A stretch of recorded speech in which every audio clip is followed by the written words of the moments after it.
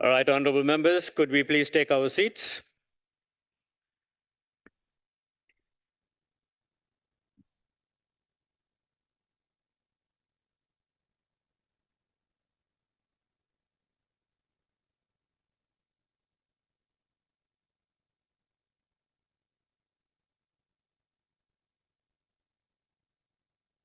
Honorable members, I greet you this morning, and I want to say a special word of welcome to the Honorable Minister of Education, together with a team that is here with us today.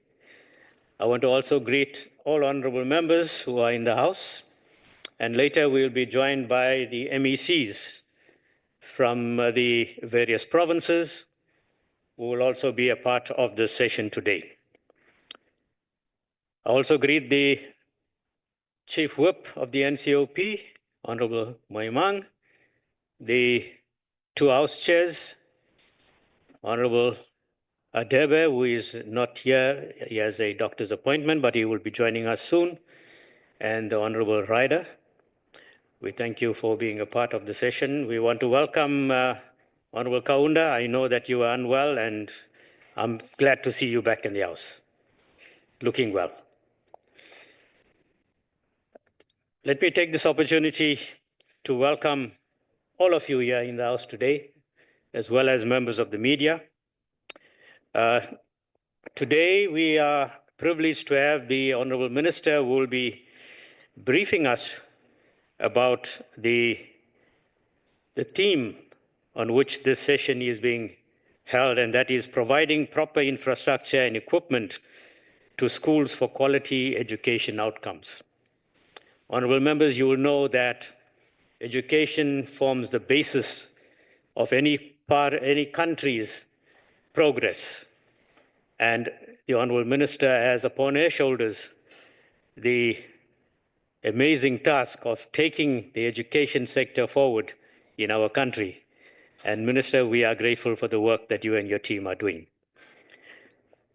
Honorable members, school infrastructure plays a crucial role in providing quality education. Well-designed classrooms and learning spaces can improve student engagement and academic performance. Well-equipped libraries and laboratories can enhance hands-on learning and research opportunities, while adequate sanitation and hygiene facilities can promote a healthy learning and teaching environment. Honorable members, Parliament's strategic vision is to build an effective People's Parliament that is responsive to the needs of the people of our country, and that is driven by the ideal of realizing a better quality of life for all the people of South Africa. Its mission is to represent and act as a voice of the people in fulfilling Parliament's constitutional functions of passing laws and overseeing executive actions. Based on the vision and mission of Parliament and the constitutional requirements, Parliament develops mechanisms to guide its work on oversight.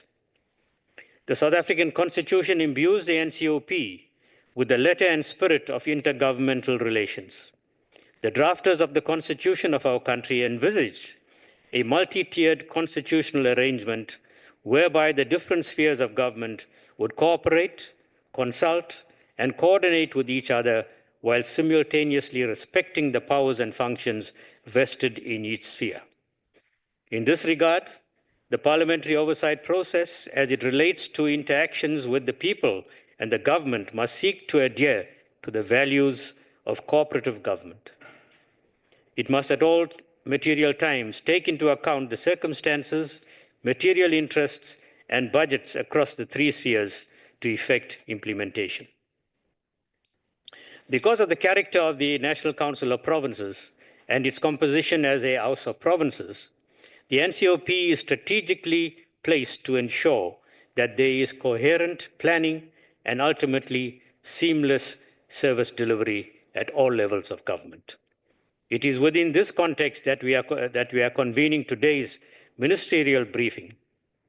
The session seeks to establish coherence in the three-sphere planning and implementation processes, whilst enabling us to track and monitor executive commitments. I would like to stress a point while we talk about overseeing and monitoring from the NCOP perspective. Honorable members, it is not our function to police any government department. We are here to walk the talk with them and to assist wherever there might be shortcomings, wherever there might be log jams.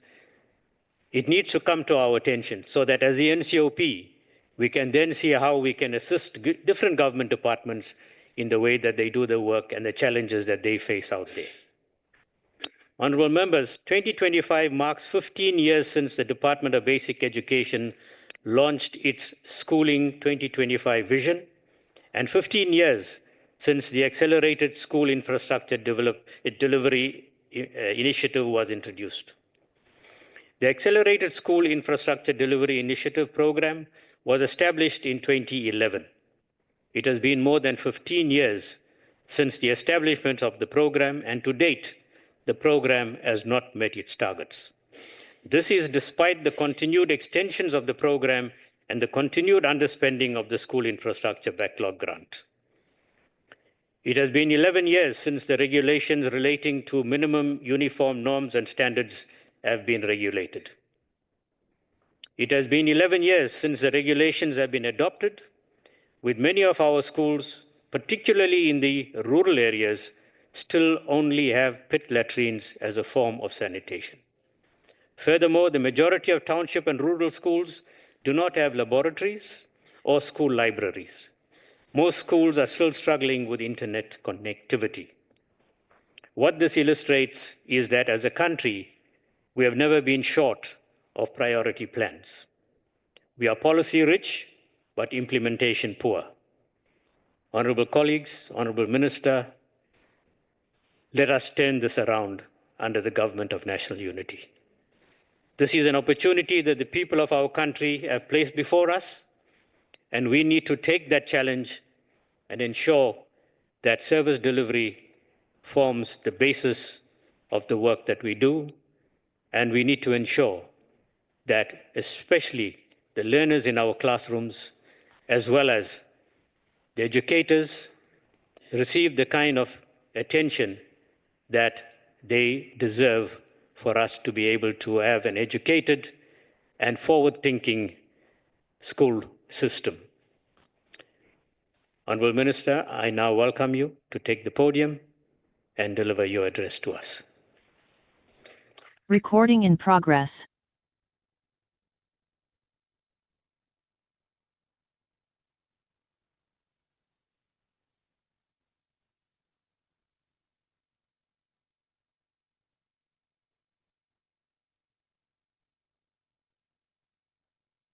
Thank you very much, Chairperson, and a very good morning to members of the NCOP, to the MECs that are here with us this morning, and distinguished guests. It is an honor for me, Chair, to address this esteemed House on a matter that is quite fundamental to the success of our education system and the future of our nation.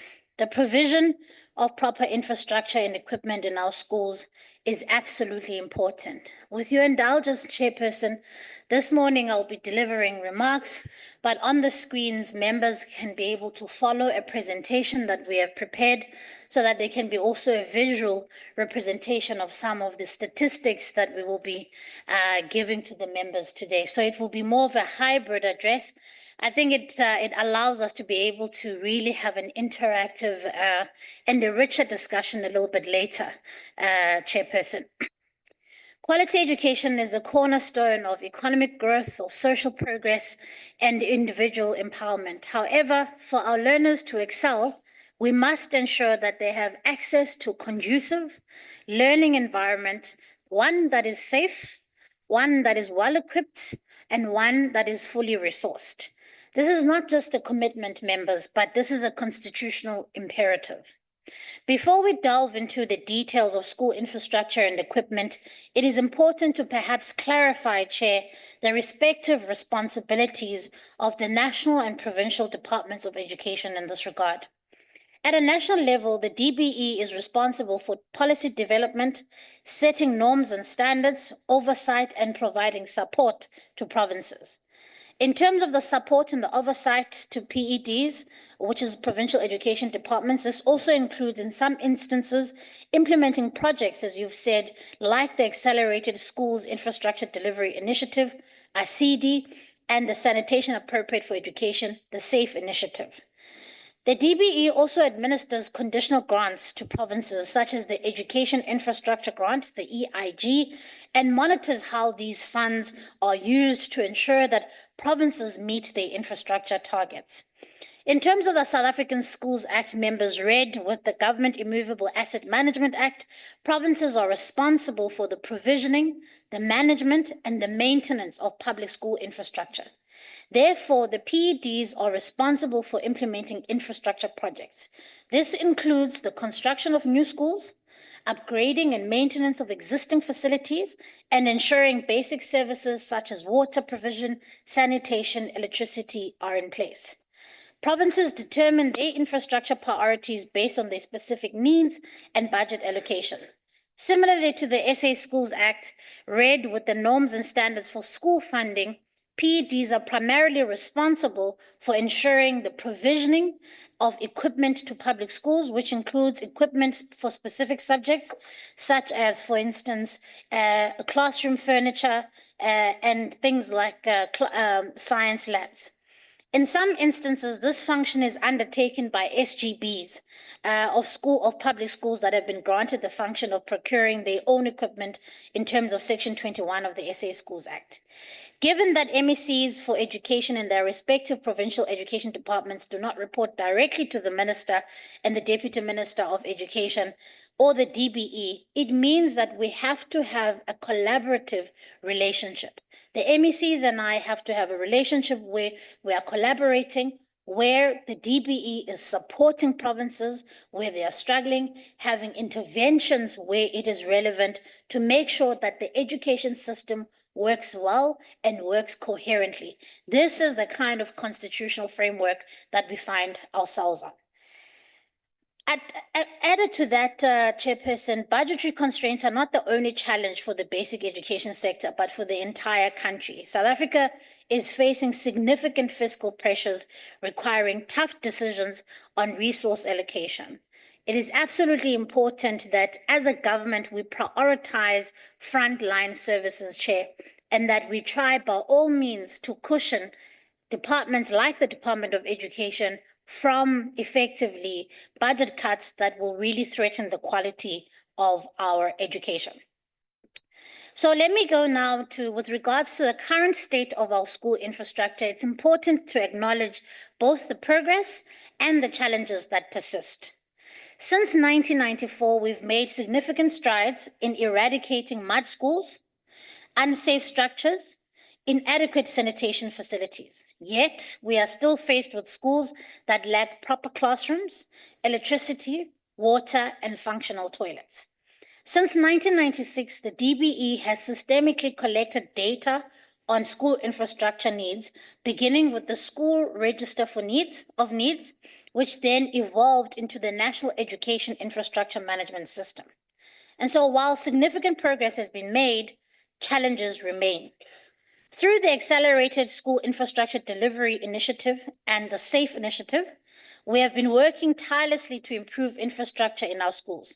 These initiatives have been funded through the Infrastructure Backlog Grant that I spoke about a little bit earlier. So ACD, as the chairperson indicated, was launched in 2011, and the purpose of ACD was really to eradicate schools that are built from entirely inappropriate infrastructure materials, such as mud schools, schools that still have asbestos and zinc structures. And that effectively was the purpose of ACD. To date, all identified 331 schools made entirely of inappropriate materials have been replaced while thousands of infrastructure upgrades have also been completed. Now, SAFE was is the other initiative. So ASIDI was the one they designed to eradicate inappropriate infrastructure. SAFE was the one that was introduced in 2018, which was a targeted intervention to deal with the critical issue of sanitation in identified schools. And so these are at the inadequate sanitation facilities. We're talking about pit toilets. Now, Chairperson, in 2018, an audit was done where 3,201 schools were identified to be the ones that will be targeted to eradicate pit toilets from. So when we're talking about the SAFE backlog, that's what we are talking about. So both ASIDI and SAFE programs have been instrumental really in transforming learning environments and ensuring that children can study in a safe and dignified conditions. Because let's be clear, members, the issue around dignified sanitation is not just one about safety. It is also about dignity, not only just for the learners, but also for the educators and the staff who work at the schools. And so really it's something that we have to make sure that we really make sure that we are dedicating ourselves on. On the screen, you will see is a detailed breakdown of sector achievements relating to school infrastructure from 2013 to 2025, which excludes the ASIDI and SAFE initiatives. And so I'll pick out some of the key things that you can see from the screen. Over 700 new or replacement schools have been built. 7,500 schools have received access to clean and reliable water. Over 8,000 schools have benefited from upgraded sanitation infrastructure. 1,400 schools have been electrified, enabling digital learning and improving safety. 28,357 additional classrooms have been constructed to reduce overcrowding. 9,200 administrative spaces have been built in schools. 10,000 schools have undergone maintenance. 2,800 schools have received perimeter fencing for security, and 38 boarding school facilities have been improved. And these achievements demonstrate an ongoing commitment from the sector to improve school infrastructure. Now, I want to move my attention, Chairperson, to the issue around the commitment of eradicating pit toilets under the SAFE initiative. Regarding the eradication of the 3,372 pit toilets that were identified for eradication under the SAFE initiative, I am pleased today to make the report that we are moving closer and closer to ensuring that all of the entire backlog that was identified will soon be eradicated.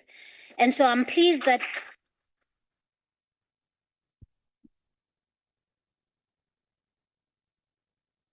to report that good progress has been made in replacing the identified pit toilets with appropriate sanitation facilities. To date, the DBE has been advised that we have approximately over 93% of all identified pit toilets have been replaced under the SAFE initiative. This number is expected to increase in the coming weeks as DBE is working closely with its implementing agents and donors to complete the balance of identified sanitation projects. I will report on this with greater detail in early April, once as the DBE we've determined the status of all SAFE projects as at 31st of March 2025. Honorable members, I must take this moment to reflect on what this means for a child, for an educator in a rural school. Toilets are not just about a facility in a school. They're about safety, they're about dignity. We all here in this house have heard of children such as Langalam Vigi, such as Michael Komape in Limpopo, who have died when they didn't need to. And so it's absolutely critical that as we do this kind of work, we have those children in mind. These are not just about numbers. The eradicating of these inappropriate infrastructures are not just about numbers. They're about lives, they're about dignity, and they're about the safety of our children. Schools are meant to be places of safety. Children cannot go to school to go and die. And so it's incumbent on me, it's incumbent on the members of this house to make sure that we commit ourselves to saying that we want to create schools as places of safety. No mother should ever have to receive the unthinkable news of having to bury a child, not when they are in our care. So it's not just about infrastructure, it is also about justice. It's about protecting the most vulnerable and making sure that every South African child is safe at school. And so given how important the need is, we acknowledge that more needs to be done by government to make sure that we eradicate this as a matter of urgency. And I call on all provinces to play their part in this fundamental project.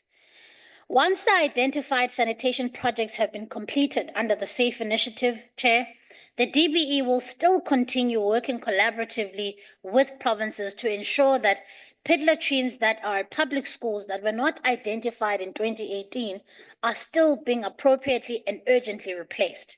Because remember, members, the over 3,000 number we're talking about, that was the audit that was done in 2018. So it's still important because infrastructure is a continuous moving target. So it's still important that even once we've eradicated, and eradicate we will, once we've eradicated all 3,200 toilets, we still have to continue to make sure that we are monitoring schools. And that's why we've even developed a digital platform, which was donated to us by Vodacom, called the Safe Schools app. Because the Vodacom Safe Schools app is a prime example of how collaborating with corporate partners, we can allow this innovative platform, which enhances school safety by allowing learners, by allowing teachers, parents, and members of the community to log infrastructure issues in real time. We've then got that real-time data to inform our decision-making and to make sure that we are able to have targeted interventions. Now, Chairperson, if you will indulge me and the members, I just want to go through that in the Education Facilities Management System assesses school infrastructure conditions across provinces using a 5-tier rating system. And I think it's just important as I'm going to go through some of the numbers in the provinces. So C1, you'll see on the screen, C1 represents a very poor condition, which means there's critical failure, infrastructure is unfit for use, requires immediate replacement. C2, you'll see there, says severe deterioration, high risk of failure, and needs urgent intervention. C3 means that it is fair, moderate wear and tear, functional, but in need of maintenance. C4 means there are minor defects at the school, it's structurally sound, with routine maintenance required. And C5, which is the green box, says there are no defects, it's fully functional with minimal maintenance needed. Now, according to the statistics that we have, 10% of public schools in South Africa are in poor or very poor condition. So they will be falling under C1 and C2 category. 25% of all public schools in South Africa are in a fair condition. So they will be falling under the C3 category. And this is encouraging. 53% of public schools in South Africa are in the C4 category, which is a good condition with only minor defects. And 12% of public schools are in an excellent condition, which is fully functional with minimal maintenance. And so as you can see, there's a lot of work that we still need to do. But this gives you a good picture of where we currently are with just infrastructure and maintenance generally. In terms of the provincial data, the Eastern Cape has the highest number of schools in the C1 and C2 category. The Western Cape has the highest number of schools in the C4 and the C5 category. KwaZulu-Natal has the highest number of schools generally, which is 5,790. But most of them are in the C4 category, so the good category condition. Mpumalanga and the Northern Cape have high percentage of C2 and C3, which is fair schools, indicating that there are infrastructure needs that we need to support the provinces on. So based on the condition data provided, it's clear that maintenance remains a top priority if we are to ensure that schools are in good working condition. Over the years, Chairperson, unfortunately, provincial budget allocations have been adjusted due to economic constraints and shifting priorities nationally and within provinces.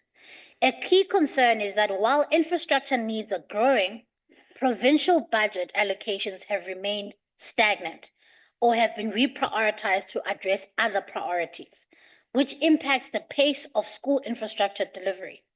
Honorable members, it's also important to keep in mind that provinces are required to adhere to what we call the 80-20 rule in terms of the norms and standards for school funding, which means that 20% ought to be spent on non-personnel items, which includes infrastructure development, and then 80% on personnel. There have been conditions and instances where provinces are not adhering to that due to budget pressures and other pressures. But what then that does is that it impacts on their ability to be able to deliver key infrastructure projects. Now, the provincial spending priorities for public schools are as follows. The key infrastructure spending priorities remain the following. The one priority is we want the replacement of schools made of inappropriate materials. Number two, we want provision of water, sanitation, and electricity to schools that still lack these basic services. And then number three is making sure that we upgrade and maintain the existing school infrastructure. Because it's one thing to build schools that are in good condition, but if you don't maintain them, then they move from being a C5, a C4, and they become a C2, which essentially is a waste of money that we do not have. So those are the three key priorities when it comes to infrastructure that we must adhere to. Now, provincial spending varies, with some provinces utilizing funds to effectively, while some are experiencing delays due to procurement challenges and capacity constraints. Based on the evidence we have, Eastern Cape and KwaZulu-Natal have the highest infrastructure needs, given the high number of schools that require replacement or upgrades. Gauteng and the Western Cape spend a significant portion of their budget expanding school capacity due to the increasing learner population that they experience. Provinces that underspend on allocated budgets risk funding reductions in subsequent years, which leads to further backlogs. And the budget cuts at a national level have affected infrastructure allocations, leading to project delays. Slow procurement processes and inefficiencies in project implementation often result in unspent funds despite urgent infrastructure needs. Vandalism, theft of school infrastructure have increased the costs, requiring additional security measures and maintenance to be in place. Load shedding and material cost inflation have also impacted construction timelines. But members, we have made sure that as DBE, we've got a 10-point plan that effectively seeks to support the provinces in the challenges that they experience. And so you would have been able to see on the screen, those are the interventions that we are taking to effectively try and support provinces in being able to deliver against their infrastructure needs.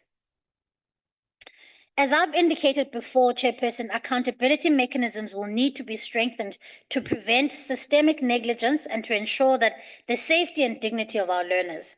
And so in this regard, I also want to announce here in the House that this year I will be reviewing the regulations relating to minimum uniform norms and standards for public school infrastructure. These regulations need to be reviewed because they need to be clearer. They need to provide clear oversight mechanisms. They need to have clearer timelines so that we can lead to improvements in infrastructure. Now, I want to talk about school furniture, Chair, which is also a big part of school infrastructure. A learner has to have access to proper school furniture, and it's a key priority of the department. Desks, chairs are not just mere physical infrastructure, they are fundamental to enabling a learning environment. So furniture provisioning is required, one, for new classroom spaces that have been newly built or expanded schools. Number two, top-ups due to increased learner enrollment. Number three, the replacement or damaged or worn out furniture, which is caused by normal wear and tear. As I've indicated earlier, the national government is responsible for setting the norms and standards. The PEDs are then responsible for providing school furniture in the schools. And so the procurement falls within them. But we've also made sure that we have developed school furniture specifications which are aligned with South African Bureau of Standards. So we can make sure that the school furniture in schools is actually has a stamp of approval.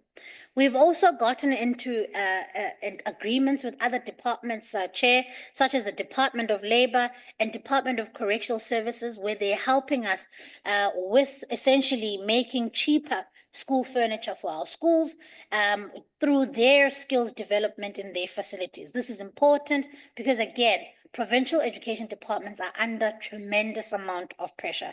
These partnerships allow us to lower the cost and in some ways creating jobs to make sure that we close the gaps.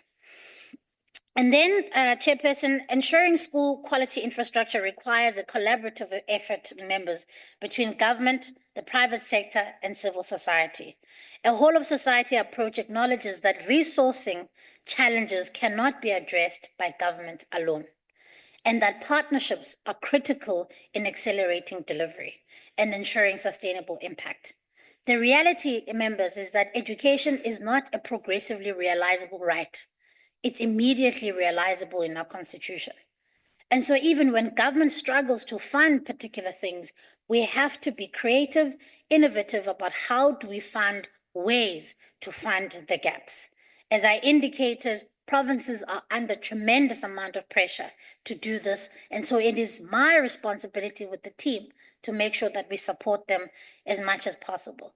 As I start to round up, Chairperson, you will see on the screen that we essentially have indicated what are some of the challenges that are in relation to public school infrastructure, and we've listed a number of those. And but also we've indicated what are some of the mitigation measures that we want to implement, and we've listed a number of those. Honorable members, the future of our country depends on the quality of education that we provide today. The responsibility of delivering proper infrastructure and equipment to schools is one that we must take seriously and discharge with urgency. Through the intergovernmental cooperation, private sector partnerships, and community engagement, we can continue to make strides in ensuring that every child in South Africa has access to safe, well-equipped, and a good learning environment, Chairperson. Let us reaffirm our collective commitment to making quality education a reality for all, not for some, but for all 13.5 million learners in our country. They have to be able to access quality education, and infrastructure is critical to making sure that that happens. Thank you very much, Chair.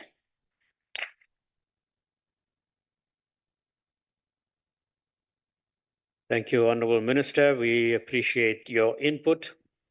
And I know that whilst you were speaking, you were keeping the budget that's going to come up tomorrow, the back of your mind, because you mentioned quite a few times budgetary constraints.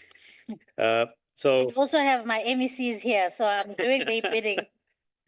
So we are all hoping that you will still retain the largest share of the budget in our country. And I know very often it is not adequate, but I'm sure that whatever is allocated to the department will be put to the best use that you and your officials will deem necessary to improve the conditions at our schools.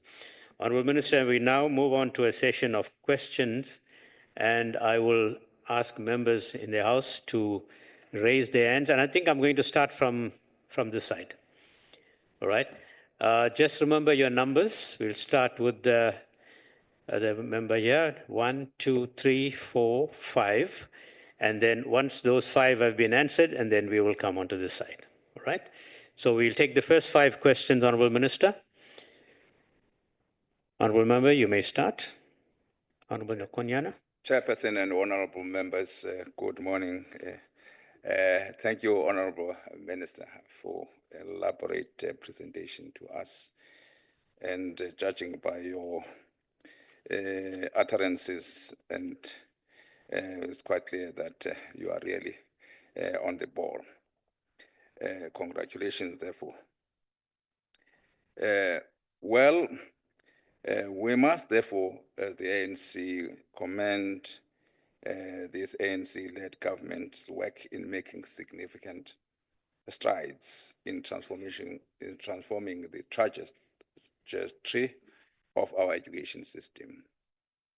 Over the past 30 years, The government's investment in infrastructure has been concerned with both improving the safety of learners and learning conditions, as well as restoring the dignity of historically marginalized schools, as we have correctly pointed out.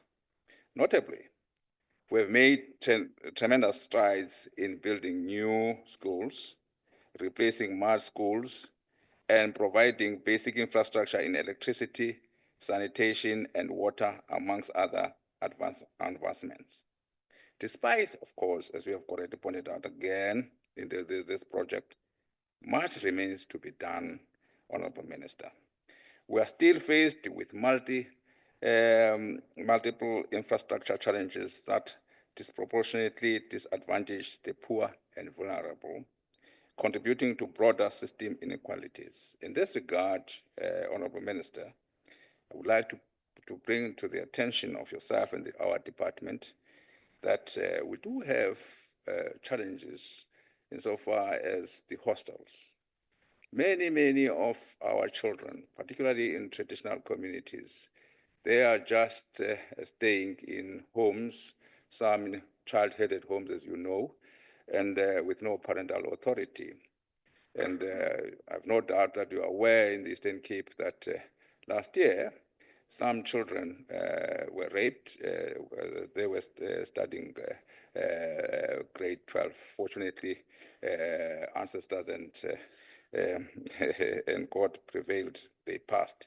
And the second one on this question of infrastructure, the infrastructure for teachers' cottages. And there's a lack of those. Hence, many teachers are staying in towns.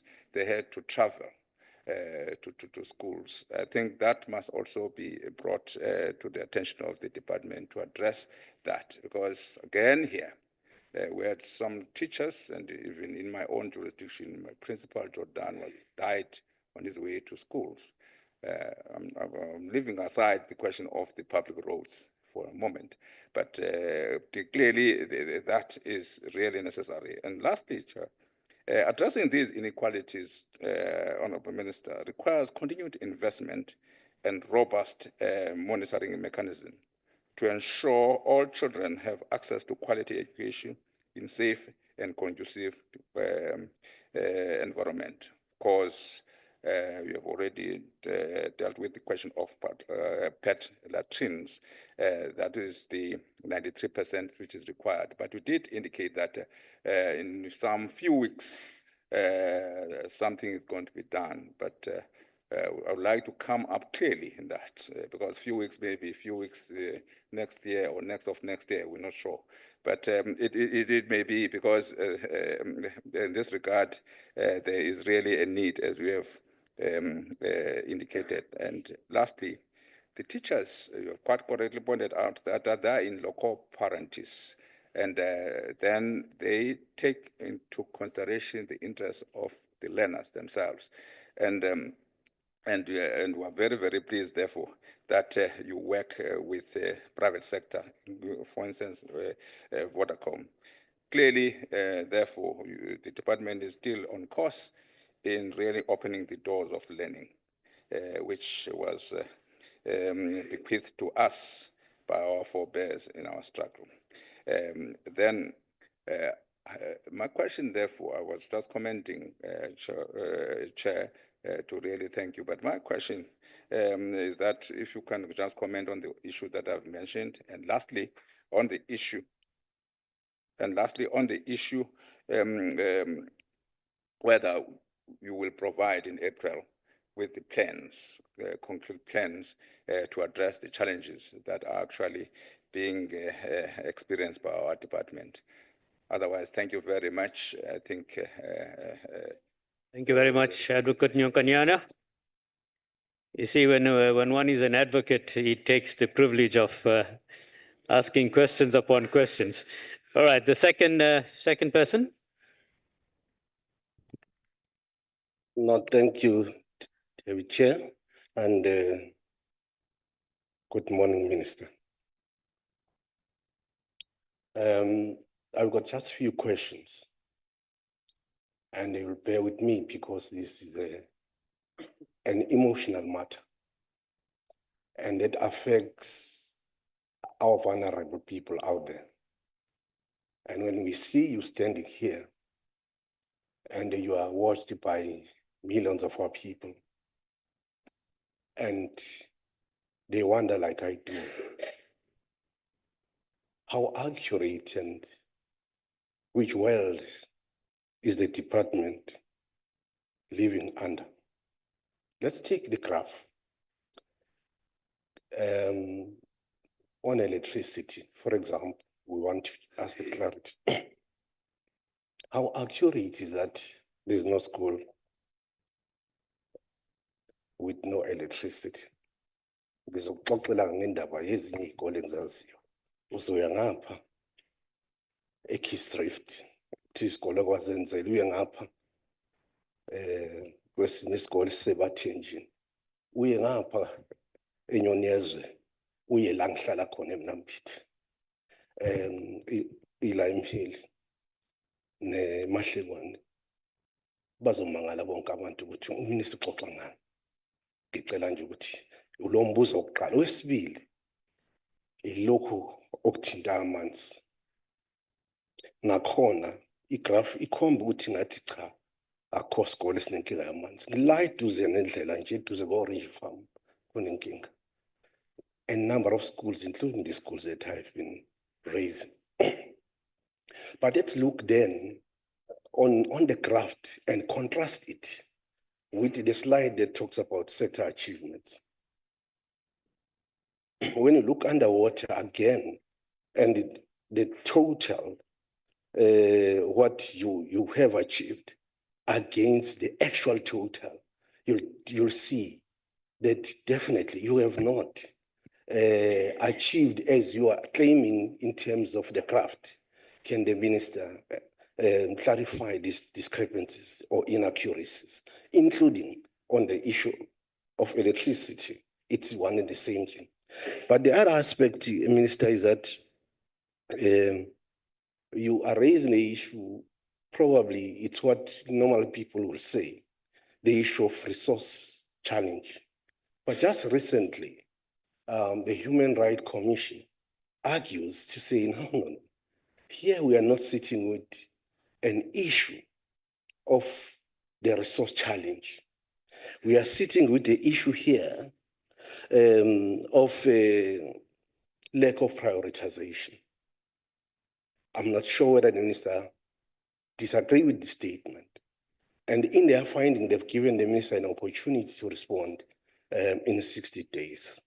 And they've raised a number of issues, including on the latrines, VIP latrines themselves, that are built. The latrines that are built are not meeting the standard in terms of the guidelines as set by the Water Research Council.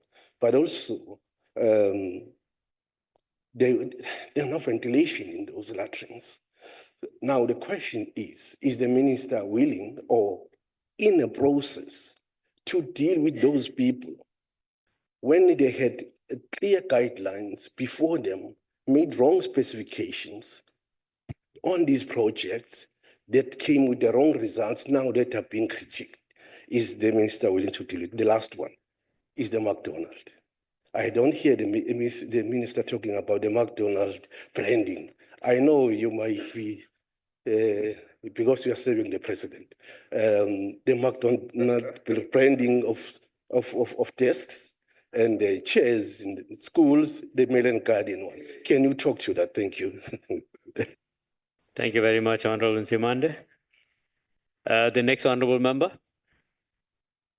Duplessis. Yeah. Honorable Duplessis. Thank you, Honourable Chair. Thank you, Honourable Minister. You spoke about infrastructure development, and I'd like to specifically talk about how it impacts overcrowding.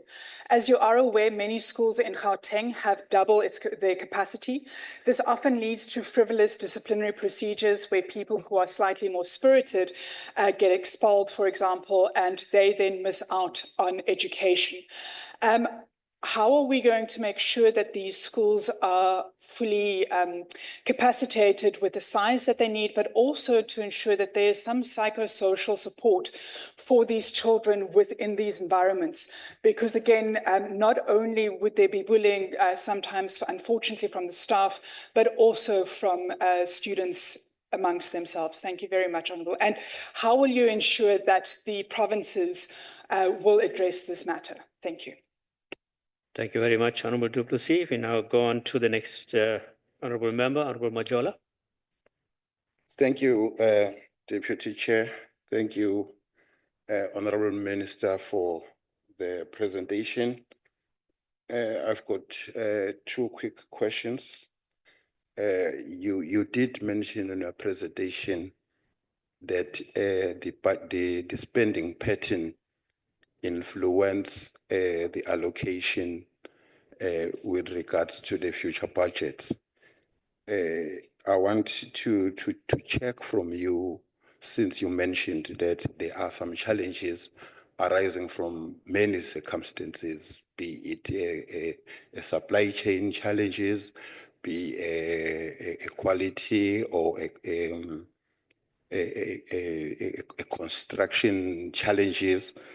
I want to check from you with regards to the budget, because we are at the very, very last end of our budget. In fact, we are in the 11th month of 2024-25 budget. I want to check, because you further mentioned that your role as a national DPE department is to assist and monitor the progress with regards to the provincial departments. When do you pick these challenges pertaining the spending? Is it during the monthly reports, quarterly reports, mid-year reports, and what intervention at what stage to make it sure that we don't fall into the trap that we might be penalized for non-spending? The second question, it with regards to the overcrowding. Well, the previous speaker described it as overcrowding, but mine, I can say it's the acceptable ratio in schools.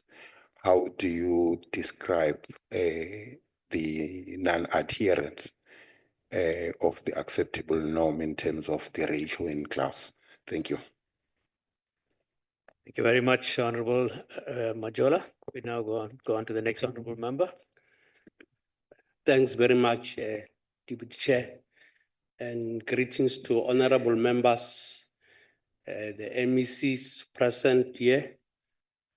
Chair, my question to the Minister, maybe first and foremost, let me appreciate the presentation of the Minister to say that indeed we are agreeing with you that since 1994, the government made strides in making sure that we improve in infrastructure. Minister, as they've already asked the question in particular about the recent issue that happened in the one of the donation of McDonald's, which I believe that maybe, I don't know, honourable member knows, it happened also here in Cape Town. If my memory is still serving well, in one of the school called St. Paul.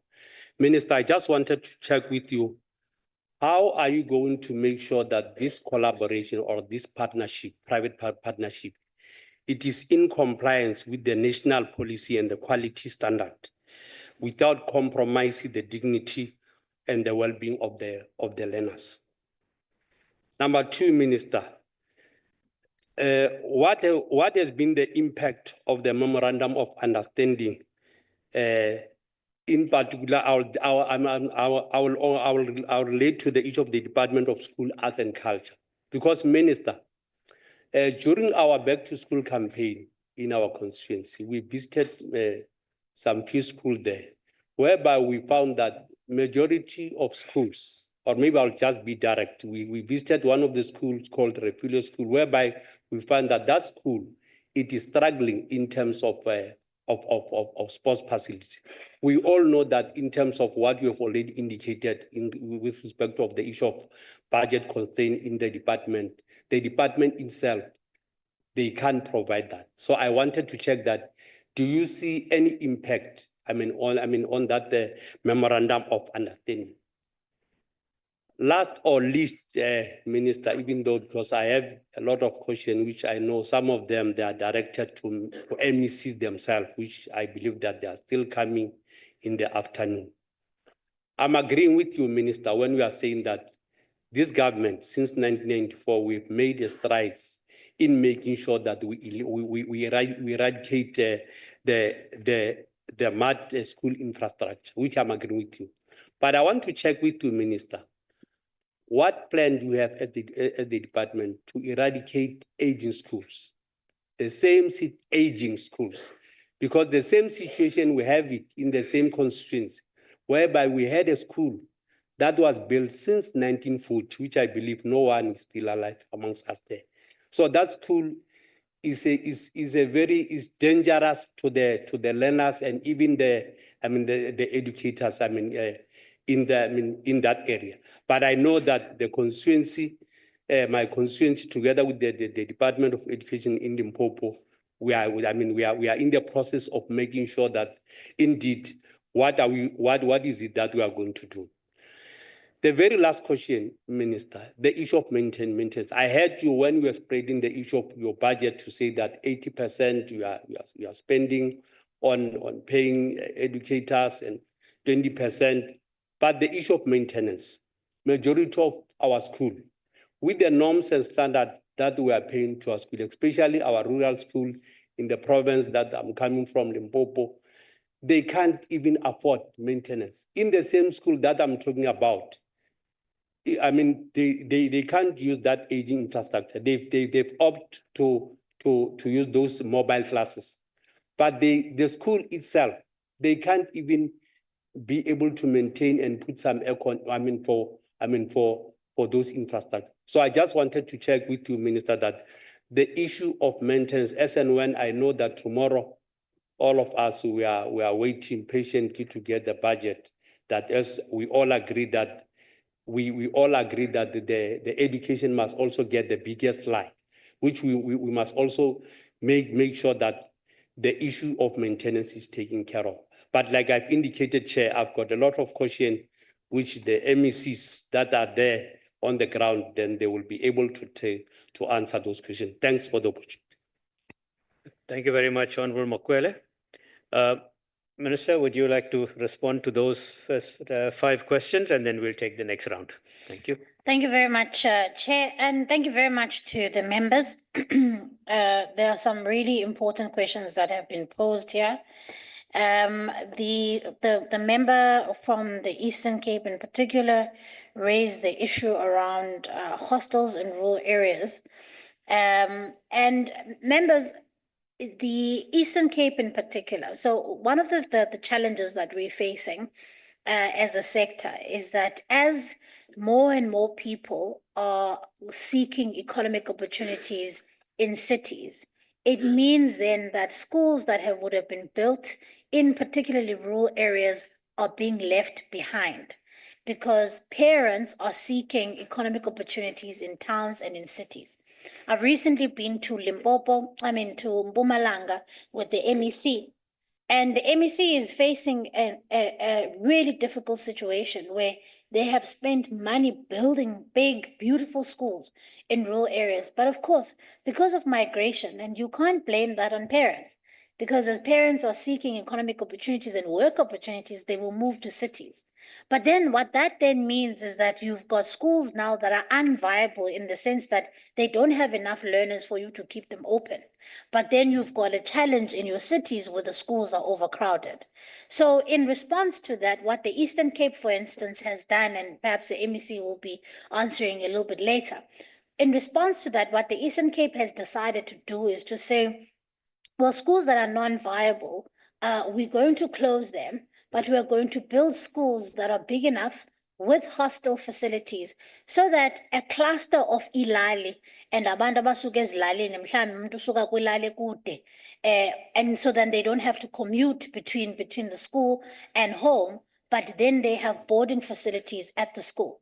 It's one way of dealing with the crisis. Ngoba kaloku just because people are moving to urban areas, it doesn't necessarily mean that children who are in rural areas don't need those good facilities. So I agree with you that hostels in rural areas, and I think it's an innovative solution. I told the MEC there that I think it's a good solution because ultimately, you know, these things all have budgetary implications. Because if you want to close a school in a particular village, then you have to make sure that those children have scholar transport to move there to go to the next or to a faraway place. But if you've got boarding facilities, but then it's going to mean that those boarding facilities and, as you said, the teacher quarters and the staff quarters are well looked after, which is a question also I think that came up again and again around maintenance. And I want to just address it now while I'm dealing with the question from you, member, that this is what I've been indicating, that we may have schools that are built and that are well and they are good, but if they are not maintained, we're going to have a scenario where there's going to be backsliding. Like you were saying, honorable member, that a school was built, but if there's no maintenance, then you're backsliding. And that effectively is going to be a waste because some of these schools are built strong foundations and they are good schools that we need to look after. So provinces have to make sure that there's a maintenance budget that is there. As I indicated, there are 3 urgent priorities, and maintenance often comes at the end because, of course, the need is so urgent that the 3 key priorities is replacing mud schools, asbestos, and those kind of schools. The second priority is making sure we're expanding schools where there's overcrowding. And then, of course, the third priority becomes maintenance. But maintenance has to be a critical part of making sure that we look after our infrastructure. Then the members also asked about over 93%. How far are you and the concrete plans? Members, I want to make it clear that, the president made an undertaking at the opening of Parliament that the 2018 backlog has to be eradicated. And so this morning, I'm here to report to the House that we are making good progress. We have breached the 93% mark. We want to make sure that we increase that number rapidly before we get to the end of the month, and that in the first week of April, we will be able to do a recon. But I also want to make it clear that that's not the end. We are, as I said, infrastructure is a forever moving target. You don't say we've cleared the 2018 backlog and now we relax. We need to make sure that we're following through, because some of the issues is that and MEC Limpopo will tell you that some of the issues is that contractors will build the new facility and will leave the site without closing the pits. And that then becomes a safety issue. So again, the infrastructure is a moving target. We have to make sure, have we built toilets, but as well have we closed those pit toilets? Because often accidents happen when children go into some of these derelict pit toilets that were just never sealed. And there may very well be proper sanitation at the school, but maybe particularly the smaller ones will be playing around that pit toilet and something could happen. So it's a forever moving target, but I can guarantee you that we are working flat out with the team and also trying to hold implementing agents accountable. A member, I think, mentioned there that there are various variables when you're dealing with infrastructure challenges. One of them is the fact that, weather conditions are a problem because you cannot build when, weather conditions are not appropriate. You also have situations where implementing agents walk out of the site, and then you have to chase them up and you have to make sure that you hold them accountable. You also have scenarios where in some provinces there has been construction mafias who are saying you will not build here and we want you to pay us protection fees. So we have these targets and we're going to work flat out to meet the targets. But believe you me, members, we are up against some huge challenges. And so I want to assure you that it's not going to be the year after next. We are working hard and we're pushing very hard to make sure that we clear the backlog, but we are continuously improving. And the member asked and says, the honorable member there asked about the the table. I think perhaps, Chair, I don't know if it has been circulated, but I think it's important to recognize what is meant by that graph. That you'll remember that I indicated that we were talking about the ASIDI program and the identified schools there. There were 331 schools that were identified. And the table that you are referring to refers to the clearing of that backlog. Of course, members, and this is why it's important for ministers and governments to come and account to the House and to say, this is what we are receiving. These are the reports that we're receiving. Because then the schools that you are now naming, the officials in this room are able to take those names down to say, what has been the issue? Is it an issue of non-payment of electricity bills, or has there not been electricity installed? So I welcome that kind of criticism that says, no, go and look in this area. I'm not happy about what's happening in there. This is the very thing that we need. In order for government to be better, honorable members, you have to ask us the tough questions. You come from communities that I may not come from. And for you saying, there's a problem in my school, it means that there's now going to be a targeted intervention to say, where are these schools? And the team is here to say, where are these schools? Let's go and follow up and see why it is that this has not been done. The issue that also you raise is the Human Rights Commission report and them saying that money is not an issue. Look, I think firstly, we are going to respond to the Human Rights Commission. We absolutely must. We have a very good, robust working relationship with the Human Rights Commission because, again, like yourselves, they're a Chapter 9 institution that holds us accountable. So we must always welcome being held accountable in that regard. So we will respond, and we'll respond in great detail. So I think that the issue around perhaps the broader conversation about, is it money that is the problem in education or is it mismanagement? And I would probably venture and say it's probably a bit of both, honorable member, in the sense that, yes, there has been systemic underfunding of the education sector for over 10 years. But at the same time, we have to be better at managing our money in the best way we can to deliver the kind of outcomes that we can. So many countries will say to us, you spend a significant amount of money of your GDP on education. Are you seeing the return in investment? And that's a tough question we must ask ourselves to say, how then do we make sure that as government spends a large slice of its budget on education, how do we make sure that education outcomes are good? Because I'm not always convinced that there is a proper return in investment that we are seeing. The kind of investment that is being done, yes, it's not enough, but we also have to ask ourselves, are we doing good governance principles in our departments? Are there still ghost employees? Are we spending money well? Where are the corruption leakages? When there are those things there, we must fix them because ultimately it's about the learning outcomes. And so, yes, we will be responding in great detail. But I also want to address this issue around ventilated toilets, because there has been some conversation around, are these toilets appropriate? So they have been certified as being appropriate, because the reason why, honorable member, that we can't have a flushing toilet in every single school in South Africa. There's 24,000 schools in South Africa. Even if I had a magic wand today and I said, I am going to be able to provide a flushing toilet, the reality is that I can't, because there are things that are beyond my control. As you know, and I'm glad that you come from rural areas in the province, as you know, we are relying on bulk water infrastructure that doesn't fall within the ambit of the Department of Education. In the Eastern Cape, for instance, the honorable member there will tell you that there are some places where we have to find waterless solutions to the problem. It's just never going to happen, because otherwise, not that it's never going to happen, hopefully one day we'll be able to say there's bulk water infrastructure everywhere in the country. But we can't wait until that, because, as I said, education is an immediately realizable right. The MEC from Limpopo will also tell you there are many waterless solutions that we have to find, because in some areas there's just no running water. So those ventilated toilets that people sometimes say, but these are not great, those are the waterless solutions we've had to find. But of course, as and when areas are getting bulk water infrastructure, then we will make sure that there are flushing toilets, because that's ultimately the standard. But ultimately, I mean, if where I come from in my village, there certainly would not be a scenario where we can probably have flushing toilets, because even if they installed flushing toilets in a school in my village, the water supply there is so intermittent, those toilets will be blocked within a week. So you have to also adapt to the kind of environment that you find yourselves in. Then you ask, and I think I will handle both the questions around the donation of desks.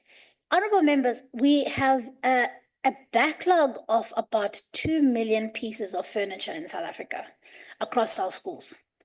So what I'm trying to say by that is that there's a great need. And as I indicated earlier, government can't do this alone.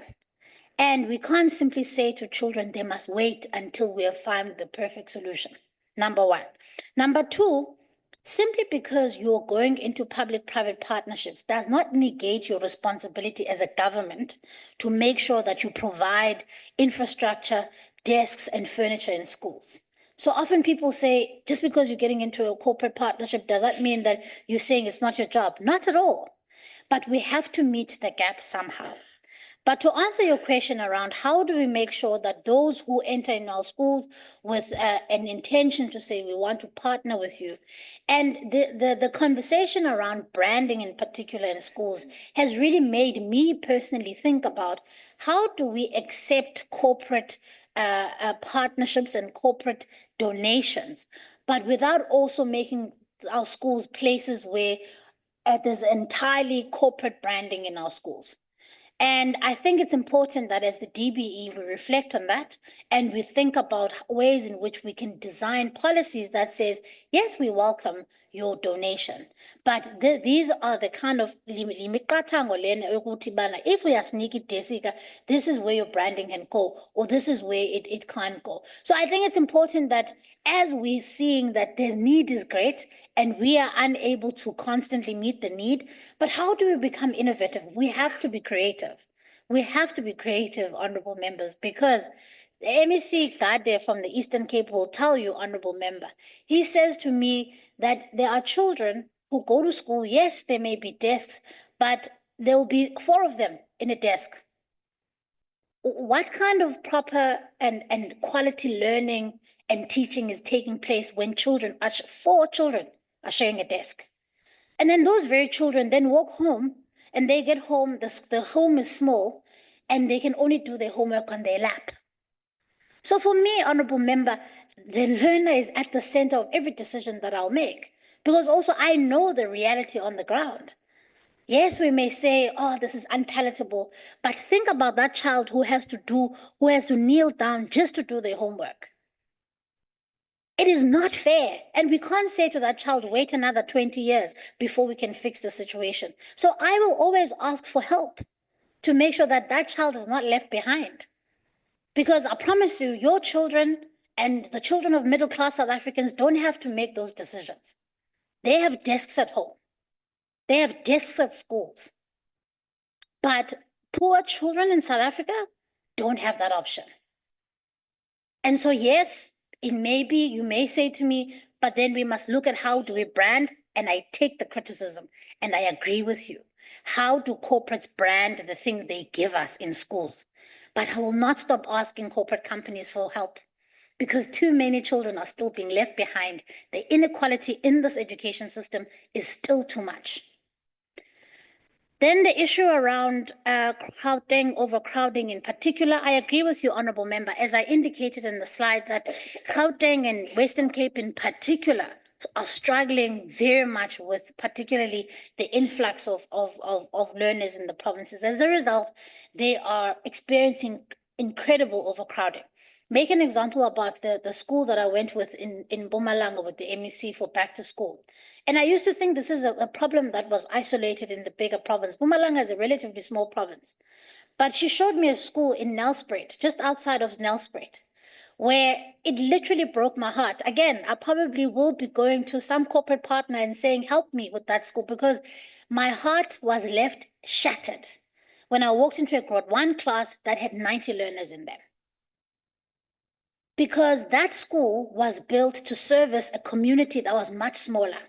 Today, that community has expanded. So the MEC is not just dealing with the school problem. She's also dealing with the societal problem, a city planning problem. So I'm not saying that these problems are insurmountable, but what I'm asking you to understand is that every single problem in the country converges in the Department of Education. When parents go look for work, the issue converges here.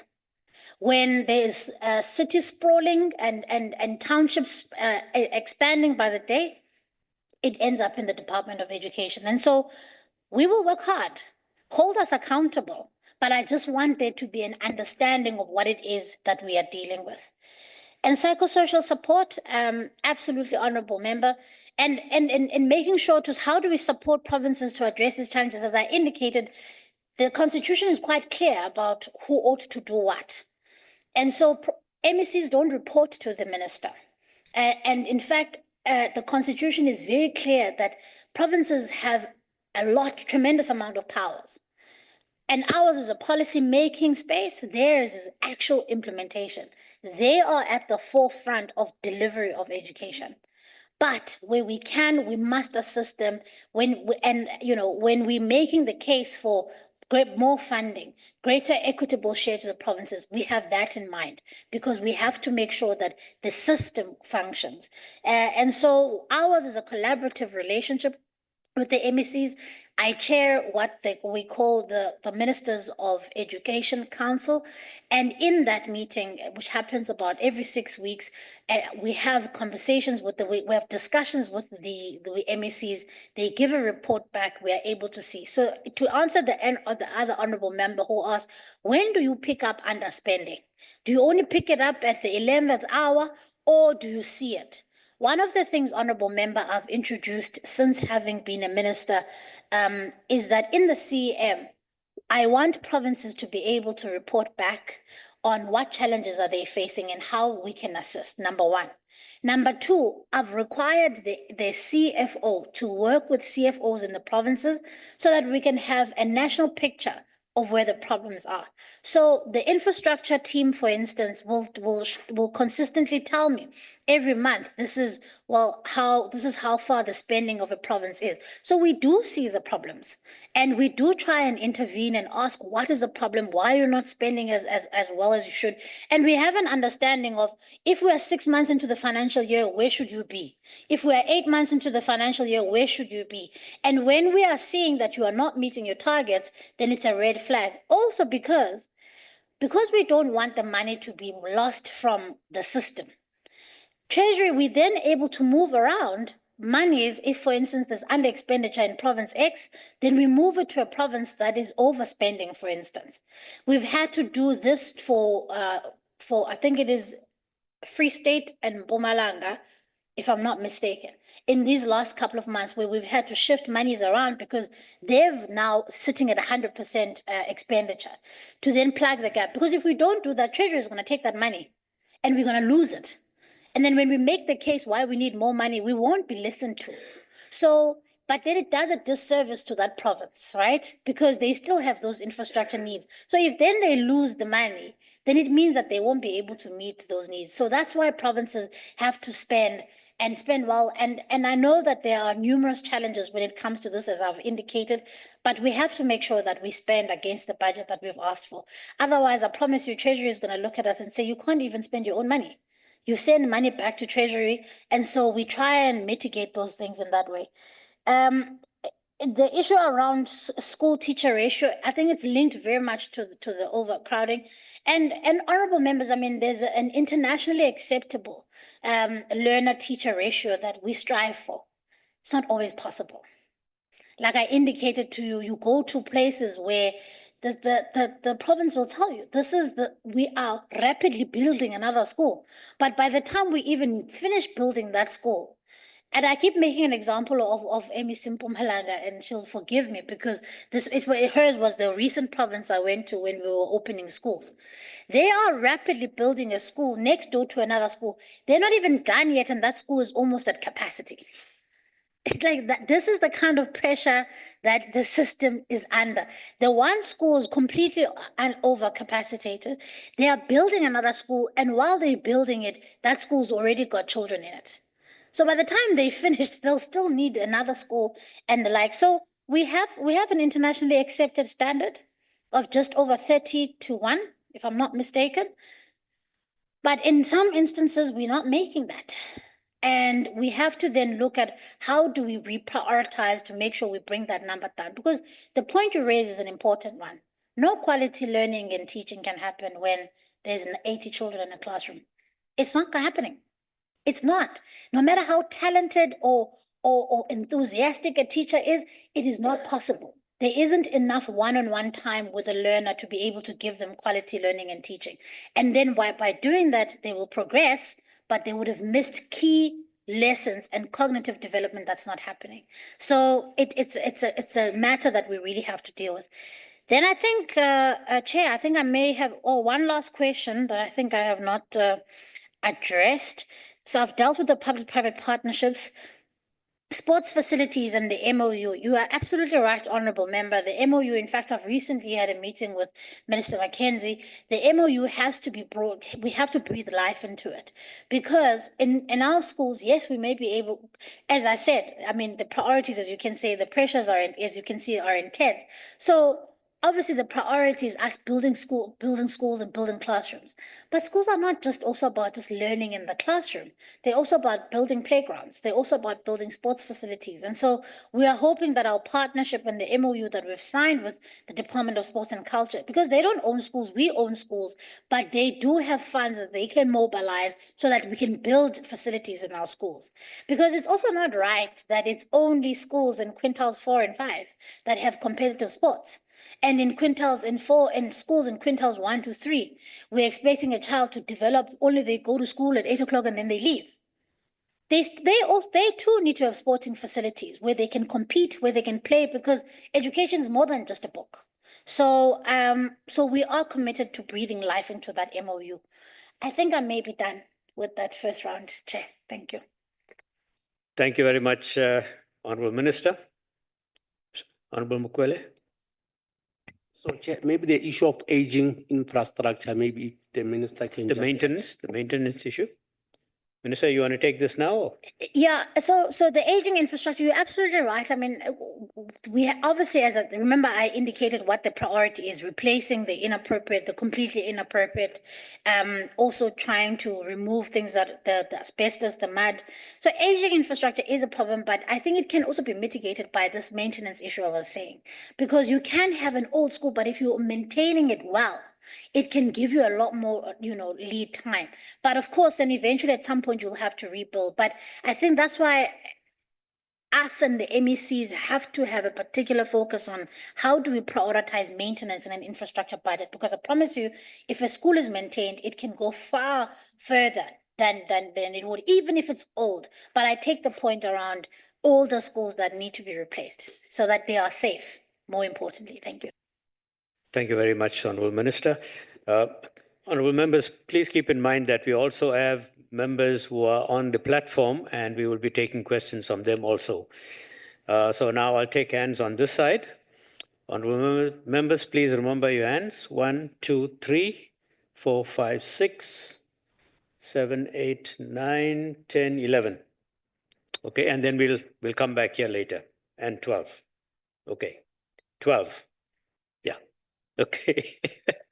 So, and please keep in mind that we have the MECs from the various provinces that are here, and they are also eager to answer your questions. So keep some questions for them also, and confine your questions to the national sphere. Also, all the presentations, even the one that the minister spoke to just now, have been sent to all honourable members. You have the presentations. And I've noticed also that presentations from the various provinces have also been sent to us. So you have the presentation that you can look at during the lunch break. I don't know whether Western Cape, I haven't seen which ones, but I know that quite a few have already come through. All right, let's get started.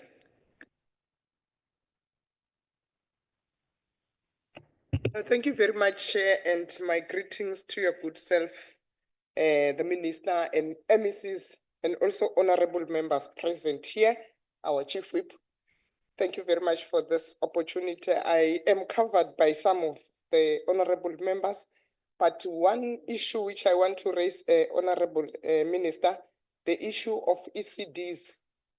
It is a matter of concern because really there's a problem. Some people, maybe they feel that they are unemployed. They will just come up with a way of collecting 5, 10 kids to a garage and start an ECD. I want to find out in terms of the regulation as to how do you regulate the starting of the ECD? Because it is a foundation phase where kids must get the real foundation to move forward. It is my number one. And the other issue, I'm from a rural province. I've never heard you said something about farm school, because there are schools which are on farms and there are people, there's a community in farms.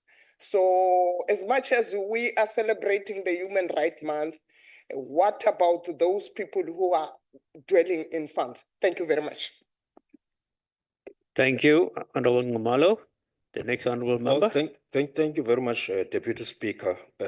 Minister, I've not had issues of disparities between the towns in rural areas, the schools in towns in rural areas, and their facilities in terms of the infrastructure that they have in sports, for instance, and in laboratories, and in terms of libraries. So if you take, for instance, in Middleburg, you take a war school, and you take LD Mietanalo School, the infrastructure of sports, laboratories, and libraries in Mietanalo leaves a lot to be desired.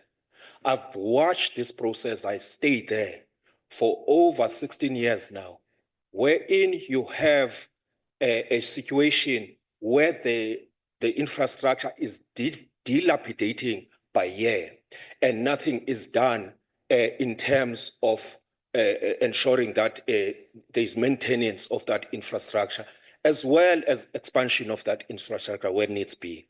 And therefore, I want to get an understanding from you, what would you do as the ministry in terms of closing that disparity? And what are the timeframes in that regard? And I think that it should be resolved expeditiously. Then there's the issue of boarding schools, Minister. The boarding schools are a burden to parents in Mpumalanga, because there's an issue of transport that you have mentioned, a scholar transport. It's a great burden in that parents, the boarding schools are not able to house children during weekends, making it a burden to parents to actually pay private transports when the department is not offering transport during that period. And therefore, it's drawing a lot from their backs, given the economic circumstances that they found themselves in, of unemployment, of underemployment. And therefore, I think that if you can address that. Thank you very much. Thank you very much, Honorable Kersa. Move on to the next honorable member. Thank you, Chairperson. Thank you very much, Honorable Minister. But nevertheless, I'll start by saying the elimination of pit toilets in public schools has also been an ongoing battle. So therefore, my question, what has been the impact of the Safe Schools aim in empowering the public to report existing pit toilets? Secondly, vandalism can be defined as the willful, senseless, and illegally destruction of state properties, including theft, breaking, and entering, and wanton damage to property owned or based or leased by the states. Therefore, my question will be, What contingency plans are being implemented to strengthen school safety and prevent theft and vandalism of school infrastructure? How are this intervention empowering schools to consider solar panels to address electricity shortages? Thank you. Thank you very much, Honorable Sibande. The next honorable member. Thank you, Deputy Chairperson. Honorable Minister, what strategies are the department implementing to ensure universal access to hygienic sanitation facilities, such as she bins, in protecting the dignity of the girl child? The other one is how many schools meet the accessibility standards outlined in the infrastructure norms and standards about provisions for learners with disabilities? And what is the timeline for compliance across all schools? Honorable Minister, what steps have been taken to ensure infrastructure for learners with disabilities in prioritized, especially in special needs schools? Thank you. Thank you, Honorable Finis. The next honorable member. Thank you, Deputy Chairperson of the session. Minister, I hear what you are saying, but we have a very serious problem in the basic education department. I hear that you are speaking about influx because parents are looking for economical, they are exploiting job opportunities from rural areas to townships to cities and all of those things. But I'm going to make a typical example about Salt Lake Municipality in Kimberley. Overcrowded classes. It's always been like that. There's never been a change. Infrastructure is a mess. I'm going to give you two examples because I think the other questions, I'm going to direct them to the province itself. You get a section in the township. There are 3 high schools. It's Tabane High School, it's Tetlanyo High School, it's Tlomelang High School, famously known as Valentino. But it's one of those old schools, including Tabane. You go and look at the facility of Tetlanyo High School.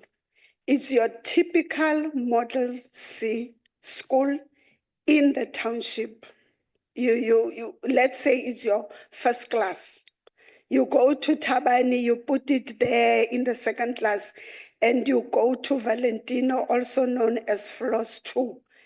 Is the most dilapidated building that you can find. These schools are in the same area. They are a walking distance.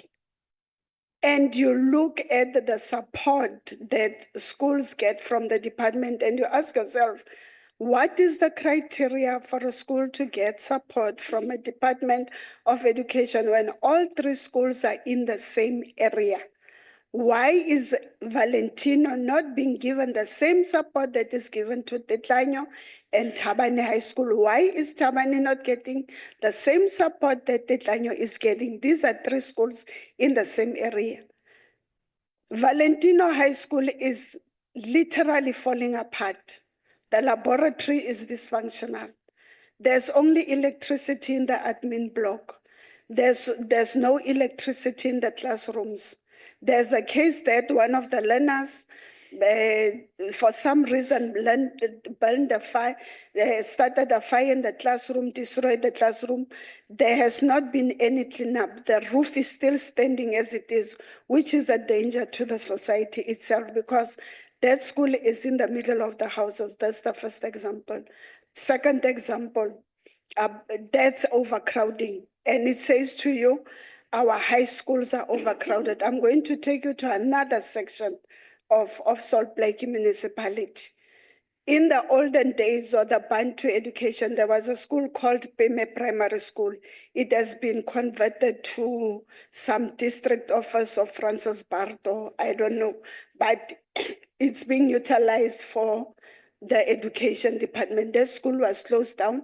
The school was closed down because Greenpoint Primary School was built, which is 5 minutes away. So we can't have a primary and have a primary here.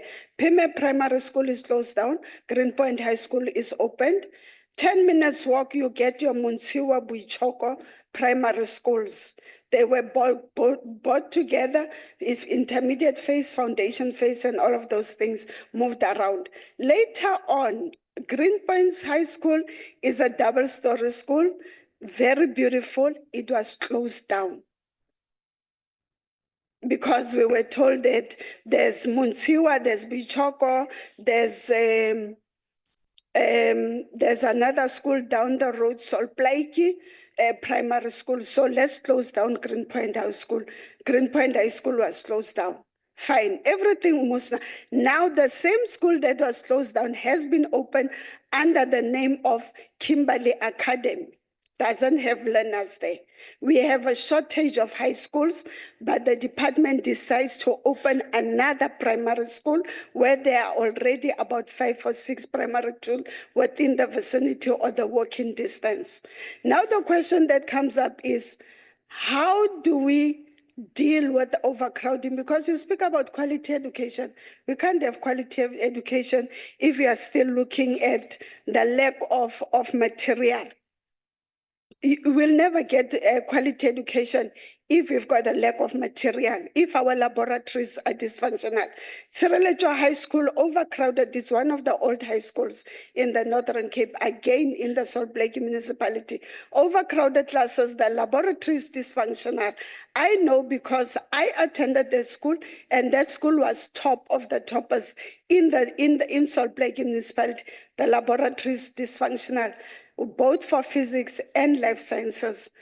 The laboratory that we used to call for home economics, dysfunctionals, everything has been stolen in that school. And the school has been putting in requests to say that, can you upgrade our laboratory? Because without doing science practicals, there's no way you are going to pass any physical sciences that you are doing there. So I think the issue of migration, that parents are moving from farms and wherever going to look for opportunities in towns, if we knew that is the case, then something should have been done. The department needs to relook the issue of how do we identify where do we need schools. Our schools are overcrowded.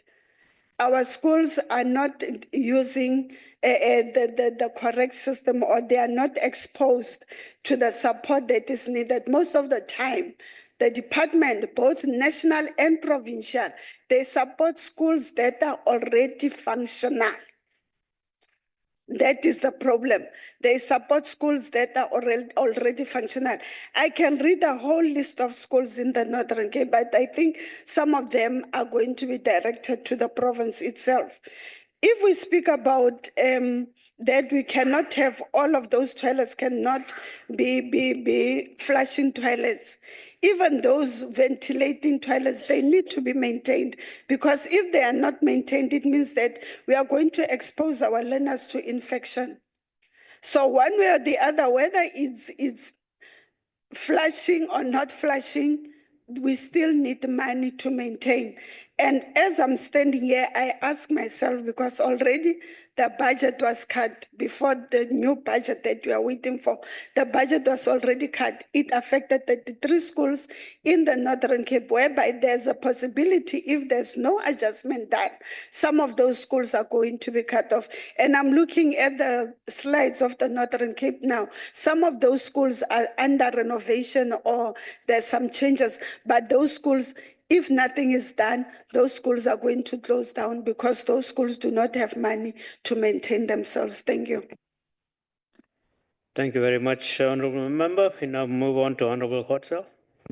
Thank you, Chair. Minister, thank you for your announcement about the reviewing of the norms and standards for public infrastructure. This is indeed the innovative thinking that we need in terms of legislation in this country. My question is, how will this benefit the provinces in doing the work that is required to ensure that we achieve accessible and quality education? Thank you, Honorable Gottsal. We now move on to the next honorable member. Thank you very much. I think I'm number 7. Okay. No, thank you Okay. very much, Honorable House Deputy Chair. Minister, let me join my colleagues and welcome your presentation. I heard you talking about your MOU with the Department of Sports, Arts and Culture. It will be interesting having you look at the MOU with the Department of Water and Sanitation so that it can assist our school, because we still have schools that use pit toilet and it can't be tolerated any further. If you can also look at that MOU. The other issue on infrastructure, you know, we are one of the provinces that also we felt the pinch of the money taken to the Eastern Cape, and we are still struggling at the Northwest. I wish in your MEC you can look at the situation where you say, before the end of the financial year, wait 3-4 months, the province must indicate their plans in terms of how they're going to utilize those funds for infrastructure to avert the situation where the money should be returned to another province, which means that problem still remains and you don't have the solution to that problem. The other issues, my colleagues were speaking to farm schools. I know in my province, we had a mega farm schools. And I need your MEC to look at the impact that that mega schools is doing to the farming community. And also, Minister, you have a heart and look at Dr. KK in the Northwest. The Dr. KK mega farm school is still critical, because especially around the area of Potchefstroom, there are a lot of farms and there is a need for that mega farm school. It has been on the radar for a very long time. If it can be expedited, it will assist that farming area a lot. But also the issue of infrastructure, colleagues. Every infrastructure, after every 5 years, you must have a maintenance plan. Whether it's a road, whether it's your own house, whether it's a school, anything.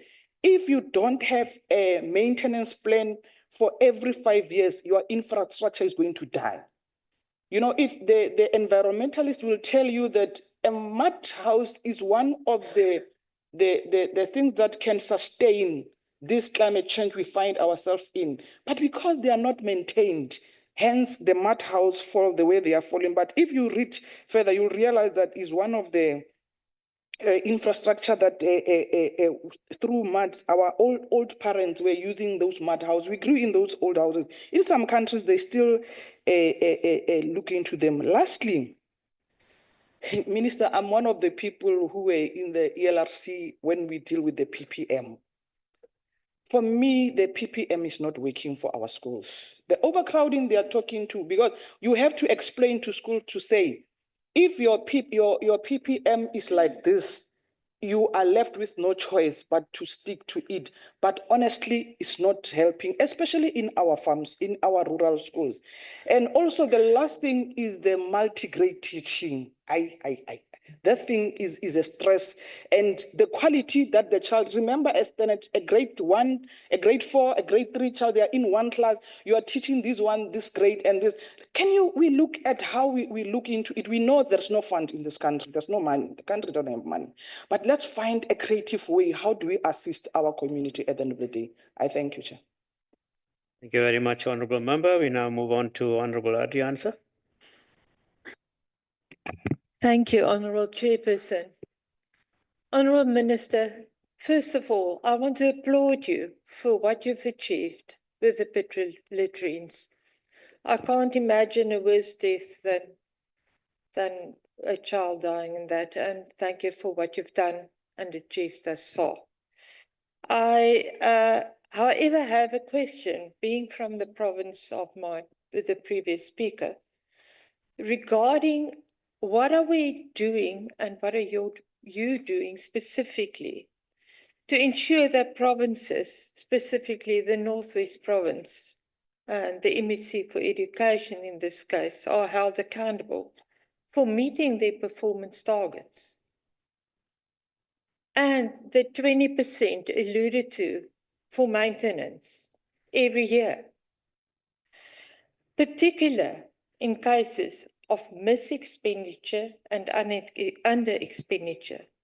What specific mechanisms of oversight processes are in place to address this? And failing to utilize the allocated funds appropriately. Now, we've heard and we've seen in your presentation that the Northwest Province has deteriorating school and higher education infrastructure. And as mentioned, being old doesn't mean being dangerous. Being old can be well maintained and still fully functional. But in some of these cases, being brand new, not being maintained, is dangerous. And we need to look in this. And 17% of the Northwest schools are in a poor and very poor state at this stage. And we need to know why. Was the 20% allocated spent on infrastructure as it should have, maintenance of the infrastructure or not? Was corruption part of this? Did this derail our education projects? What steps are being taken now to ensure transparency in all our projects, especially in this province? And why do students in Northwest rural areas have fewer opportunities for higher education, despite government's commitment to rural development? We really need education in every part of this country, to every learner, and to capacitate teachers. Everyone is going on about sport facilities, sport facilities, sport facilities. But with sport facilities comes another part of it, someone to coach the kids. And we need teachers for that. Thank you, Honourable Minister, for the wonderful job you're currently doing. I thank you. Thank you, Honourable Arden, sir. I think that question on higher education is for another department. So we will leave that for that minister to answer when he gets here. Honourable Farmer.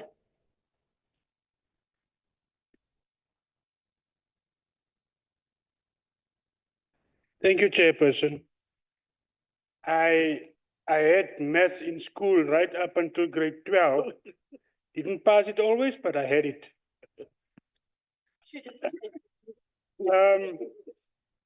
Minister, I have just 2 questions.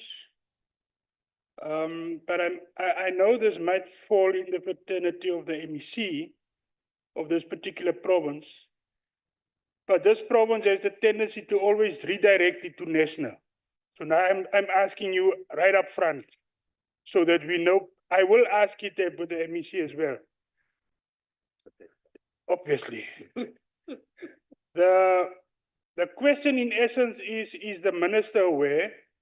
And if you are, what are you doing about it if you can? That the Western Cape government ruthlessly are prepared to sacrifice the lives and futures of our learners in their ever hunger for more money from national government, and therefore 2,416 teacher positions have been cut by the Western Cape government, resulting in huge numbers in the classrooms. And these are the schools where SGBs does not have the resources to advertise for SGB teacher positions. That's the one. Is the minister aware that teachers in the Western Cape are forced to pass learners even though teachers are aware of learners not being ready for the next grade. Thank you, Mr. Thank you, Honorable Farmer. The next honorable member.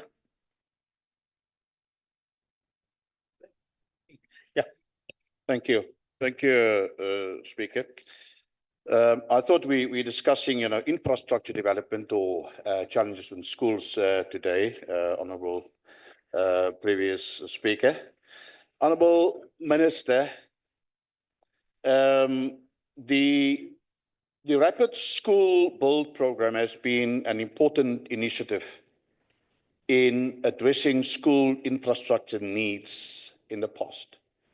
Can you share some key highlights on the progress made so far, particularly in terms of the number of schools that have been completed and how the program has helped speed up delivery?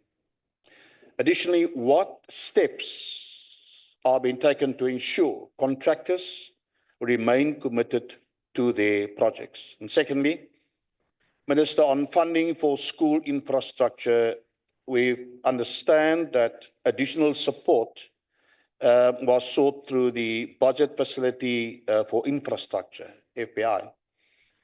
Could you briefly explain why this funding was necessary and how it will help accelerate improvement in the education sector? Minister, listened to you this morning, and after a couple of weeks, out, it's for me, it was really a fresh breeze. Listening to a minister with passion, listening to a minister who knows exactly what's going on in a department, a minister who's there for a couple of months now already. We're listening to you.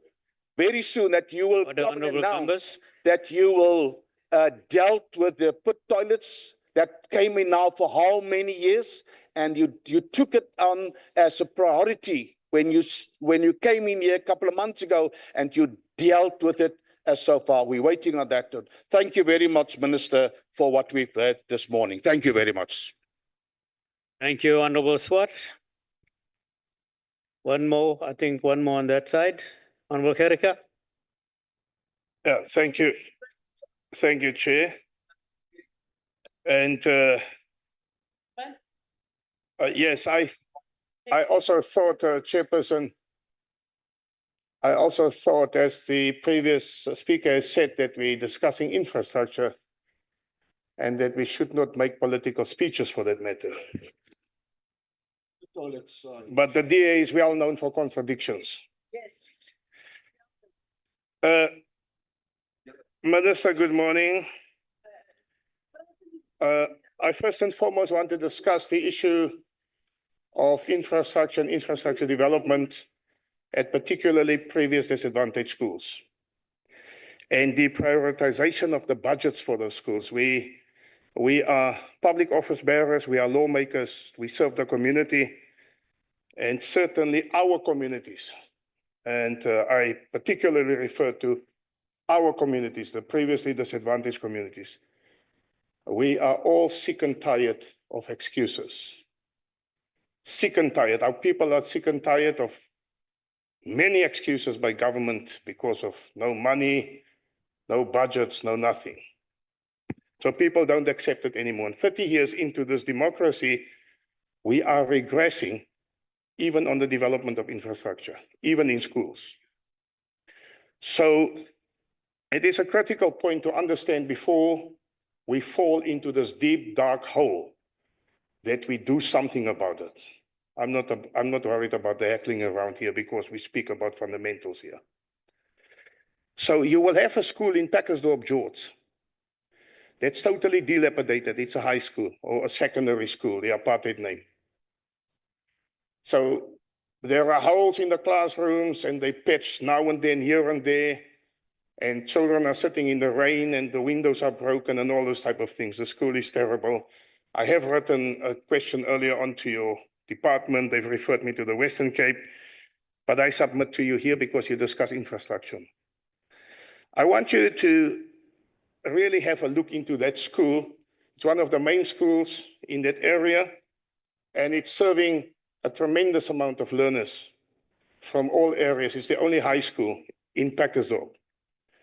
So please prioritize, even if you have to go and do an in-loco visit, and we can accompany you, that we show you what's happening there. MEC after MEC after MEC have made promises to rebuild the school, and it never ever materialized. That's the first point. The second point is I want to discuss or submit to you the question of, particularly at your, was it Model C schools, the previously white schools, and the chains of criteria, how they circumvent admission for previously disadvantaged learners. Some learners at some schools will must first undergo a test to test their fluency in languages or in mathematics or what have you. And then ultimately, even though the criteria says you must stay nearby the school and you must do this, that, and the other, they subject our children to those tests. And once you cannot do mathematics, they refer you to a lesser school or inferior school. I'll give you examples when we engage. Now, in terms of the Schools Act, you cannot do this. You must admit all learners. And those headmasters are doing this to show 100% or a 99% or 95% pass rate at their schools. And therefore, they refer or defer other learners that are not so well off in mathematics, for instance, to those more inferior schools. It's a serious point. It's causing a lot of problems in our communities, and children must now travel very far to other schools. And it's cost incurred by parents. Some of these parents are single parents, and they cannot afford all these type of transport happening at the moment. And then I want to just ask you just a mental note about this. The safety at schools. It's part of the infrastructure problem. Our schools are under siege by gangsters and, even learners who are gangsters in our schools. I'm talking in the Western Cape context. Some other guy that doesn't stay here, he will say, oh, no, we don't have gangsters. It's fine, we have gangsters at our schools. So we want to know what we do. I want to know, what are we doing? Is this program still existing where the department appoints truancy officers, where they patrol the schoolyards, they give them stipends, and they assist with the safety and the security at the schools? And if that program is still existing, why are those security guards not, or those truancy officers, not present at the schools, at the school gates and so on? I notice in Packersdorp, in George, and the schools that we've done oversight by, they put ladies at the gate to control the gate, because apparently it's this, what do you call this, substandard, not substandard, but those people that assist the teachers' assistants. They put them at the gates to control all those guys, and they're just going on. Sometimes it's small little children that they put there to control the access. It's not working. And the students, the learners are fighting, and they're going on, and these children cannot do anything. So I want to ask, what about partnership between your CPFs, your safety organizations in your communities and so on, to deploy them at schools to assist in the safety and the security? I'm almost done, Chairperson. And I want to also then ask about the Section 20 and Section 21 schools, Minister. That's the last question. Do you anticipate or envisage integrating Section 20 and 21? Because in some instances you will find where the school is governing the money themselves, there's misuse, there's abuse of funds and so on, and they do not prioritize the right stuff as opposed to where the department is doing the procurement, and they cannot really cheat on that. The Section 20 and your Section 21 schools. And then just lastly, the transformation of schools, the transformation of personnel at schools. The previously white schools still have predominantly white teachers. There's one or two colored or black teachers. And your previously colored schools have colored schools, and your previously black schools have black teachers all around. If we talk about a real democratic society that we want to establish, how is it then that we don't facilitate getting some other teachers, for instance, at white schools, that black teachers can go and teach there and colored teachers can go and teach their specialities. What is the program of your department in terms of transformation, particularly when it comes to the teachers? Thank you very much indeed. Thank you, Honorable Herika. The last question on this side. Thank you, Chairperson. And good morning, Minister. Good morning, everybody. Chairperson, I noticed that you are not prescribing us how many questions we can ask. So I have 20 for the Minister, and I sincerely hope that you will allow me to ask all those questions. Minister. So long as those questions are short and to the point. Minister, given data reliability challenges and the increased infrastructure responsibilities of provinces, what steps have been taken towards conducting a sector-wide condition assessment of schools' infrastructure to inform planning and prioritization? Minister, you will agree with me that maintenance, a lot of my former speakers, is critical. To ensure infrastructure longevity and reduce future expenditures, what is the status of provinces, training districts, SGBs, and schools in implementing the revised maintenance manual? How, Minister, has the department supported provinces to ensure adequate capacity and skills for various maintenance needs? Minister, what interventions has the department taken to expand and strengthen its capacity to conduct ongoing monitoring and support for provincial departments in ensuring alignment with sector priorities? And the last one, Minister, what consequence management measures exist for schools and provinces that fail to maintain infrastructure adequately? So let us concentrate on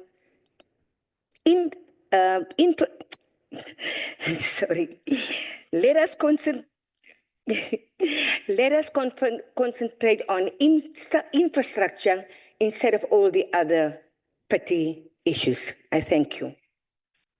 Thank you very much, Honorable Baines. That was very quick through your 20 questions. Honorable Minister, I think many of the questions were overlapping in terms of maintenance, overcrowding, and so on, which you have already answered. So I will allow you to touch on those that were not covered previously. Thank you. Thanks, Chair. I will try and summarize where needed. But there were a couple of things I think that I really want to pick up on. The one is on the ECD, the Honourable Member asked.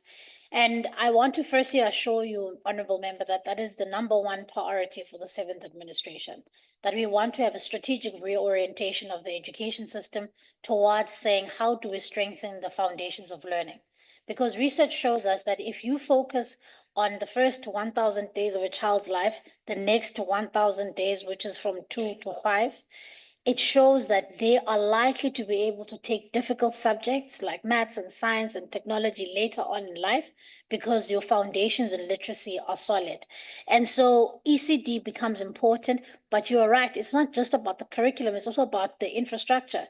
So one of the things that we have to grapple with as a sector is now that we have inherited ECD from social development, how then do we make sure that those ECD centers are actually up to scratch? And so I think somebody was talking about just putting children in a garage. And that's why we've got the ECD mass registration drive, because we want people who are looking after children to be registered so that the department has a database of who they are, so that also they can be eligible for a stipend, so they can be eligible for funding. So we're going to be rolling out a massive public campaign to really encourage people, because remember, as you say, there's because of a need in a community, Umama will decide to simply look after children. We want to go beyond just saying children are looked after.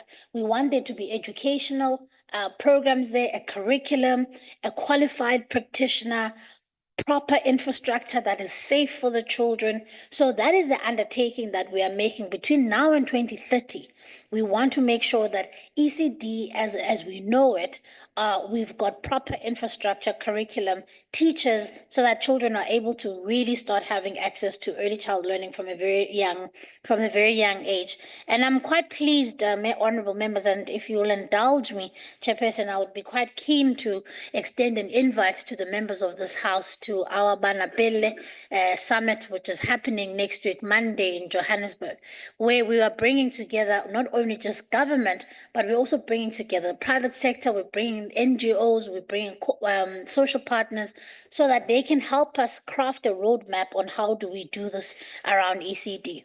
Then there were some issues that came up quite a bit around farm schools, Honorable Chair, and yes, I mean, I think the response I gave to the Honorable Member from the Eastern Cape is quite true, that just simply because there is migration towards cities, it doesn't mean that you can simply ignore the fact that there are farming communities.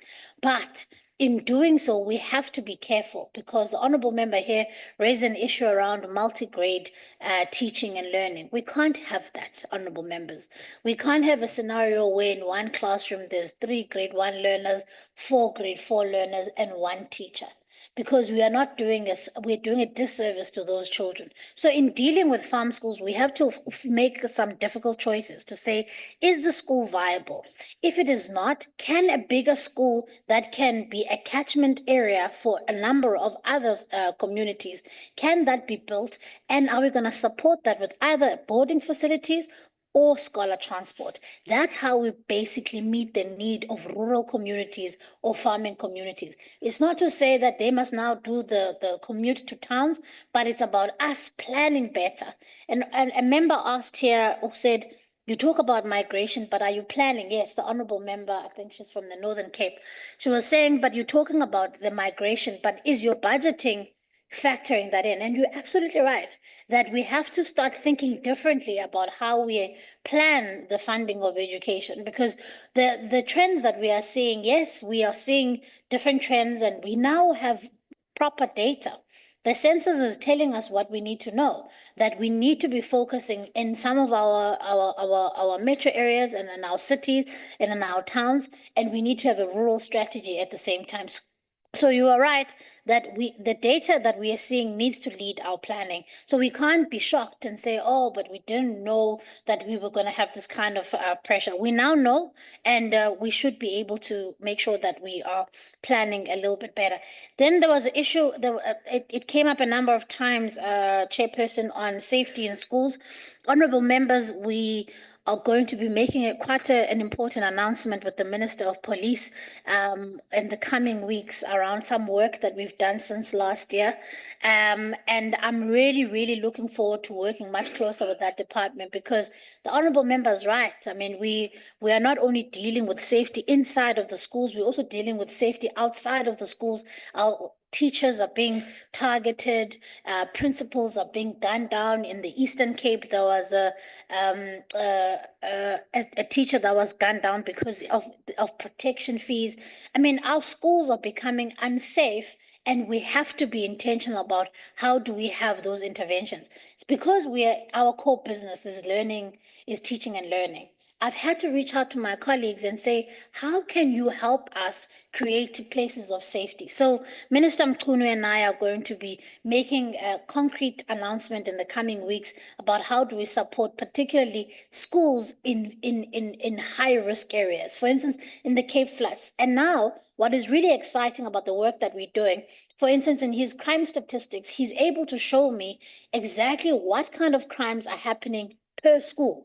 Not just in the area, but the data is able to show us what schools has there been burglary here, a rape at the school. So then we can be able to have a targeted approach that says such and such a school, this happened so many times. Call in the school management to say, how can we assist you? So that's the kind of exciting. I think it's exciting.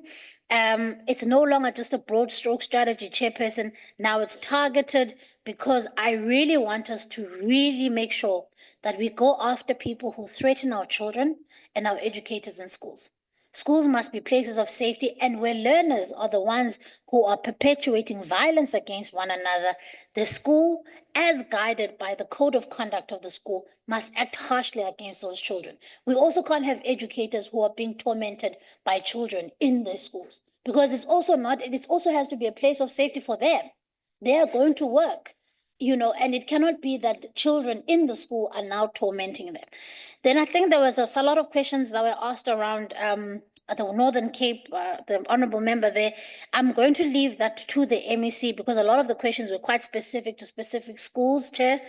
Then the issue around special needs schools, honorable member, you asked, and it's an absolutely critical one. It's one of the key priorities of the 7th administration. But more importantly, in our planning of infrastructure, we have a targeted sort of budget around how do we support schools and special needs schools so that our learners with disabilities are able to access education without any issues. And the issue around sheep bins, every single toilet that is built in modern day right now has those inbuilt, so that children don't miss schools, girl children don't miss school because they are on their period, because there isn't facilities for them to be able to be safe and to dispose of their sanitary products. So every single new toilet that is built has those inbuilt already. But I take the point about really focusing a lot more on schools of children with special needs. MOU with water and sanitation. I think that there's definitely, I agree with you. I think as government, we ought to be working a lot better across departments. And that for me is where the key is in being more efficient with government. Because if you say my problem is roads and the scholar transport says I can't take the kids up the hill because there's no road, you can't say out of your budget you're going to be building a road. But that's why there has to be a greater conversation with cabinet colleagues. And I'm not shy, honorable member, to go and that's why I've probably approached at least 3 or 4 ministers already in the cabinet, talked to the Minister of Justice to say, I want to make sure that sex offenders do not become teachers in our schools. The Minister of Police to say, how do you help me secure my schools? I am not afraid to go to colleagues and say the work that you do must impact what we do here. So I agree with you that, working together as a government has to take precedent. The PPN that you're talking about, the post-provisioning norms that the member is talking about, that relates to how we distribute educators depending on needs in schools. We've made an undertaking, I think at the matric results announcement, I made an undertaking that we will be reviewing those. We will be reviewing that within the year because it is quite critical, because we need to make sure that schools are well capacitated. I've dealt with multi-grade classes. And then I just want to deal with the issue around, it also came up quite a bit, Chair, around how do you hold MECs accountable? So of course, MECs, honorable members, are accountable to their premiers and not to the national minister. And so our relationship really is one of collaboration and one of saying, yes, we are here to support, but there are also, circumstances and they're all consequences for underspending. For instance, you lose your money and you won't be able to make way around making sure that you meet your infrastructure targets. So I don't hold MECs to account.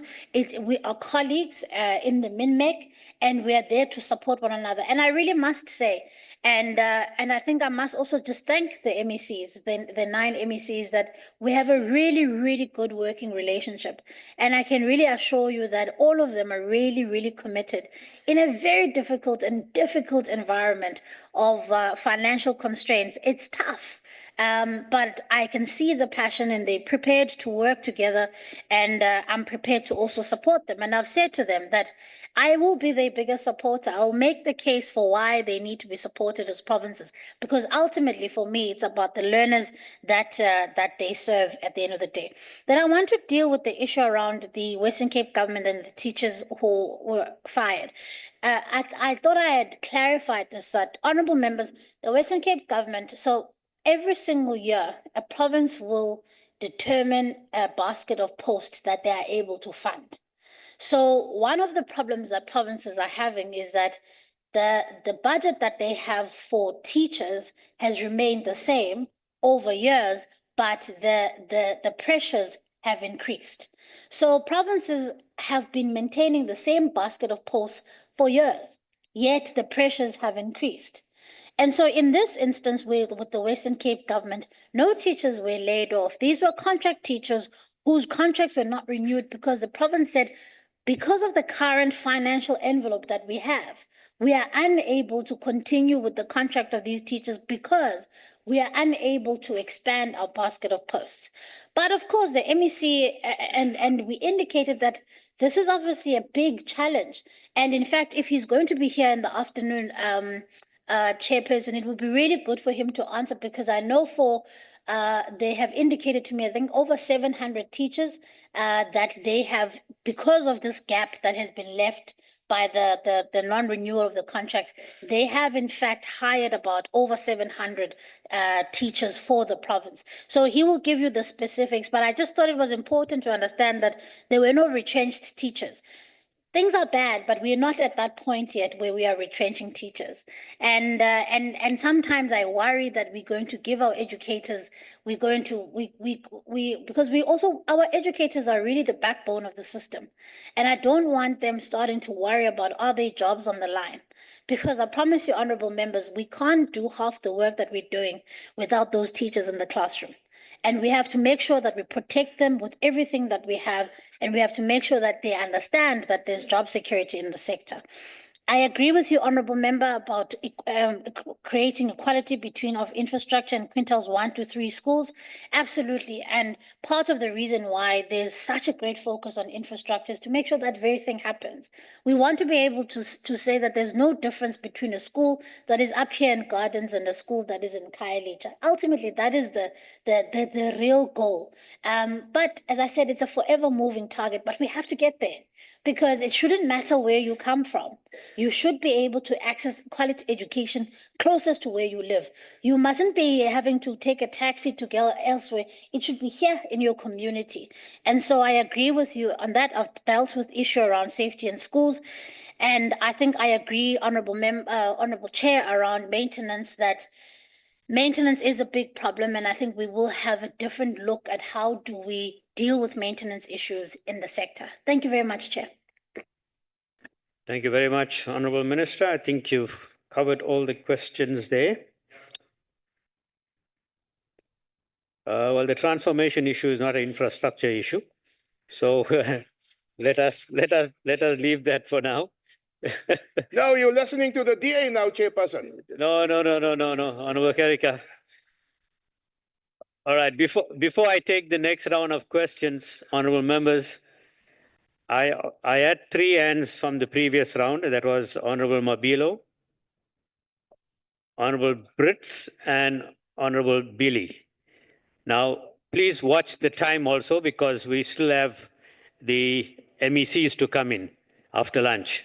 So if there are questions, please confine it to what has not been asked already. All right, I'm not going to entertain questions that have already been asked and questions that relate to MECs. Okay. All right. Honorable Modise, well, Honorable Brits, I had your name down already. So 1, 2, 3, 4, 5, and 6. Okay, those will be the last round of questions that I'm going to take. Okay. Honorable Modise, let's start with you. Thank you so much, Chair. 2 questions and 2 questions only. I didn't know there's a co-chair. I thought you are the one who's chairing. You are protected. Continue. Minister, I'm not sure who's the DG, but please, when you leave here, have a discussion with the DG. Because you see, the presentation that comes before this House, we take it as if it's a collective responsibility. All of you have gone through it. But if you go to slide 4, and those are the only 2 questions I have. Slide 4 speaks about the number of pit toilets, 3,000 plus that were there, and about 93% of them have been attended to, which gives you about 3,100. But there's no breakdown to say if you go to Gauteng in Katleho, section H, there's a primary school called Sivosiwe. There was a pit toilet, it has been attended to. So that when we do our oversight, we are able to verify this. That's point number 1, have that. if you could just provide us with that breakdown. And then if you move quickly to, I think it's slide 7, it speaks, I don't know what criteria were used to determine which school is poor, which school is extremely poor, and so on and so forth. But if you go to it, it says in Gauteng, there's no extremely poor school. And about 2 schools are poor. So it moves from extremely poor to poor, and so on and so forth, until it says excellent or something like that. And it says there's no extremely poor schools in Gauteng. But what is fun is that there's no extremely poor school, and there's no poor school in the Western Cape. I don't believe that. So please have a discussion with the DG and go through the presentation again and give us a proper breakdown. Thank you so much, Chair. Thank you, Honorable Modise. We will go from this side again.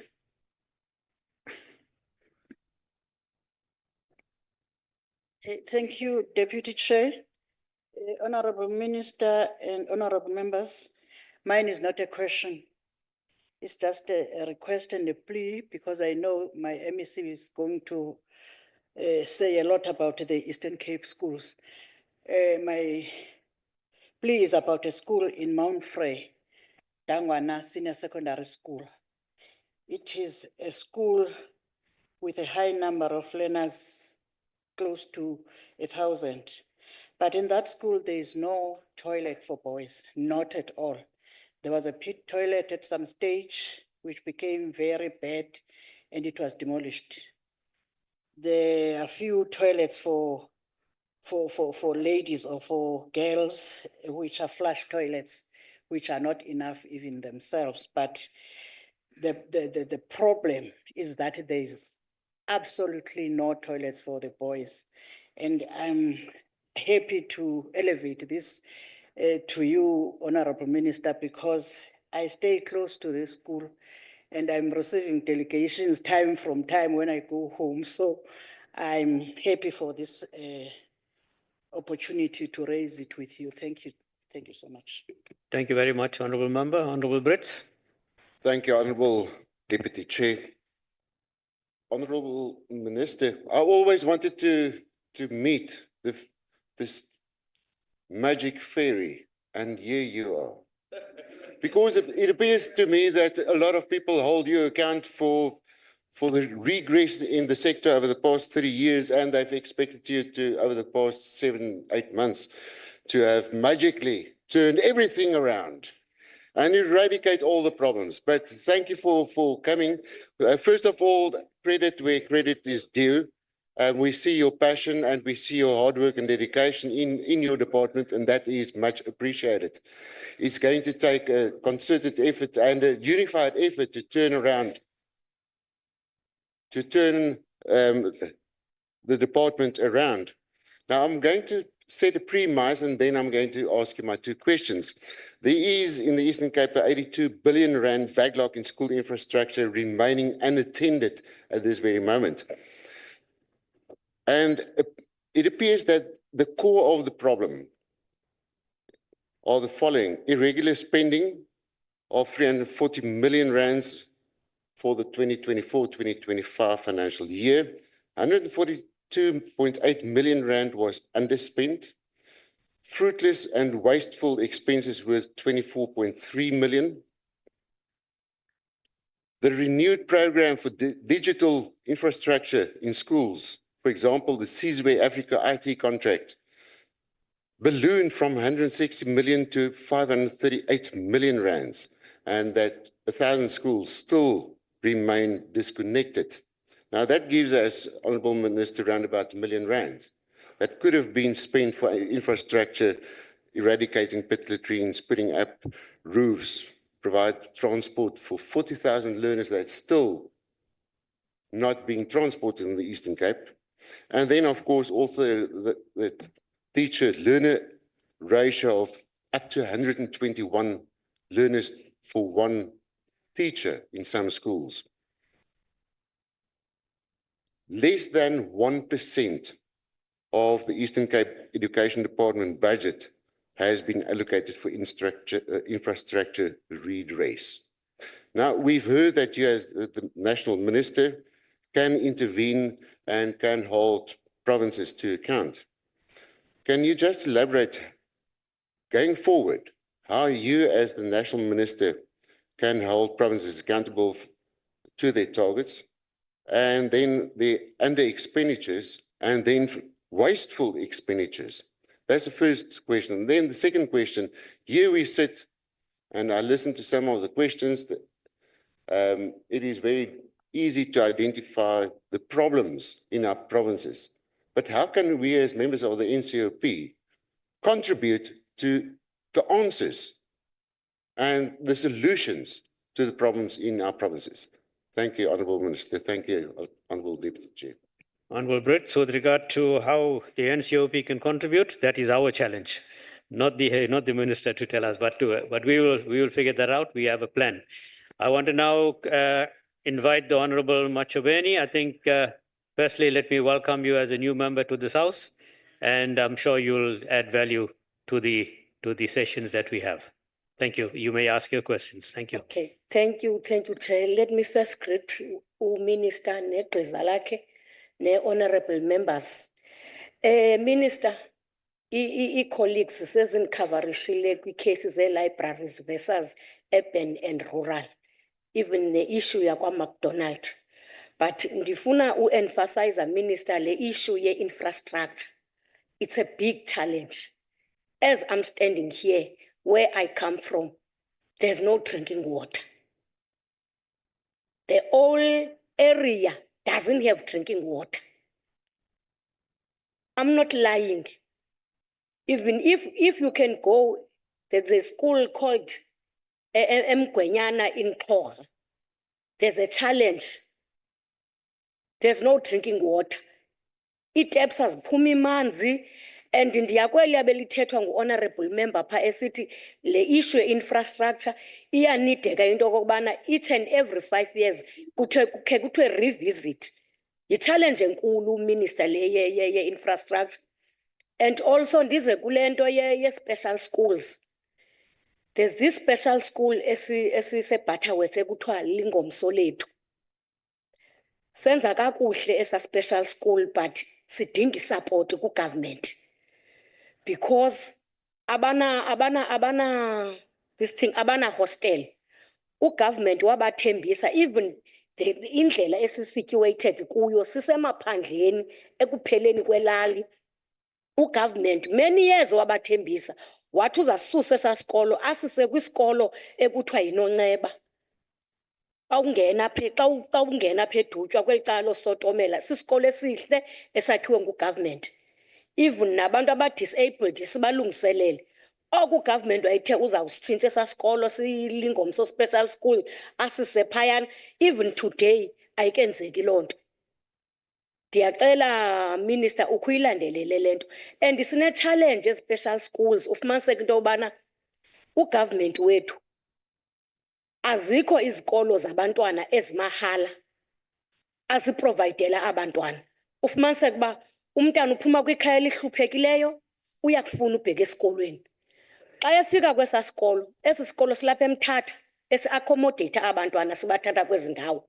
Xa efika pha ifizi kuthiwa yi-1 sasiyi-1,000 rand, siphinde sonyuka kwathiwa yi-1.5. Wayeka umntana esikolweni because abazali abathathi ntweni, and nathi u-government wethu akanazo ezi zikolo zi-accommodate abantu abangathathi ntweni. Ezi zikolo ziyabhatalelwa. Ndiyayicela naleyo Minister ngase niyilandelele le nto yezi special schools ezingabhatalisiyo and zibe kufutshane kwindawo eziza-accommodate wonke umntu. Ungawuthathi umntana umse usuka apha ayolahlwa ngapha koomadodrerhe. Akho mntu amaziyo pha. Even xa uvizitha phayana ne-situation le ayikho kwi-good condition. Thank you, Minister. Thank you very much, Honourable Member. Honourable Peter. Thank you, Deputy Chair of the NCOP.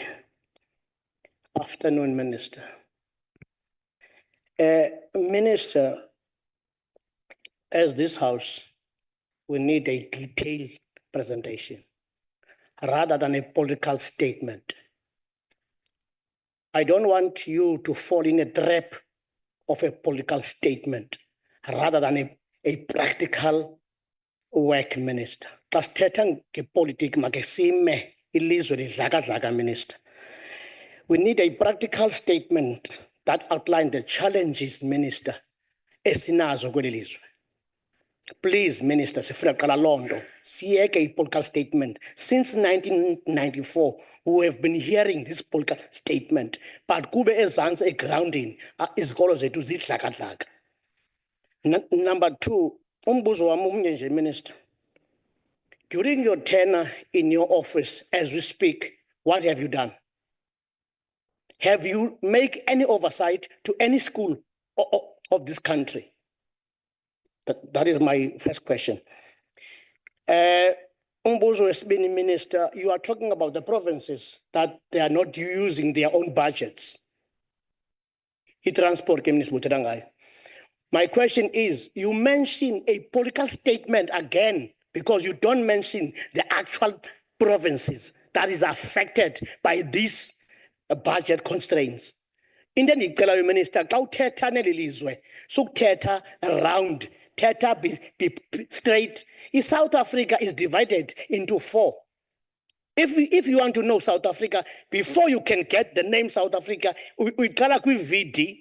After the VD, the ward. After the ward, the local municipality. After the local municipality, the regions. After the regions, the province. After the province, the South Africa. So don't make a political statement, round thing, Minister. Ibang umahluko ku-minister beko. Masibone umahluko, Minister. Xa uthetha ngento, go straight to the point apho kufele khona ithole. Sizokwazi uba ne-trust kuwe. Number 3, Minister. Minister, xa singene eBuffalo, phaa Eastern Cape, into embi eyenzeka phaa. Kukho izikolo phaa ezithathu. Vananani primary school, neNkwezana, neLwandisa. Ezaa zikolo, Minister, azihoywanga ngurhulumente. Uzukujonga i-visit karhulumente bana ukhaye na kwezaa zikolo. Imesi into eqhubeka phaa. Andifuni ukuchazela ngoku, Minister, ingase utyeke ukhuye uyovela uyokroba uba kwenzeka ntoni na phaa. Ndigqithe ndize kwiSandi Senior Secondary School, Minister. Sesincokola nje uba ave noMinister we-Higher Education. Phaya engqeleni, Minister, abazali phaa bacele esaa sikolo masandiswe. Just for a renovation for that school. It's almost 10 years. Nothing has been done, Minister. Sihleli isikolo, sesona sikolo siperforma the best even in the Eastern Cape, Minister. But akwenzeki into. Okokugqibela ke, Minister, endifuna ukukuthetha. Minister,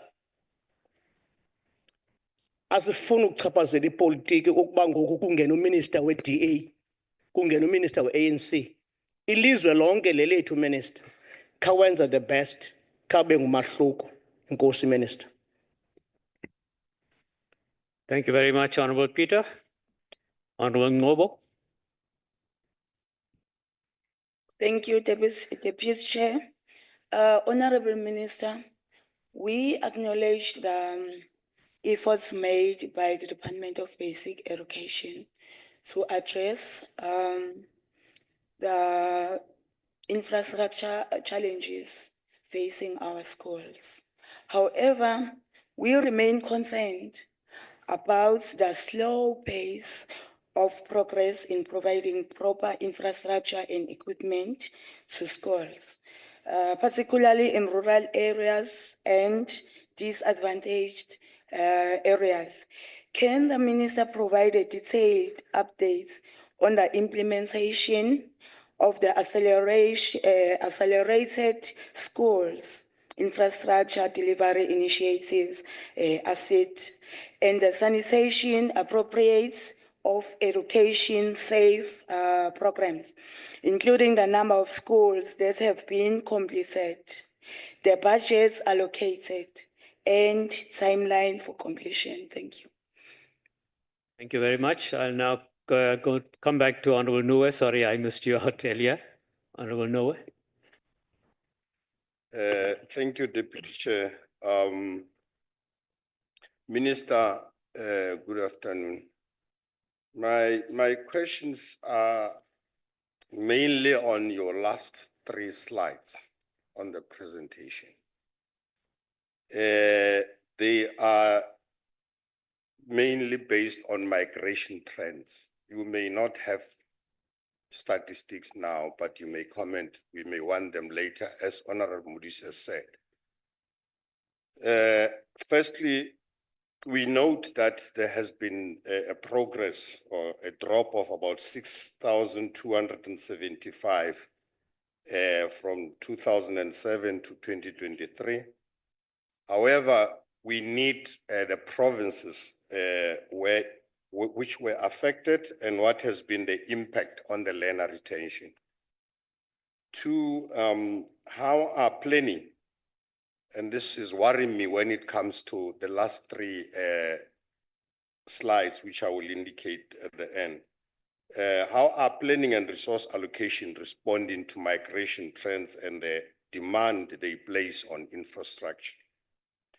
Lastly, how is unused infrastructure repurposed in areas experiencing a decline in enrollments due to migration? Now, my worry, Minister, in your slides that you presented to us, firstly, I want to make a request to your staff who are preparing the slides. We are not in the sector of education, all of us. And the use of acronyms, it's like laziness to write. And we are unable to relate to this many acronyms as to what they mean. We get lost along the way. However, my main point is on the identified gaps and challenges and your solution thereof. The first one is the unreliable planning data. The slide says that you've got unreliable data. Bullet 2 says available data is not efficiently used for planning and prioritization of infrastructure. And then the last one says under school infrastructure, lack of reliable data, luxury interest in the furniture refurbishment program.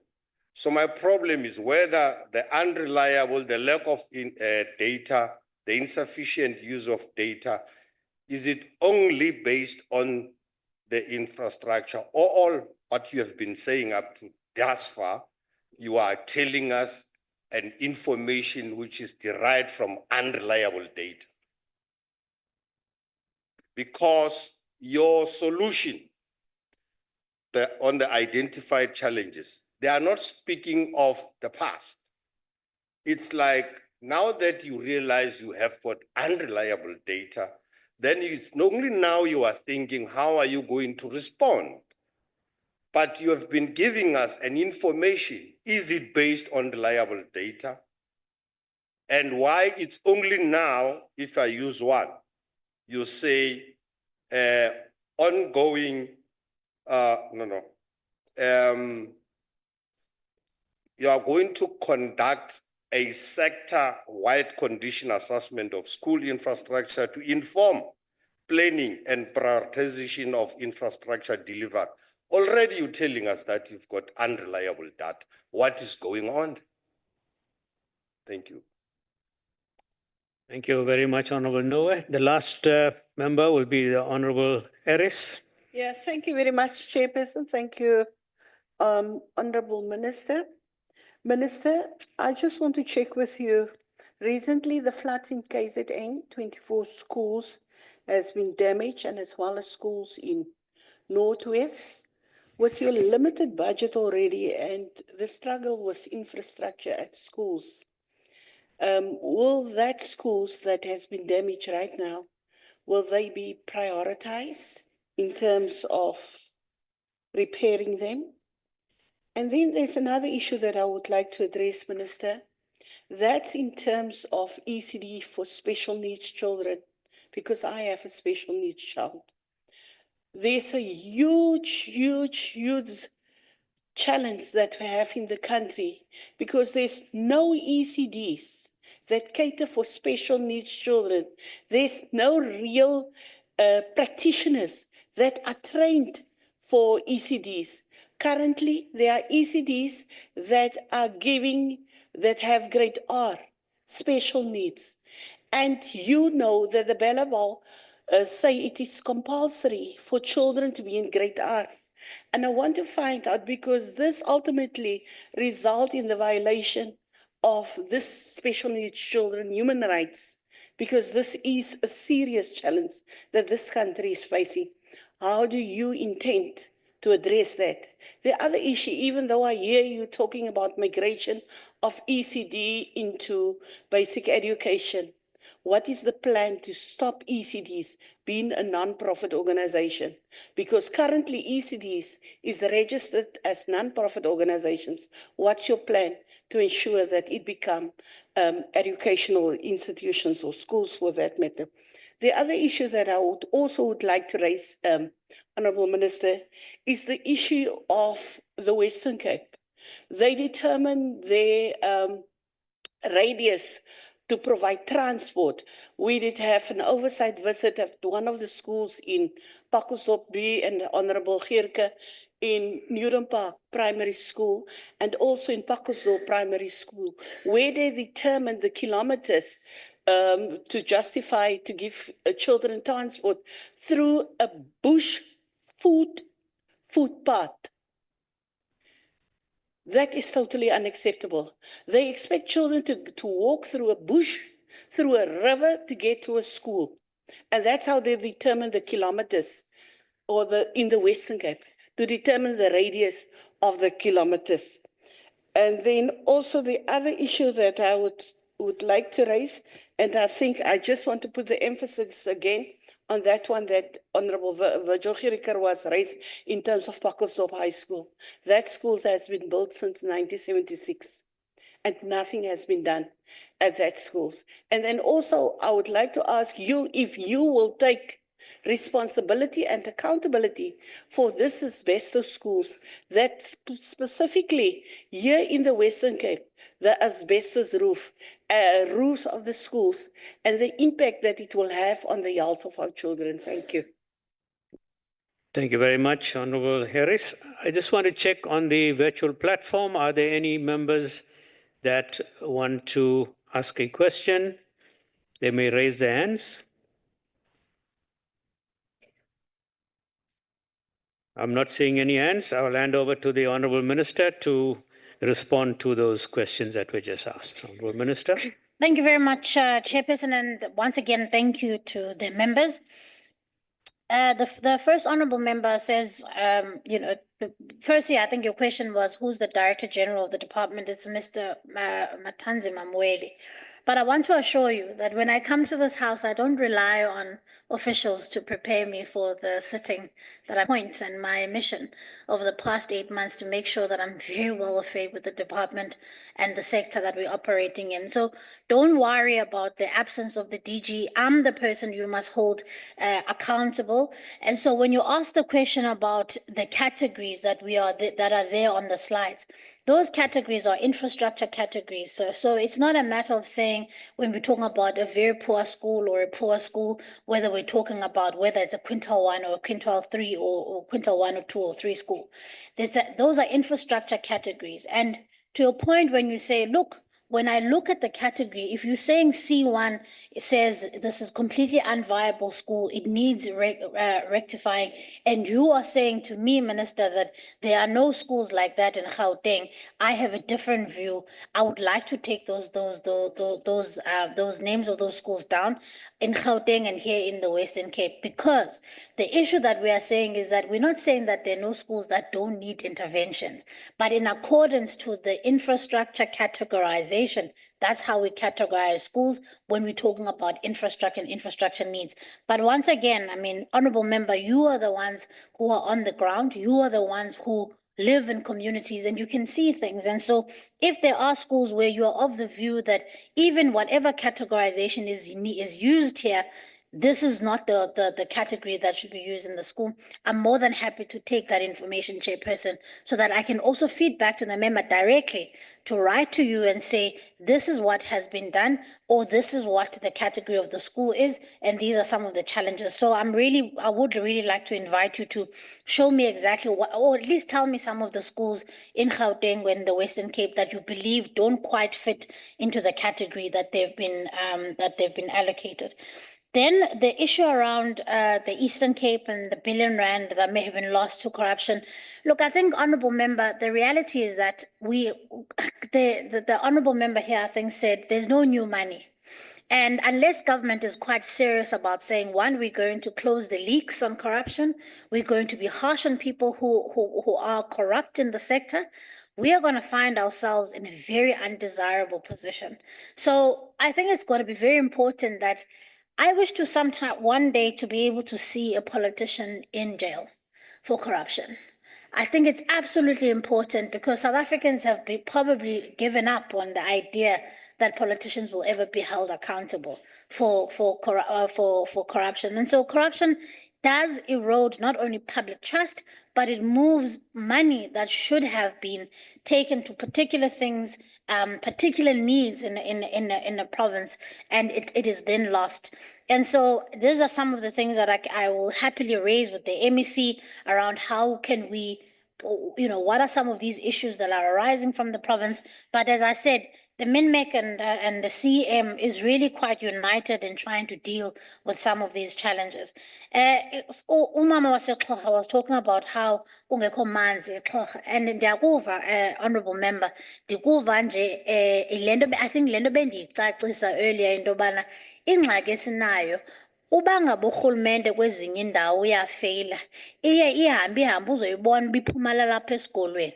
So xa kungekho manzi eXhorha ithetha ukuthi loo nto leyo isikolo sizuba namanzi, ithetha ukuthi loo nto leyo ubana umasipala makaqinisekise into yobana akhona amanzi aselwayo eXhorha. So yile nto bendiyitsho ke into yobana andikwazi uvele ndizikhuphe ndithi hayi kaloku mna ndinguminister wezikolo, therefore I am concerned loo nto leyo. Yiyo loo nto singuminister ifamba siyathetha with one another to say, Minister of Water and Sanitation, nceda kuyaphuthuma abantwana ezikolweni abanamanzi okusela, nceda kuyaphuthuma eXhorha. So enkosi ngokuyiraise loo nto leyo. But njengoba ndisitsho ke into yobana sometimes i-failure even mhlawumbi ingasuka nakwi-local government, mhlawumbi ayonayo into mhlawumbi engadilishwana nayo nguMinister Majordina, mhlawumbi into esuka kumasipala, but iyanceda xa niye nisixelele into yobana these are the things ezenzeka. Njengoba bendisitsho ku-Honourable Member uba ndiyavuya mna isitsho esithi zikhona izikole endinokuxelela zona ngoku ezingayimithiyo ezi standards, so that nam ndizokwazi ukuba ndiziyele phayana ndiyozibonela, so that we can be able to verify. And that to Honourable Britt's point is really what I would implore and ask the members of this House, to be our eyes and ears on the ground, because you've been sent here by the people of South Africa who've sent you here to serve them. So it's your responsibility to ask the tough questions on their behalf to us, but also to present to us more than just the tough questions. Because I would think that in this House, we're not about gotcha politics. It's about making sure how do we really improve the lives of the 13.5 million learners.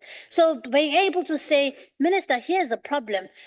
Can you go and address this thing? It helps because then government is able to go there directly. I can be able to pick up the phone to the MEC and say, MEC, I've received this complaint from a member. So for me, that would be my personal plea to say, please don't shy away from telling us problems.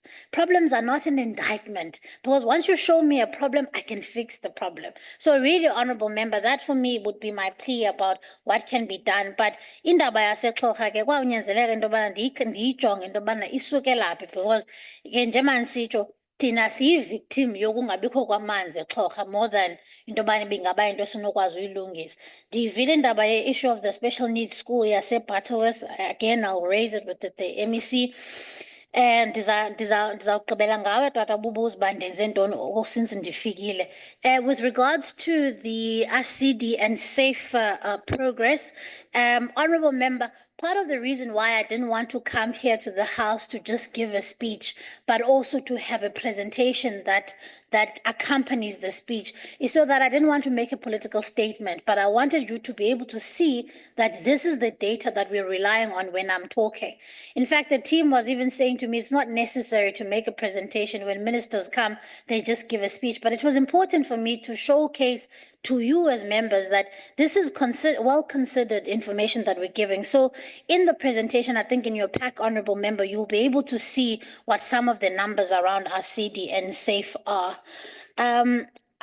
Planning on mitigating migration trends, I agree with you, honorable member, that we must change in the way in which we are planning, and we now know what the problems are and we know where the pressures are, so we've got to be more responsive to that. And then the issue around, is your data reliable? So, honorable member, the reason why it's important to have an honest reflection to you is because you hold me accountable. So when you're asking me the question, what are some of your challenges with infrastructure? I have to tell you exactly what the challenge is. The challenge is and sometimes is that we are unable to always know where the big infrastructure challenges are, because remember, where I am sitting, I rely on MEC. Where MEC is sitting, she relies on district directors. Where the district directors are sitting, they rely on circuit managers. Where the circuit managers are, they rely. So what I'm trying to show you is that there's an entire value chain. But what I'm saying and what the department is saying is that we've got to strengthen that. And so one of the things that we've done, we've turned to technology so that it's not just a form that the principal will fill that will go to a circuit manager. It's now illegible. Maybe they can't even read it by the time it gets to the district director. So we're turning to technology to be able to say at the principal level, at a school level, the principal must be able to log into the system that the DBEs has rolled out, where they're able to tell us exactly what the infrastructure issues are. That way, we cut out all of these people and we cut out the unreliability factor. So, of course, that is a challenge. That's been a challenge before of saying, look, we're not happy with the way in which data is collected. Also, let's move to 2025. There are technological solutions that we have. So I can guarantee you the information I presented here is accurate, but I'm saying to you, we have to be better at collecting data so that it can influence the way in which we do our work. And honorable member, you've asked about ECD for special needs children. I couldn't agree with you more. I think also with regards to incorporating ECD in the DBE, one of the very important things that we're going to have to do, we are going to have to also partner with the Department of Health, because often children may go to an ECD, but because there isn't perhaps an occupational psychologist on there or a qualified practitioner, certain special needs may not be able to be picked up. For instance, a child may be having a struggle to see or struggle to hear. This is why, and this is, I'm so glad you raised this question, because this is why we need to formalize our ECD sector. And this is why, for me, getting it into the education sector is absolutely critical, so that we can make sure it's not just a caretaking program, but an educational one, so that we can be able to say, where do children who are between the ages of 3 to 5 go to an ECD center that has practitioners who are not only trained, but they are qualified to look after children with special needs. So for me, that is the exciting direction that we are going into. And I really, really, I trust that this House will support us in this endeavor. And this is part of the reason why I'm saying, over and above whatever we will be allocated by Treasury, one of the key things that we need to make sure that we do is also raise money. Because if there's no new money that's coming, we have to be able to raise money so that we can make sure that the ECD sector is formalized and we can deal with some of those issues. Then I want to end off, Chairperson, to answer the honorable member, asking, what have you done since you've arrived here? Honorable member, first of all, one of the things that I decided to do when I first became appointed was to visit all 9 provinces. So I have been to all 9 provinces, and in some instances more than once. I've visited over 30 schools in the 8 provinces. I've met with all 9 MECs. I have gone through a very extensive process of looking at how do we review the National School Nutrition Program, and I'm in the process of doing that. I've done a financial analysis of all 9 provinces to see where are their financial issues and where are their challenges, and we've done that together with the MEC. I've convened over 100 business leaders to form partnerships in education to say, since we have financial challenges, how can we get the private sector to assist us so that we can plug the gaps? And I've really been championing the strategic reorientation of the basic education sector to say we are focusing on early child learning, so that we can say that we celebrate the 87.4% matric pass rate, but I want us to move beyond that, where we are saying we are celebrating children at the age of 10 who are able to read and read for meaning. I've signed the MOU that the member was talking about with the Minister of Sports and Arts and Culture, so that we can make sure that we have school sports in schools. And as I said, I'm hosting, and you are more than welcome to attend, I am hosting the ECD Banapile Summit, so that once again we can form a compact of how do we make sure that ECD and early child learning in South Africa is done, and it's done well. But I also want to assure you, so I thought let me give you a high level of what I have done in the 7 months that I've been here. But I do want to assure you this. Whenever I walk into this department and the work that I do, I check my political hat at the door. I am not a political minister, but I'm a minister for South Africa. So you can count on me to be a fair minister who will place the interests of the 13.5 million learners at the center of every single thing that I do. So I wish that you mustn't worry that I'm here to make a political statement. That's why I've taken the time to even present information here, so that you can be assured that this is my life's work. And those children depend on leaders who are going to show up for them. And I intend on showing up for them and showing up for them well. Thank you very much, MEC. You may take your seat. And Minister, thank you so much for that.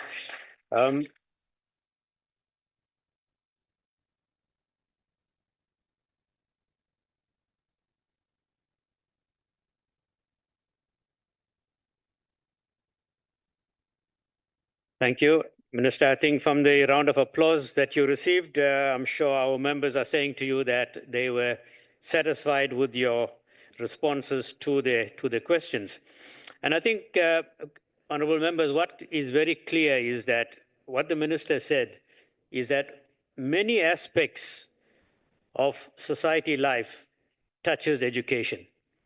And the challenges that education face will need interdepartmental collaboration. If you look at issues like transport, health, social development, community safety, all of that revolves around schools, and we need to ensure that while we do our work as the members of the NCOP, we need to also ensure that those ministers that are responsible for these different aspects also give support to the Department of Education, and we will follow that through in our oversight.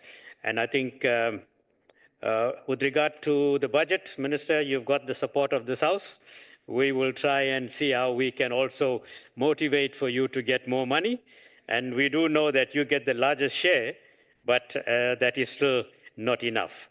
But I think you have our support. And we want to thank you once again for presenting in this House and the details to which you, gave us information. We appreciate that.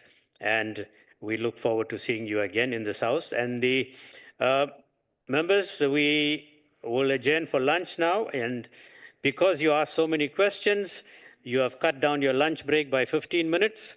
So you will be back here at 1:45, and we will engage with the MECs. MECs, you have been informed where you are invited for lunch. So you will join us for lunch in the venue that you've been told. Thank you very much, honorable members.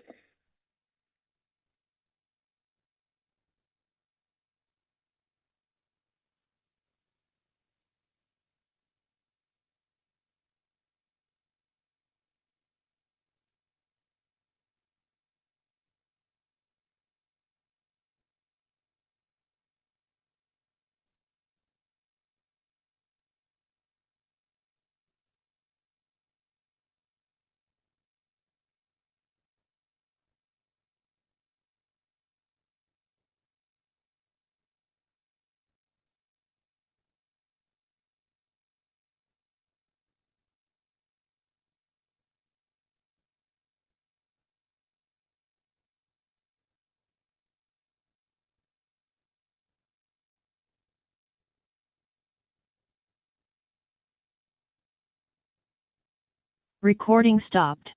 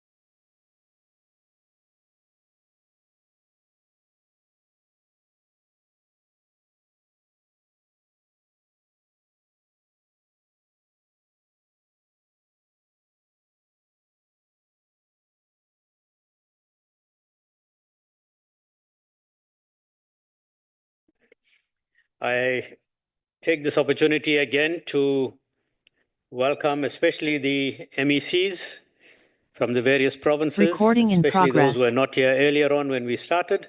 I did welcome the Minister as well as the MECs and all honourable members and officials from the departments. And once again, I want to thank you on behalf of the NCOP for gracing us with your presence in this House. Honourable members, on the 27th and 28th of August, you have a question? Yes, Deputy Speaker. Deputy Chair, sorry. Because there's no rule made for this. I just want out of a courtesy request that the officials do not circulate these reports and presentations the night before 8:30. I think we received over, I don't know how many presentations, 10 presentations, including the provincial ones this morning. When would we want to work through this and do proper oversight with the MECs, with the ministers coming here? So when the administration receives these presentations, it must be shared immediately, Deputy Chair, because it's very much, we want to do our work properly, but then we get the presentations last minute. So I think the administration should just take note of these. When they receive it, it needs to be circulated. Thank you. Thank you very much, Honourable Member. We do take your comments seriously and we will convey that to the different departments concerned. Honourable members, I also want to welcome the Honourable Chairperson of the National Council of Provinces, who was involved in a prior engagement earlier today, and she has now joined us, and I want to welcome her to the House officially. Honourable members, on the 27th and 28th of August 2024, the National Council of Provinces convened its first three-sphere planning for the 7th Parliament within the context of the Government of National Unity. The planning session was convened under the theme, and I quote, towards an oversight agenda for the 7th Parliament, delineating key policy and oversight priorities for the NCOP in the 7th Parliament. I am therefore pleased that today's session is enabling us to receive feedback, particularly regarding the executive commitments made by the Minister of Basic Education during the 2024 three-sphere planning session. The session report is therefore a critical resource document which we will use to track policy implementation during the 7th dispensation. From 2025, we will now begin to convene the three-sphere planning sessions for purposes of tracking the year-on-year plans to their envisaged finality when the 7th dispensation comes to an end. To this end, in order to strengthen our oversight and tracking processes and to enrich today's discussions, we have also sent communication requesting MECs to provide detailed reports on the commencement and completion timelines of the medium-term executive undertakings at provincial level, which were made by the Minister of Basic Education during the 2024 NCOP three-sphere planning session. As indicated in our communique, the deadline for submission of detailed reports is the 27th of March. In conclusion, I also wish to reiterate to the MECs with us here today that we sincerely appreciate the efforts undertaken to prepare and report on the work of the government across the respective provinces. I want to also reiterate that our ongoing engagement with provinces on matters of implementation is not intended to be adversarial. Instead, it is intended to enable provinces to report back on both the department deliverables as well as challenges that are being faced, which will enable us to work together to address those challenges.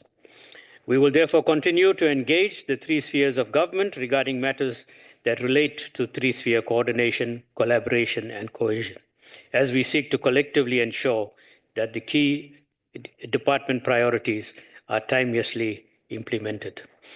Having said that, honourable members and honourable MECs, it now gives me pleasure to call upon the MEC from the Eastern Cape, the Honourable Gade, to address us. You may take the podium and you have 15 minutes. Is the MEC in the House or virtual? Yes, good afternoon to you, Deputy Chair and National Chair of the NCOP. I am on the virtual. Thank you, Honorable Good MEC. You may proceed. You have 15 minutes. No, thanks, thanks, Chair. Good afternoon to you, Minister. Good afternoon to you, MECs, and good afternoon to all the members in the House. Chairperson, we are coming from a backlog of 82 billion, as already indicated by the previous speakers via the questions from the Minister. But from the sixth administration, we have been able to reduce that 82 billion to 72 billion in a space of 5 years. The areas of focus, Honorable Deputy Chair, were the 7 points on the report that we have submitted. The overcrowding in schools, the provisioning of water, infrastructure and electricity, the provisioning of sanitation, the eradication of inappropriate schools, your mud schools, the provisioning of minimum security fencing in schools in order to deal with the crime that was prevalent in the most areas of Nelson Mandela, the early childhood development centers, which is a key mandate of the current sitting minister, and also the redefining of the schooling system in the province via the boarding facility and in particular in special schools. That's the 7 areas of focus, Deputy Chair, that constitute the content of what becomes our immediate task as a sector in the province, but also the backlog that we were talking about. On the next slide, Chair, is the supply and demand that reflects the capacity of the state in terms of the allocation of the budget, but also the demand in terms of the infrastructure. On that graph, Chair, you will notice that we are talking of the 72 billion rands, which is the backlog currently, against the 2030, which is a target plan in terms of the provisioning of the infrastructure in the country, against the 1.8 billion rand, which is an annual allocation on infrastructure in the province. Our argument and submission in this meeting of you, Deputy Chair, is that for us to make a significant contribution and also a dent on that backlog that I'm talking about, we would need a 14 billion rand per annum so that you can meet the target that of 2030 that we're talking about. Because from now to 2030 is not that much a lengthy period. And the backlog that we're talking about of 72 billion can't be met with 1.8 billion that we're talking about as an allocation in the main. So on the next slide, Chair, we are breaking down the estimated education infrastructure backlog of 72.3 billion as per the focus areas that I've already talked about. We are again restructuring the components in terms of the timeframes that have been before 2013 up to 2018, and again up to the current period that we're talking about. I won't waste your time there, Chair, except to say this is the breakdown of what should be done, how to do it, how much it will cost in terms of the 72.3 billion that is needed for us to be able to level up the ground. On the next slide, Chair, is the allocation per strategic priorities over the medium-term expenditure framework. You will see there that we're talking about the maintenance and repairs at a rate of 428 million rands. Deputy Chair, my apology. Sorry, I MEC. wanted to propose that those that are in charge of the slide presentation ensure that it is flighted. They flight them. All right. IT, could you please flight those slides on the screen so that members can follow? But also, members, the presentations have been sent to all of us. In fact, I'm also following it on my phone. So you do have it with you. But if IT can flight it, it'll help honorable members who don't have it. Sorry, MEC, you may continue. Yes, Honorable Deputy Chair, I am on slide 6 of slide 17 now on the allocation per strategic priority over the medium-term expenditure framework. And I was making a reference to the maintenance and repairs with the allocated budget on the appropriate budgeted item, which is 428 million. And also on the new infrastructure assets, that is 156 million.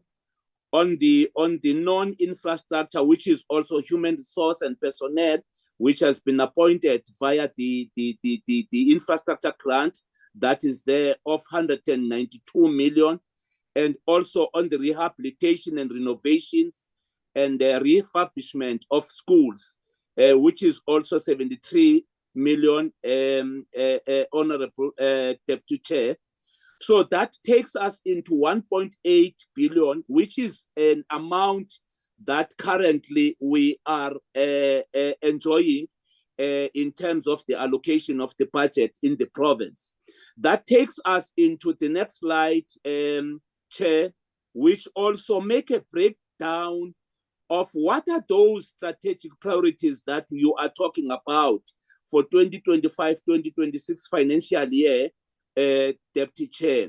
And again, there, I won't waste your time in terms of the sub-programs, your additional classrooms, your boarding schools, bulk sanitation, bulk water, disaster repairs, electricity and fencing, and all that stuff.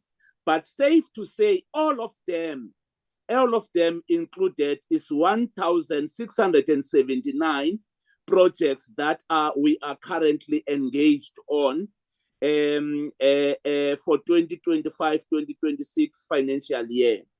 That will take us into the next slide, Chair, where we are talking about infrastructure programs performance system. There, Chair, the ECD has steadily improved the infrastructure development in the previous years, and I can give you an evolution of that. Look, for example, if you talk about 2020, we have been able to achieve 92% performance in the infrastructure. 2021 at 91%. That's where we had that crisis of the money that goes back to National Treasury at that particular time. In 2021, 2022, at least to improve again to 96%. 2022, 2023, 94. 2023, 2024, 99. And currently we are at 100%. In fact, we are overspending in terms of the infrastructure grant as a province. Chair, on the performance that the minister talked about on the next slide, the sixth administration has been able to complete the projects and hand over 104 schools in a period of 5 years, which is a great achievement and a milestone from the backlog that we had as a province. But equally, Chair, we have been able to give 1,465 additional classrooms in the schools we have in the province, which then has taken us into a budget of 2.3 billion at the most. But equally, if you look in terms of the components, which also talks to water provisioning, we have been able to secure 1,018 schools with water infrastructure in the province for schools.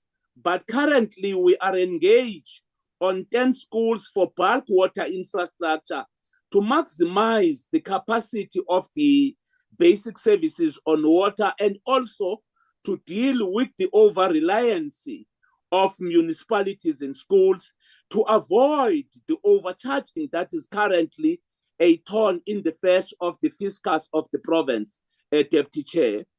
In terms of the financing, fencing of schools, we have got, we initially have social ills, which in particular in Buffalo City, Nelson Mandela and Sarah Baartman, that has forced us to 291 projects of fencing in the previous term of government in order to stabilize the schooling system there, but also to deal with the criminal elements that were visiting our schools, hence the summit on safety that we conducted sometime last year in the area of Nelson Mandela, Chair. We again identified 167 schools in 2024-2025 financial year, with the inclusion of 17 agricultural schools with 40, which we have completed.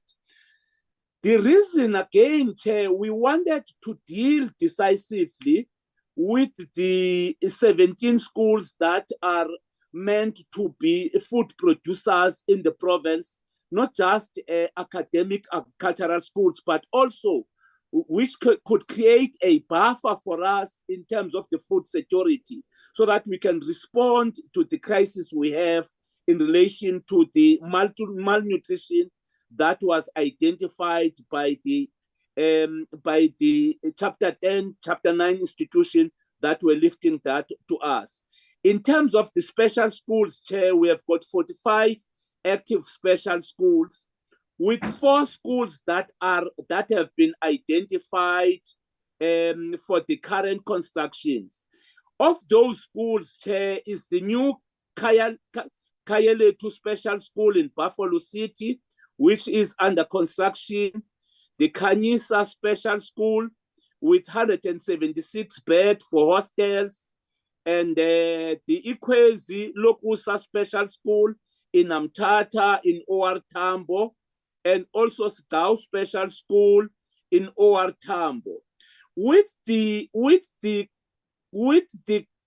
Lokusa Special School, Chair, I feel obligated to explain the crisis that we had in the previous year. This is the school that was in the media space for almost some time. The reason for that, Chair, is that these are public schools in privately owned land. Now, when you invest public purse on them, there comes a problem, because we are renting those schools, that school in particular, but the Methodists, the Catholics, I'm sorry, didn't play their part in renovating and making sure that the buildings are up to scratch as agreed on the contract. We had then to make sure that we pooled our own resources to refurbish that school, albeit the fact that this is a school with a rental payment of monthly basis to the Catholics that are owning that particular school, in defense of the disabled kids that are there, Chair. I felt like I must explain why there has been that public spat between us and the community of the disabled people around the state of the school, which is Kanyisa, which is Ikwezi Lokusa, Chair. On the ECD, to date, we have got 11 projects that we have completed. And also we have got another current 11 projects that are under construction, which are nearing to the completion on the ECD. We have got again 21 projects on the planning phase that are going to be implemented in the next financial year in order to deal with the mandate that we have been given of shifting the ECD from the social development into education, Chair. In terms of the sanitation safe programs, you will remember, Chair, we were given 1,598 schools as binational. We have been able to complete 1,373 schools across the province. We are now left with 261 schools on the SAFE program, which we are taking it to the next financial year.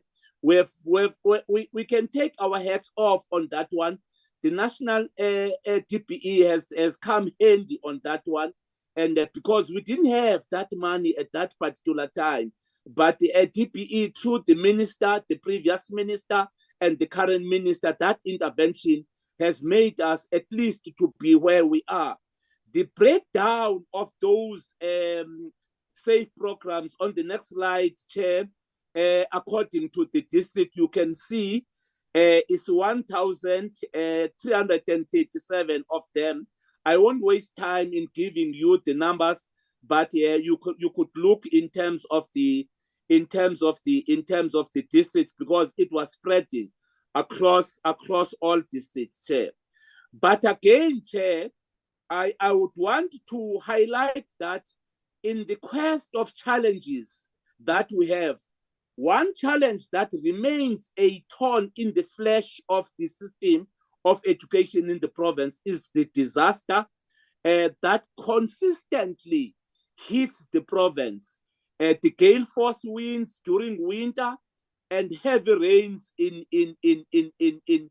between September and February, which at times put us into a serious crisis in terms of management of the budget. Currently, we are engaged on the next slide, Chair, on the disaster schools of 2024, which are about 77 of them, which in my view is at the belly of the current budget that has to be dealt with. In terms of the questions that were lifted, Chairperson, for example, the honorable member was talking about a special school in Butterworth, the Lingobuso special school in Butterworth. That school, as you conclude, we have Honorable provided MEC. Yes, Chair. I say, as you conclude. Yeah, we are concluding, Chair. We provided a bus for them. We provided new infrastructure for them. But what remains a challenge, major challenge on that school, remains a road infrastructure towards that particular school, which we are in engagement with the local government ministry in the province. On Venani in Buffalo City, that's one of the schools that the minister talked about, the unviable schools that must be rationalized, merger with other bigger schools so that you are capable of developing the cognitive development of the school. The crisis there in Konopi is that the community do not want to see that school Honorable out. MEC, sorry to cut you across there, but the response to questions will be handled later after all the MECs have presented their reports. So you'll be given an opportunity there to respond to some of the questions that were raised and other questions that might come up. Please conclude your report. No, Okay. thanks, Chairperson. Otherwise, that's the submission that we have, and also that's the comprehensive report that the minister has presented to us on behalf of the sector. And of course, with all the financial constraints that we have that have been highlighted by the minister, and also provinces hit quite very hard on the reduction of the budget. But we have held the fort thus far, and hence I'm then saying it's part of those. No, thank you very much, Honorable MEC. Thank you so much, Chairperson. Thank you. We now move on to the next MEC, and that's the Honorable Maboya from the Free State. Honorable MEC.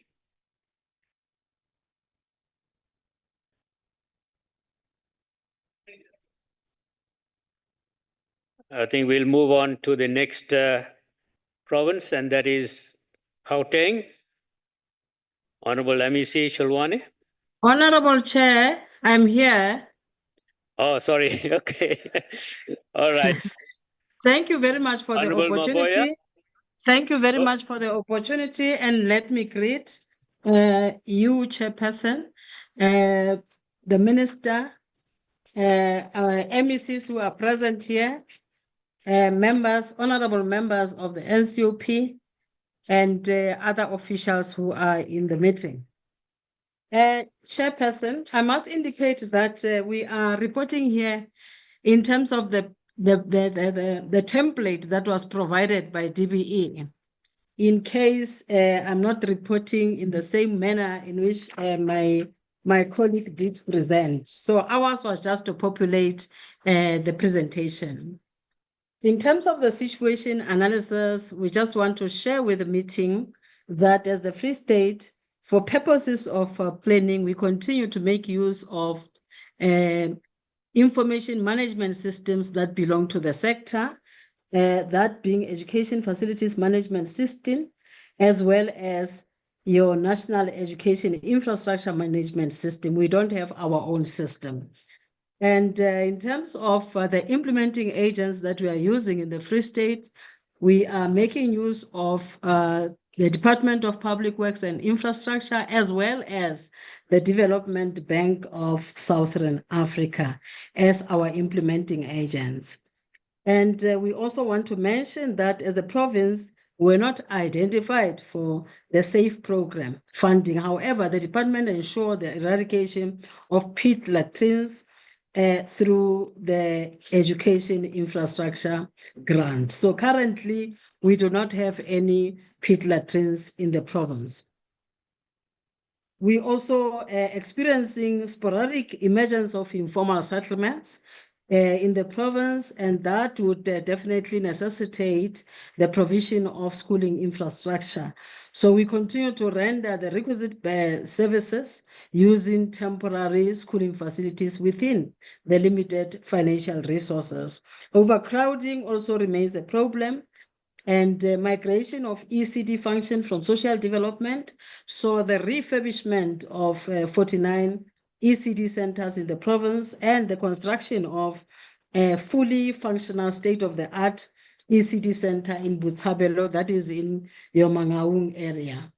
And we also want to indicate in this meeting that most of the boarding schools were provided with electricity backup system, generators to improve safety of learners, but also to make sure that the teaching and learning is not disrupted. And these are facilities that actually accommodate learners from farm schools in the main.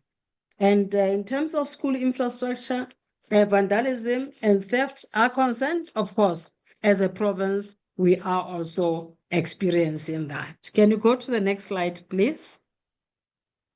And through the ASIDI program, we were able to, out of the 31 schools that were in the program, we were able to complete 30 of those schools, and we are only left with one school. And over the past 5 years, we have completed 7 new schools across the province, but that report will also come later as we'll be outlining our achievements. And we also want to mention that for the past 5 consecutive years, as a department, we did qualify for the incentive grant for complying with the National Treasury and Basic Education Department's planning requirements.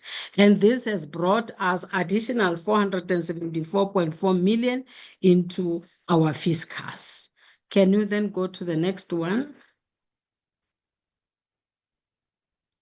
The next slide is basically about, the budget that we have, as well as the expenditure in as far as infrastructure is concerned. As you can see on the table there, the total infrastructure budget extending from 2020 to 2024 is about 4.8 billion. And the expenditure so far, including up to the 5th of March 2025, we are sitting at a cumulative amount of 4.6 billion, and the percentage spent is 95%. currently. And for the MTEF 2025 MTEF allocation, we have indicated that we have been allocated was slightly below 1.1 billion in 2025-26. And then the next year, you can see there's a reduction there of about 47 million. And in the next year, we are also seeing a slight increase of about 40-something million. And in total, we are talking about a total of 3.2 billion. Can you go to the next slide, please? In the next slide, this is a table where we are accounting for our expenditure in terms of infrastructure. And that would be in terms of the different sources of funding. 4 of them, 1, 2, 3, 4 being actually your 3 being sources being grants, and then the last one being the equitable share. So as you can see, members, I will just focus on, the critical areas, ECD center maintenance, which is the first row there. As you can see, in 2022-2023, we did not spend as we should. We were at 44%, and I think mainly it was because of the shift, meaning that it might be that we were not ready for the shifting of functions from social development to education. But as you can see, when you look at the next years, the 2 outer years, you can see that there was a drastic improvement in terms of expenditure, where in 2023-2024, we were at 98%, and currently we are sitting at 86%. And I can assure you that we will definitely be able to spend 100% of the allocation. And when you look at the EIG, or Education Infrastructure Grant there, you look at 2022-2023, we were sitting at 81%. And the reason there being that, as you would all recall, there was this embargo on procurement. I think it happened around 2022 February. So that is what made us not to spend as we should. But as you can see, in the other subsequent years, we were able to spend 100% of what was allocated to us. And with regard to others, of course, we are at 95 in terms of your enhancement allocation. And in all, we are quite confident that by the end of this financial year, we will be at 100% cumulatively, taking all our expenditure with regard to the different sources of funding. The next one, please. The next one, we are taking one financial year, the current one, and we just broke it down into different quarters, just to indicate, to account for the manner in which we are spending, the pattern thereof. You can see that, for instance, most of the time, we are just around the norm, which is 25%. So you can see that in Q1, in most cases, we are below the norm, and we can account for that by saying that in most cases, we are paying accruals in the first quarter. And then in the subsequent quarters, you can see that we are really improving until we are at 86% for your ECD maintenance up to now, and then 100% in others, as I've outlined in the previous slide. So this is how we have been spending in the current financial year per quarter. So I think it's also a good indication that we are on norm in most of the time. And then the next slide is just a graphical representation of what I have already outlined. I'm not going to go into that. Then the next slide is about the budget. This table reflects the budget that was allocated to us in the 6th administration since 2020 to date. So as you can see that for ECD center maintenance, we were allocated 18.7 million. And for education infrastructure grant, we were sitting at about 1 billion and slightly below 1 billion, 1.1 billion. And then in the subsequent years, you can see your EPWP, as you can see, this is what was allocated to us up to 2024-2025. And yeah, that would be that slide. We can go to the next one. The next one is just outlining our achievements in terms of programs. These are achievements of the 6th administration in terms of the number of new schools as well as the schools that were replaced, both of them actually accounting for the new schools. We have been able to build 14 new schools. And then in terms of sanitation, we have been able to provide sanitation to 109 schools, and then upgrading of electricity was done to 96 schools, and then maintenance projects, 175 of them. And then in terms of the schools, additional classrooms, we were able to provide 428 classrooms, and for grade R classrooms, 120, and security fence at about 106 schools, and then boarding schools where we were providing new hostels for our farm school learners. We were able to build one such, in fact, two boarding schools. And then ECD, we were able to build one state-of-the-art center somewhere in Mangaung. And then for ECD renovations, we were able to renovate about 49 centers. And then the next slides, we are just showing the pictures of our completed city projects. That would be in Bergmanshoogte Primary School, that is located in a town called Philippolis. And then the other one is in Smithfield. As you can see, these are beautiful schools where we were replacing those schools with inappropriate material, be they mud schools or asbestos schools. These were the schools that we completed. And then can we just go to the next slides?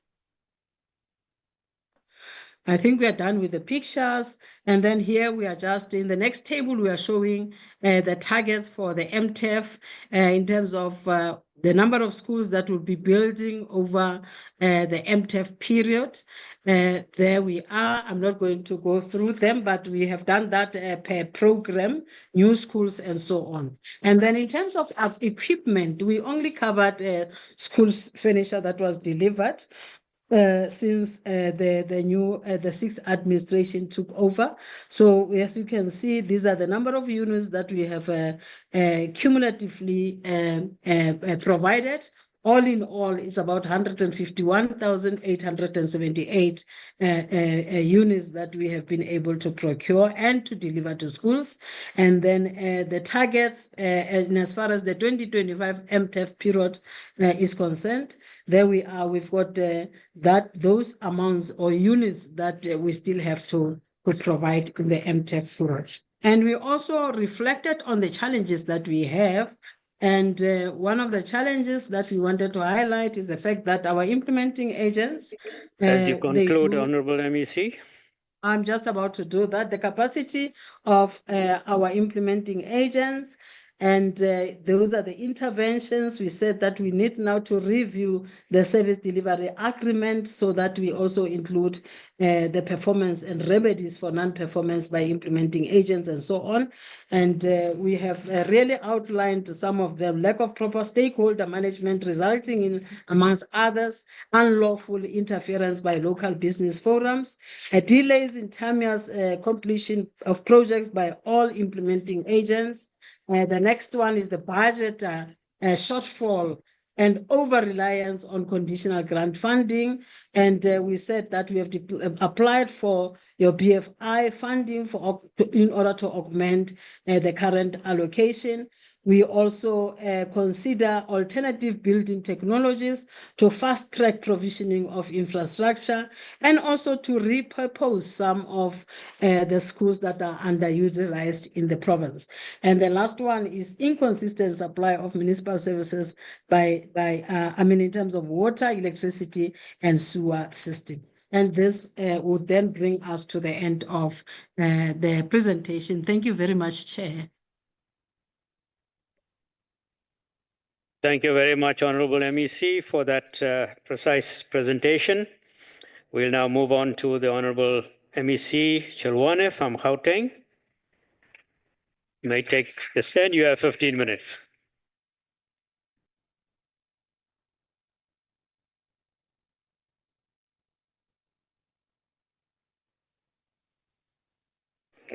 Thank you, Chair. Thank you, honorable members of the NCOP, members of the provincial executives present here. Okay, I can see, unfortunately, I can see my slide up there. I must start by saying that obviously I would have missed the presentation by the minister because we had to do some presentation to the portfolio committee with regard to our admissions. Back to the slides, Chair and members, what you can see is that we first start by outlining the trends that have been happening since 1995. We've demonstrated that our population, learner population, has increased significantly and consistently ever since 1995 up until date. And that has not really been complemented by the number of schools to complement the number of population growth. So that's what we've outlined in that particular slide. And the next slide, you can go on the next slide, we were able to demonstrate with this slide that which provinces contribute to the learner increase in our province. We received quite a number. I'm happy that the MECs are watching. These are some of the discussions, Honorable Chair, that I avoid, but I just want to show them that we are receiving quite a number of learners from across other provinces. Our biggest contributor currently is KZN, KwaZulu-Natal, and Limpopo.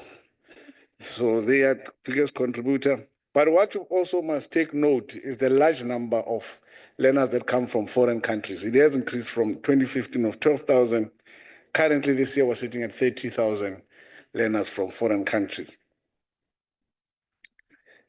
In the next slide, Chair, we just demonstrate the number of schools in our province, the number of public, independent, subsidized, and non-subsidized. We're sitting at 3,100 and above schools in our province, catering for almost 2.8 learners in totality, including public and those who come from non-subsidized schools. Next slide. Move, next slide. These are just the norms and standards. I will not go into them. I think that on members, obviously, it's just to define what informs the standards for us to build this infrastructure. Next slide, you can move straight to the demand patterns. Next slide. Next slide. Thank you. This slide, basically what it does, it demonstrates the pressures that we're experiencing within the province based on the colors. As you know, because of in-migration into urban centers across it's a world phenomenon, pattern. It happens across the world. We are receiving this, where it's stuck, it demonstrates where there's huge pressure and because of in-migration into our province. And that's where we have a greater demand. Now, there's a question that they like to ask us, that if you are saying, for instance, during the admission period, that you've got space for 400,000 learners, and yet you are struggling to place all learners when there's only 360,000 learners that have applied. The answer is quite simple. The schools where there's spaces, parents are not there. For instance, if you look at certain communities, such as in the western corridor of our province, one other member used to say it's the richest and poorest area of our province, the Mirafong area. There's a movement because of closure of mines. There were schools in those areas. Because of closure of mines, those schools now, parents they move into the urban center of the province, they take their families, now those schools become empty. So that's what happened. That's why when we say that there is the space, because we do put them on a system that this is a classroom available spaces, but the spaces are not where people generally are. So this slide just demonstrates where are these pressures that we're having. Then the next two slides demonstrate the townships, which we have pressure from each corridor. In the city of Joburg, obviously Soweto, but not all of Soweto. There's the periphery of Soweto, which has space. People have moved closer into the city centers. The city of Tshwane, we've demonstrated the townships that we have pressure, Mabopane, Soshanguve, Atteridgeville, we moved to the city of Ekurhuleni likewise, and what we call Ekurhuleni North, Clayville, Tembisa, Tlorkop, etc. So these are the townships, the areas where we have pressure and a greater need for schools. That also goes to the Sidibeng District Municipality and the West Rand. We'll then be able to follow, on members can follow and see where they are, these pressures. So in the next slide, in this slide, what we're demonstrating is that, not this one, thank you, this one.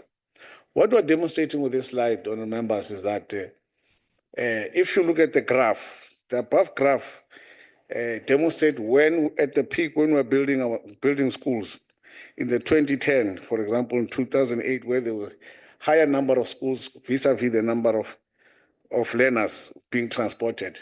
Now, this graph shows you that with the reduction of schools not being built, there's an increase, then there was an increase of learners being transported to schools that are nearby. That's why our scholar transport budget is quite high. It's because we have to transport learners from certain communities because there's a slow pace of delivering the schools, and then that means that we'll have to move them and transport them to schools where the spaces are. So obviously, as we build, we do anticipate that if we build, then obviously our cost of transporting learners should then begin to reduce. But it's been consistently moving up. This is what these two graphs are demonstrating, the correlation between the building of schools and the transportation of learners. In the next slide, these are just the supporting infrastructure planning that we've been utilized. We've been doing a lot of research in terms of how best can we really address the challenge that we're facing as a province.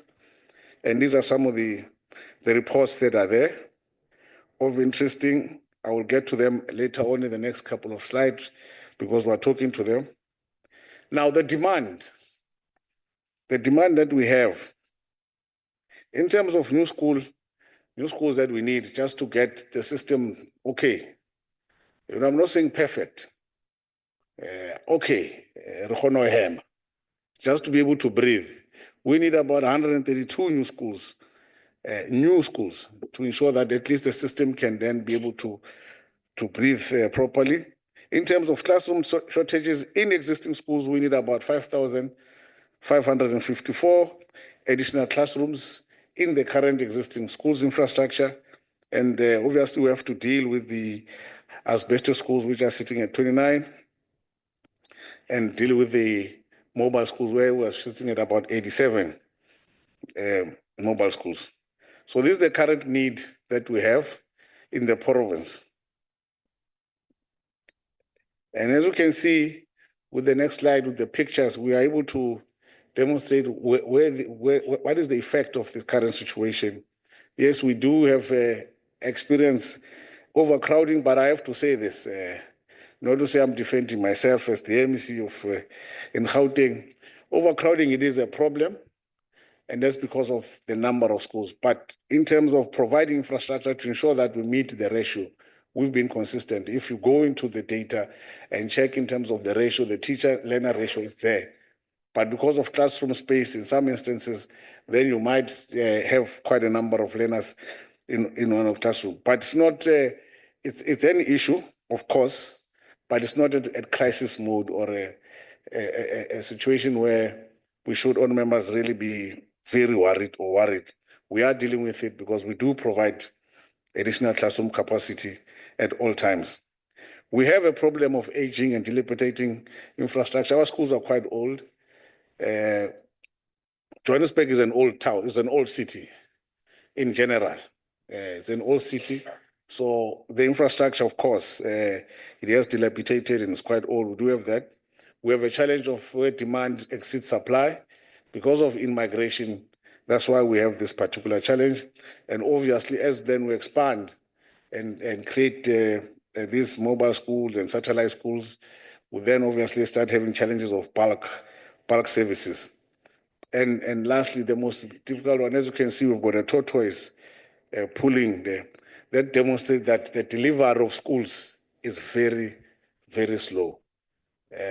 And that's where we have a big challenge. In the next slide, we're just demonstrating from the report that we did to do a conditional assessment on the state of our current infrastructure as a province.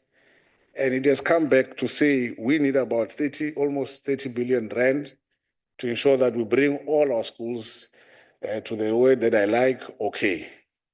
So that we can be at the just to meet the normal norms and standards expected of school infrastructure. So it gives us, we need about 30 billion just to fix what we have in the province. So in terms of achievement, one notable is that we have not received any new school at all since 2020, and that has been a big challenge. We have been able to get 4 replacement schools, and this is some of the challenge because of mainly the implementing agent, and we have spent quite a lot in terms of the maintenance and upgrading of our schools, and as well as providing for these mobile classrooms. So in the next, between 2025 and 2030, we have targeted, in terms of building, we've targeted to build quite a number of schools. I'll get to that slide later. To address also increase the number of special schools. We'll continue, obviously, to support wear and tear through our maintenance program. We will be concluding the asbestos schools. We're looking into rehabilitating dilapidated schools, especially in high-pressure areas. We'll be fixing those schools. And as we'll be continuing with our ICT program, as we are concluding it from the 5th administration. So some of the actions that we have undertaken to improve our delivery, obviously, firstly, is to improve our internal capacity to implement projects internally. We've begun to utilize other implementing agents, such as the DBSA, to form part of the program to deliver our schools. We further collaborated through the Gauteng Infrastructure Financing Agency, through our BFI funded school, where we got a conditional grant, and then we coupled one-to-one with the grant to build 18 schools, which we are doing internally as a department. And we're currently considering other implementing agents to assist us, including IDT, Koha, Kagiso Trust, etc., to come on board. MEC, as you move to conclusion, please. 15 minutes is done. Okay. I feel cheated. Okay, let me just quickly rush through it. Thank you. Okay. Let me move to the end. Let's go to the trends, to the budget allocation trends. It's slide 31 from 36. What here I'm just trying to highlight is that if you look at in 2016, our budget allocation was around 3 billion. And if you look at our budget allocation in 2025, it's also around 2.8 billion. If you consider time value of money, you realize that 1 rand in 2015 was far more than 1 rand today. So really that shows you the challenge that we are working with quite little to really achieve more compared to that period in time. So the budget trends, and if we go to the next slide, we'll demonstrate that we will be able to spend 100% of our budget. In terms of delivery models, finally, as I conclude, as I've spoken about the implementing agents that we'll be utilizing, obviously in the department also we're building in capacity to implement our own projects. We're able to demonstrate this with a school called Maibuye, where we then took over its conclusion. We're able to complete that school in 4 months internally. So we're able to demonstrate that we are able to actually implement some of these projects ourselves. We're looking to the private sector, where we'll be partnering, for instance, with developers as they build new townships, because that's where we have most challenges. They build new townships, they don't build schools. So we'll be giving them that particular ability to build schools to complement. As they conclude, then we'll be buying them off the schools, as well as buying them off plan. We're looking to recommission some of our old schools in areas where we were able to, they are high pressure, but currently it's only 4 schools that we are looking to recommission in those areas. We're looking to buy, look at some commercial property. The president last week spoke about expropriation without compensation of some buildings in the city center, for instance. So we'll be looking at those buildings to convert them into schools in those areas, because part of the high pressure areas. So, okay, yeah, I think I'd rather stop there, but just safe to say that as a province, the need for infrastructure is quite dire. We are handling it, managing it, but in the long run, a greater investment and will be required to ensure that we meet the demand that we have currently. Thank you so much. Thank you very much, MEC Chilwane. Honourable members, we now call on the MEC from KwaZulu-Natal, Honourable Shlomuka. Are you online, Honourable Member? Yes, Chair. Am I audible, Chair? Yes, we can see you. Thank you very much. Please proceed, Honourable MEC. Thank you very much, Chair. Greetings to honourable members of the NSOP, members of the Executive Council in provinces, Minister, DJ, and all officials. I think, Chair, we've taken note of the comments made by one of the, I think the Deputy Chair, who complained about amending reports on the last hour, but I think we've submitted our report. That's why the national, the NSOP able to upload it here. We want to just go, we try to summarize our report or presentation because of time that we have been allocated to us. I'm not going to go in details with the table of content, but we thought it's important that let's give a table of content what we're going to deal with. Then the purpose of the of this presentation, it is indeed, Chair, to give or to appraise the NSOP on the matters that we have been requested to deal with it. Then we try to summarize everything and never able to include everything. Hence, we're going to deal with the budget and expenditure and the achievement of infrastructure and also the target for MTFE and also schools furniture achievement and schools that were building is either is new or upgrade or maintenance, and how are we dealing with eradication of pit toilets, and also give the challenges and then the recommendation for the committee. Then the next slide,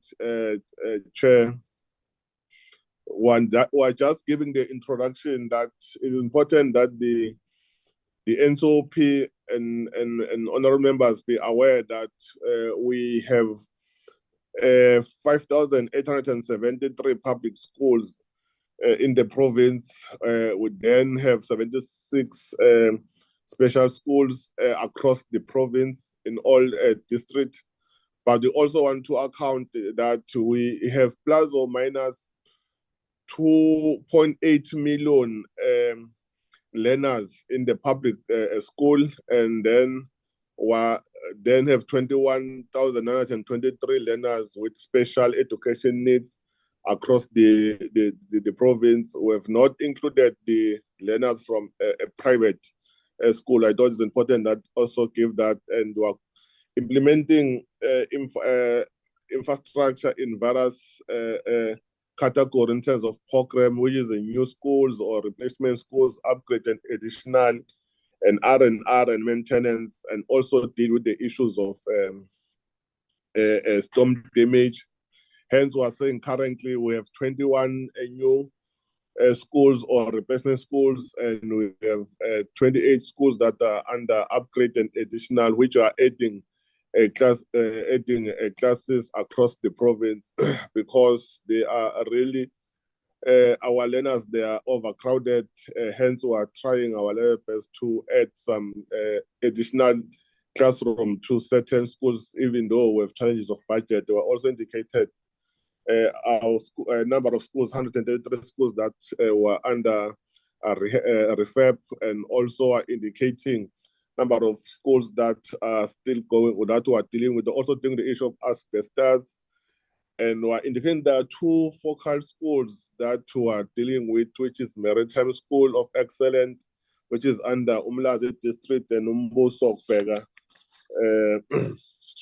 School, which is under Amajuba, who's dealing with engineering and technology and maths and science. We're then indicating that the major capital projects are a multi-project, which when we do our budget in terms of MTF, we do projections so that we'll try to allocate budget per schools, especially for new schools and upgrade and additional. And we're also indicating that as a province, we have been really frequently affected by the natural disaster in terms of storms or floods or tornadoes.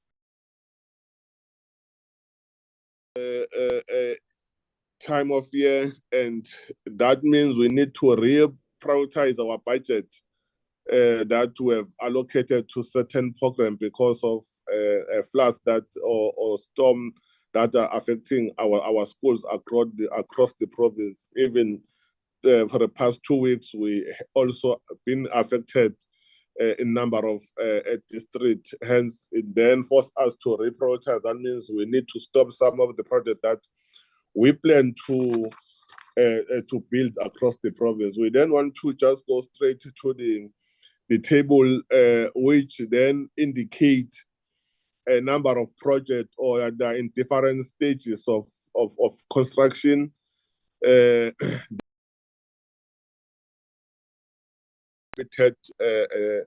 Time, but we just indicated that we have 12 districts as already indicated, and you will see that number of projects that are under initial stage, concept and viability stage, design, document stage, and construction. If I can just go straight to construction, we're indicating there that under construction currently, how we have 132 and 213 of projects that are practically completed, and then there are percentages there that we are dealing with. But I must indicate that because of some of the challenge of budget as they have already presented, which we have been affected for the previous year in terms of cutting of budget. We have 2.3 billion budget allocated to us in terms of infrastructure, but we have number of schools that we need to maintain, also to build a new school. Then we'll talk about budget and a budget that is allocated to us.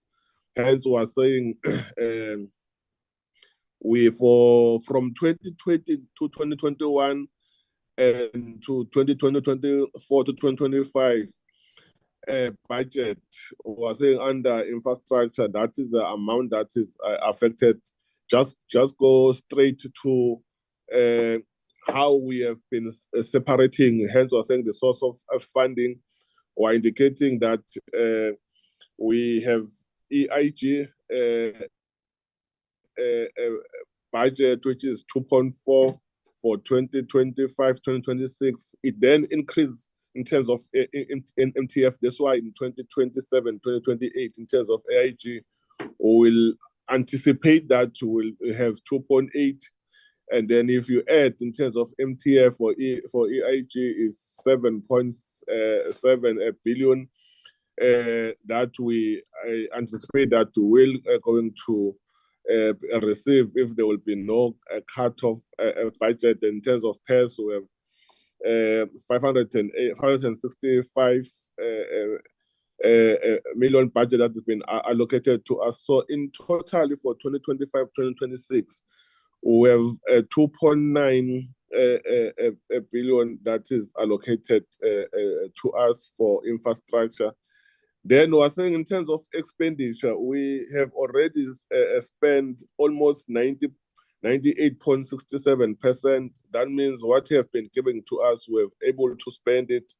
which a number of schools have been maintained, and we have upgraded number of schools, and we're still building the new schools as already indicated, but there's still a number of schools that are still not yet repairs, number of schools that's not yet maintained, and also it's difficult sometimes to start other new schools, but we'll try our level best. But we're also indicating that by the end of this financial year, we will able to spend 100% based on the budget that we have given to us. What we're also indicating is that for the above table that I already indicated, which the EIG account is for 80% for budget, while the PES contribute only 20%. Then to the next slide is where we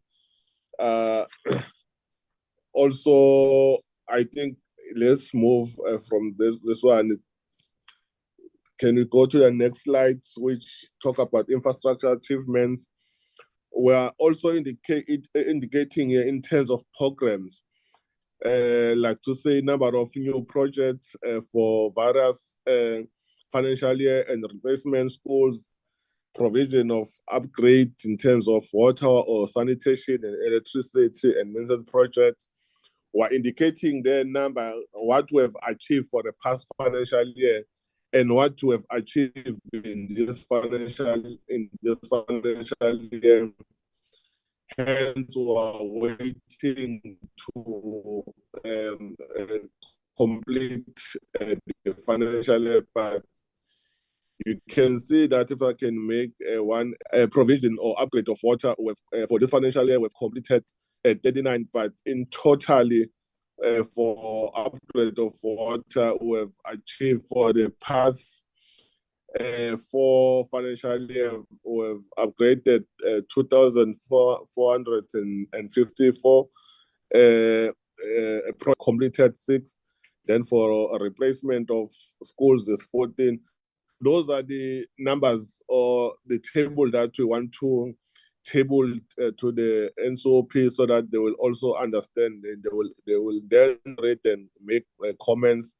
Because of time, then one request that we move straight to the next slides, where we are indicating now on the new and replacement schools project under construction, as already indicated earlier. These are the just giving a few schools that we decided to capture here. I think there's one school under Pinetown District, Solomon Maslango Primary School. What I'm saying is currently is practically a completion, which is 100%. Then we're dealing with SNEC to finalize everything. We'll then do handover. We're also indicating schools from Amajuba, like Isikali says, where a high school and other schools in various districts, they are in different stages in terms of infrastructure. That's why you will see Teminkosi Primary School in under Majuba is 80%, and other school put in the secondary under Otunga 75. So these projects are in various stages of construction. I will then move to the next slide, which is a continuity of new school and replacement school, which gives also a percentage. That's why initially I said number of new schools and replacement school, they are multi-year project. Hence, when we allocate budget based on the projected time of completion, which is done under infrastructure, which then assists us to able to allocate and budget according to the project plan presented to us. We then allocate budget based on that. If maybe that's why we also engage those providers that have been appointed to build those schools. You will see that one school that they see a Kola Primary School under Mukanya Wood is still under 15%, because they've been awarded recently, and we are projecting that is not going to be completed in this financial year. Hence, we are then qualifying the point that our project are multi-year project. Then we move to our next slide. Sorry, which MEC, is I do giving need to just stop you there. eradication of MEC? MEC, I note that you've still got another 7 slides, but I need 2 minutes remaining, so I'm going to ask you to work through quite quickly and make sure you get your Say it conclusion. again. You have 7 slides left of your presentation, but I need 2 minutes left to present them. So if I can ask you to move through them quite quickly to get to your conclusion, please. Okay, I'm sorry about that. Then if we go to the school financial provision achievement, we want to table our achievement from 2020 2020. If you just move the slide, Madam, move again, where schools financial provision achievement. We just want to table the achievement from 2020 21 to 2024 2025, which is the numbers are there because of time. We then move to our challenges and how we're going to mitigate the challenges. If you go to that slide, as I conclude, we're just indicating that the challenges of budget it really affect us to deal with the project that we're supposed to do. And then we want to mitigate that if we prioritize and we request that the national allocate more budget so that we're able to deal with the number of schools that are still outstanding. But we're also indicating the disruption of Business Forum, it also affects us, but I must appreciate the role that played by the law enforcement agencies, because we are working close with police to deal with those issues that are also assisting us in dealing with the crime in schools in various schools across the province, and also indicating the number of the challenge of provincial equitable share, which really because of the limitation of budget, we can allocate more budget on infrastructure in terms of equitable share. We're only implementing the conditional grant because of the challenges of budget. Hence, we must appreciate what the national department have done in allocating some few budget to deal with the issues of infrastructure. We are then also indicating the capacity of contractors and professional service providers, sometimes who have challenge of capacity, which then compromise or delay the completion of project, but we are putting a close monitoring on those service providers to ensure that our projects are completed on time. We then want to recommend that the budget and expenditure of the Natal for 2022 financial year, 2022-2021 financial year, and 2022-2024-2025 financial year to be noted, and also have presented the achievement in the delivery of school infrastructure by department. We're also saying the achievement of in the provision of school furniture for 2021 to 2022 to 2025, 2024 to 2025. We then also want to say the financial challenges being implemented by the province in the implementation of the school infrastructure program and project. We'll hope that the NCOP will also assist us in trying to ensure that we get more budget so that we'll deal the challenge that we are facing. Thank you very much, Chair, with your time. Thank you. Thank you very much, MEC Tlumuka. We have heard your pleas, and we will do what we can. If I can then move on, please. We move to the MEC from Limpopo. The MEC is Honorable Lahule Ramakhanya.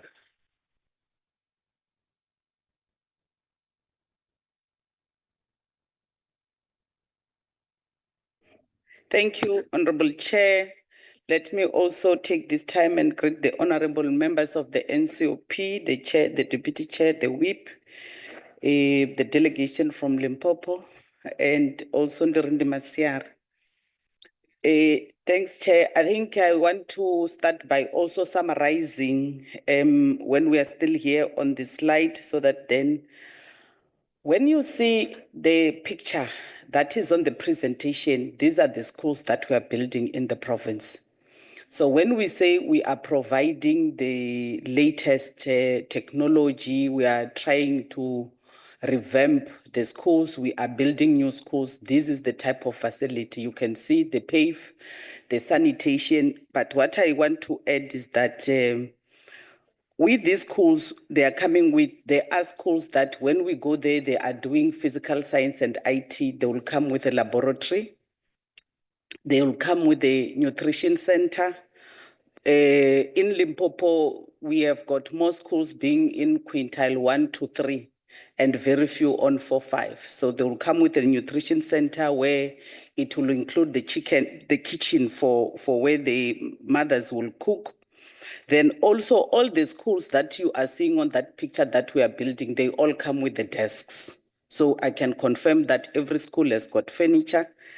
And then the schools that we have now, the grade R centers are separated. The grade R classes, normally in a school, you'll have 2 or 3 or 4, depending on the norms and the number of learners that are in that school. The grade R center will have its own separated yard for safety for the learners, not to repeat Gomapi's story.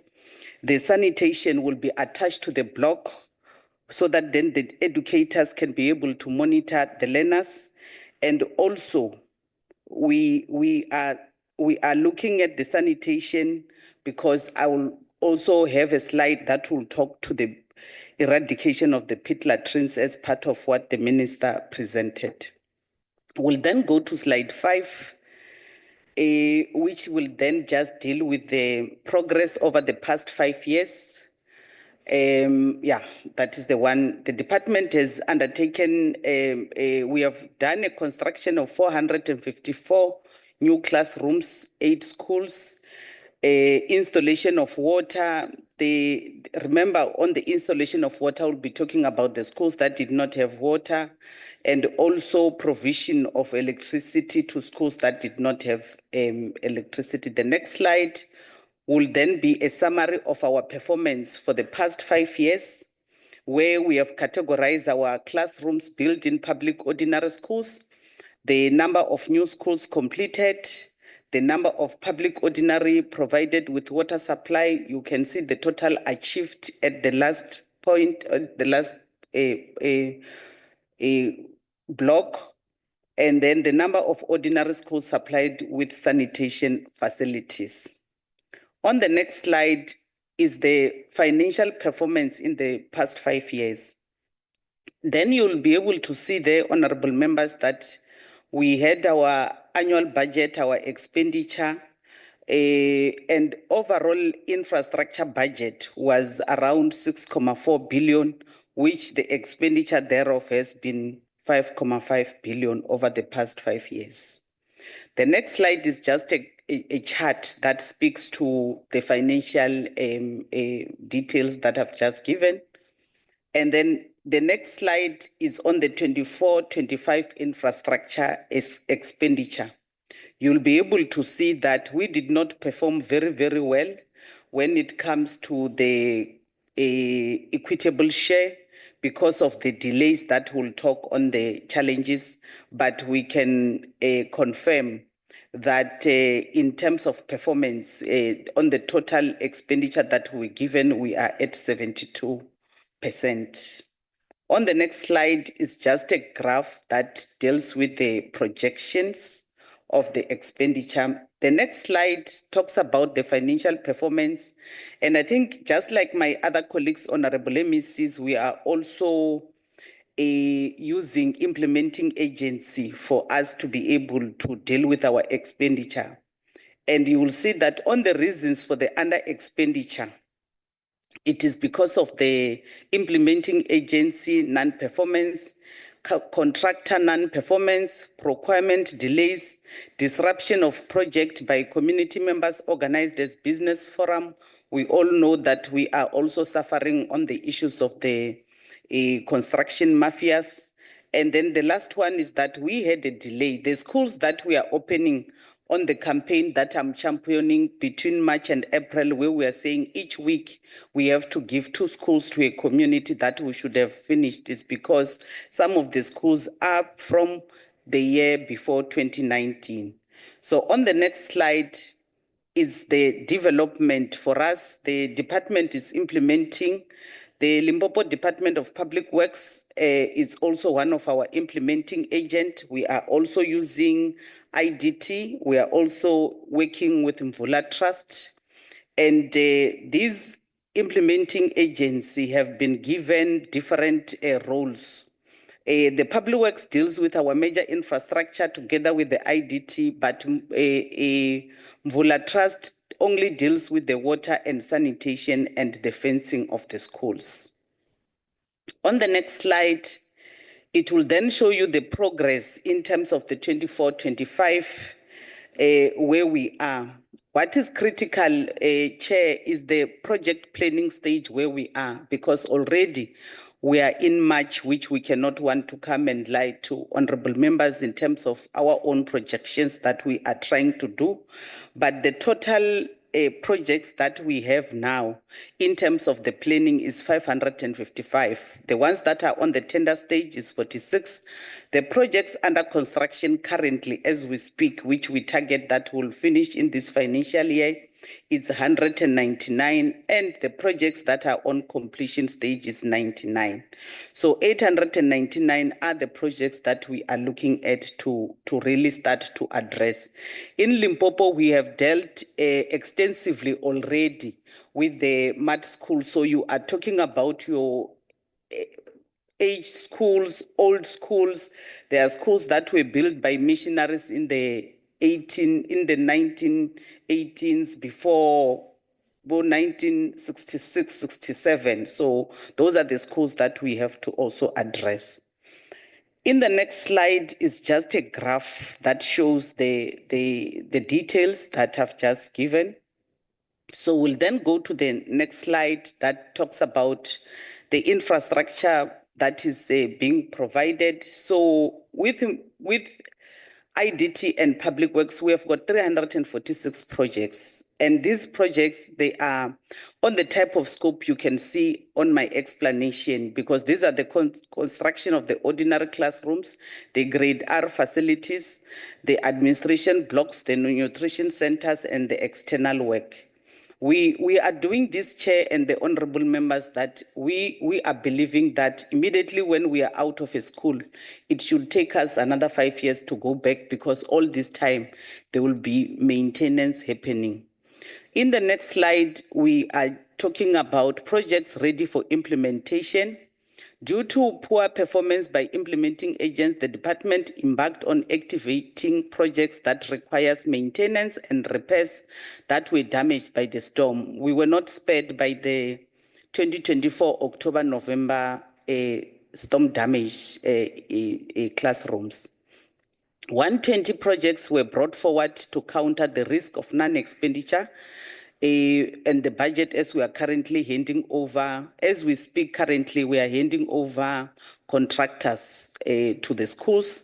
Total committed of this project currently is 1.3 billion spread over the multiple financial years. This is also in line with the DBE requirement to spend 60% of the grant on maintenance. The minister earlier on alluded to some of these issues. The department has utilized the database of contractors and also our ITRU to assist the implementation of the projects. The projects consist of the storm damage schools program, the incentive program, repairs and maintenance to circuits and district, and incomplete sanitation programs. So we'll go to the next slide. This is we have got two types of storm damage schools in the province. There are 106 schools that were in the past that were just sitting in the system without being dealt with, and we are now giving sites to 96 schools. We have given them to contractors, and we have categorized contractors in terms of saying our assessment will tell us how much work needs to go into that school. That's why now we have been able to give the 96 school contractors. On the recently storm damaged schools, a number of 139 schools have been affected. The department has resolved to attend the schools immediately.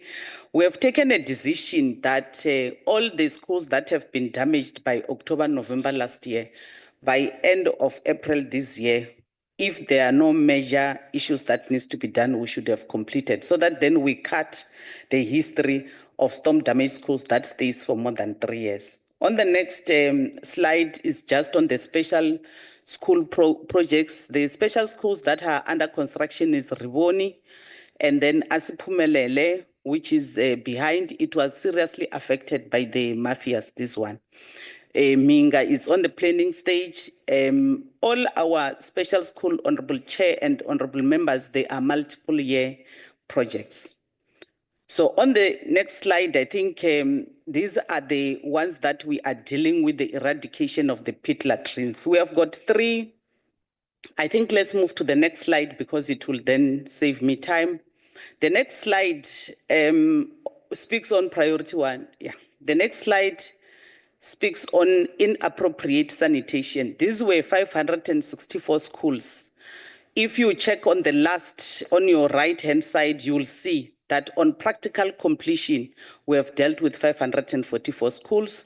On construction, we are on 12. On design and tender, we are on 8. And these are the ones that the minister was reporting on when she was giving her presentation. Then the next slide speaks on what we were classifying as inadequate sanitation. Here we had 1.579 schools that were allocated. Remember, inadequate sanitation was also about where you might find that we are using any other type of sanitation which is not waterborne, but because of maintenance, it is not something that you could say it was up to standard. And up to so far, we have dealt with a 605 on practical completion. It means that on 605, I'm referring to norms and standard will be followed. It means that when you get to the school, the norms and standard in terms of infrastructure, the seats will be sufficient for the learners in that school. On construction, we are on 38. On design and tender, we are on 936. These now will speak to the issue that the minister was referring to, say in Limpopo, will then have these type of sanitation, which then we have to look, do we have to do boreholes? Do we have to trap the water into tanks for them to be able to use for sanitation? You will see that in all the schools and all our sanitation, we are including tanks to trap the water. On the next slide is the compliant sanitation. This is 1.524 schools that we have in the province, and we can confirm, honorable members, that 1,127 schools under this category are complying. That will be to your issues of the seats when they are allocated to the school, and then the 32, they are in construction, 365. What happens is that when we build a school, when we leave, because of the better infrastructure, then members, communities will start to take keys there. And we have not planned to say, when we build the schools, let's give an extra in case. There's one school where I think the members went to do back to school, and the school was handed over last year, but this year in January, it was overcrowded. And now when you go to do monitoring, you come back and says, MEC, your schools are overcrowded because of Mtwena. So the next slide is on the demolition of the basic pit latrines, which is— Thanks, MEC. It's your 1 minute warning, please. Okay, so this slide will just show you out of the schools, the 1.254, this is where we are now. We have demolished 701, we have dislodged 893, and we have, as we have assessed, 1,254 schools. So I will then jump with the person that is working with me, will then jump to slide number 28, just to show, because we were asked, we'll pass the infrastructure. Slide number 28 is on assistive devices and the LTSM program, just to show that we have dealt with that, because these are infrastructure and resources. The next slide is on special schools, that we have provided buses for the special schools, and we have procured 25 additional buses. We have dealt, the next slide deals with what we have budgeted for for the e-education initiative, and the next one is on conclusion. So, Chair, we just want to really say we want to note that there is progress in terms of us giving school infrastructure. It can never be enough because we are introducing new setups which every community wants it to come to them. Thank you so much. Thank you very much, MEC Liavule Ramachanya. Honourable members, we're now moving to Limpopo, and it's the turn of Honourable MEC Dlamini. Honourable Dlamini.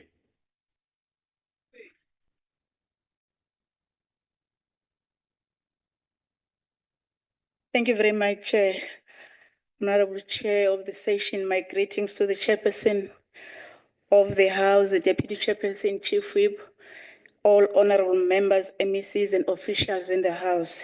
Thank you very much for the opportunity to present our infrastructure development as a province of Mpumalanga. Before I lose some of information, important information because of time, I do want to indicate that we have provided a detailed report with specific areas where projects are happening.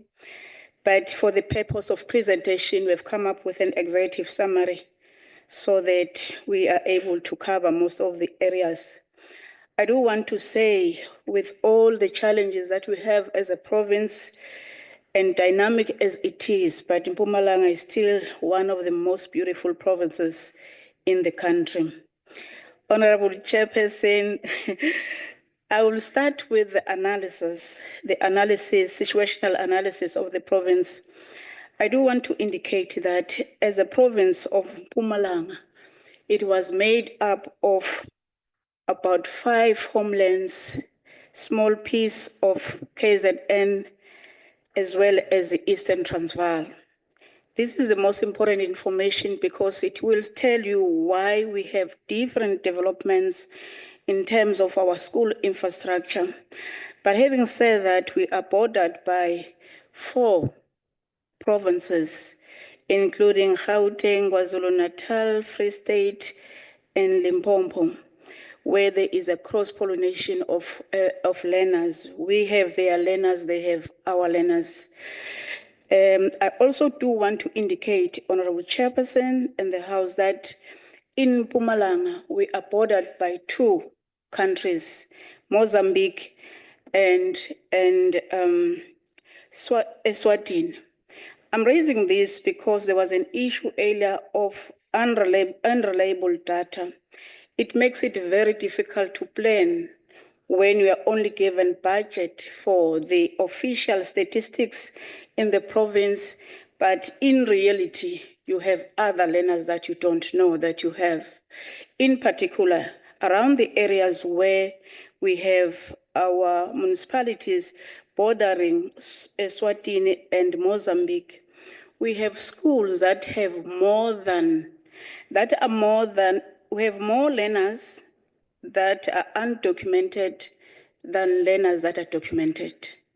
What does it mean? I'm not going to go to that. They may say I'm discriminating, but it might mean that we budget, for example, one school at Mkondo, in a farm, it had 575 learners, but in reality, it had 370 undocumented learners, meaning that as a province, we budgeted about 150 learners, but in reality, when we provide learner support material and the infrastructure, we have more learners than the learners that we planned for.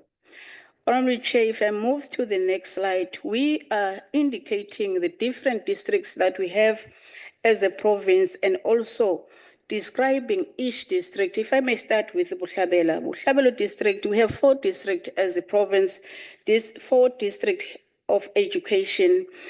But if I may start with Buhlabelo is a district that was made up of 2 homelands. No cities, nothing around there to ensure that there's development.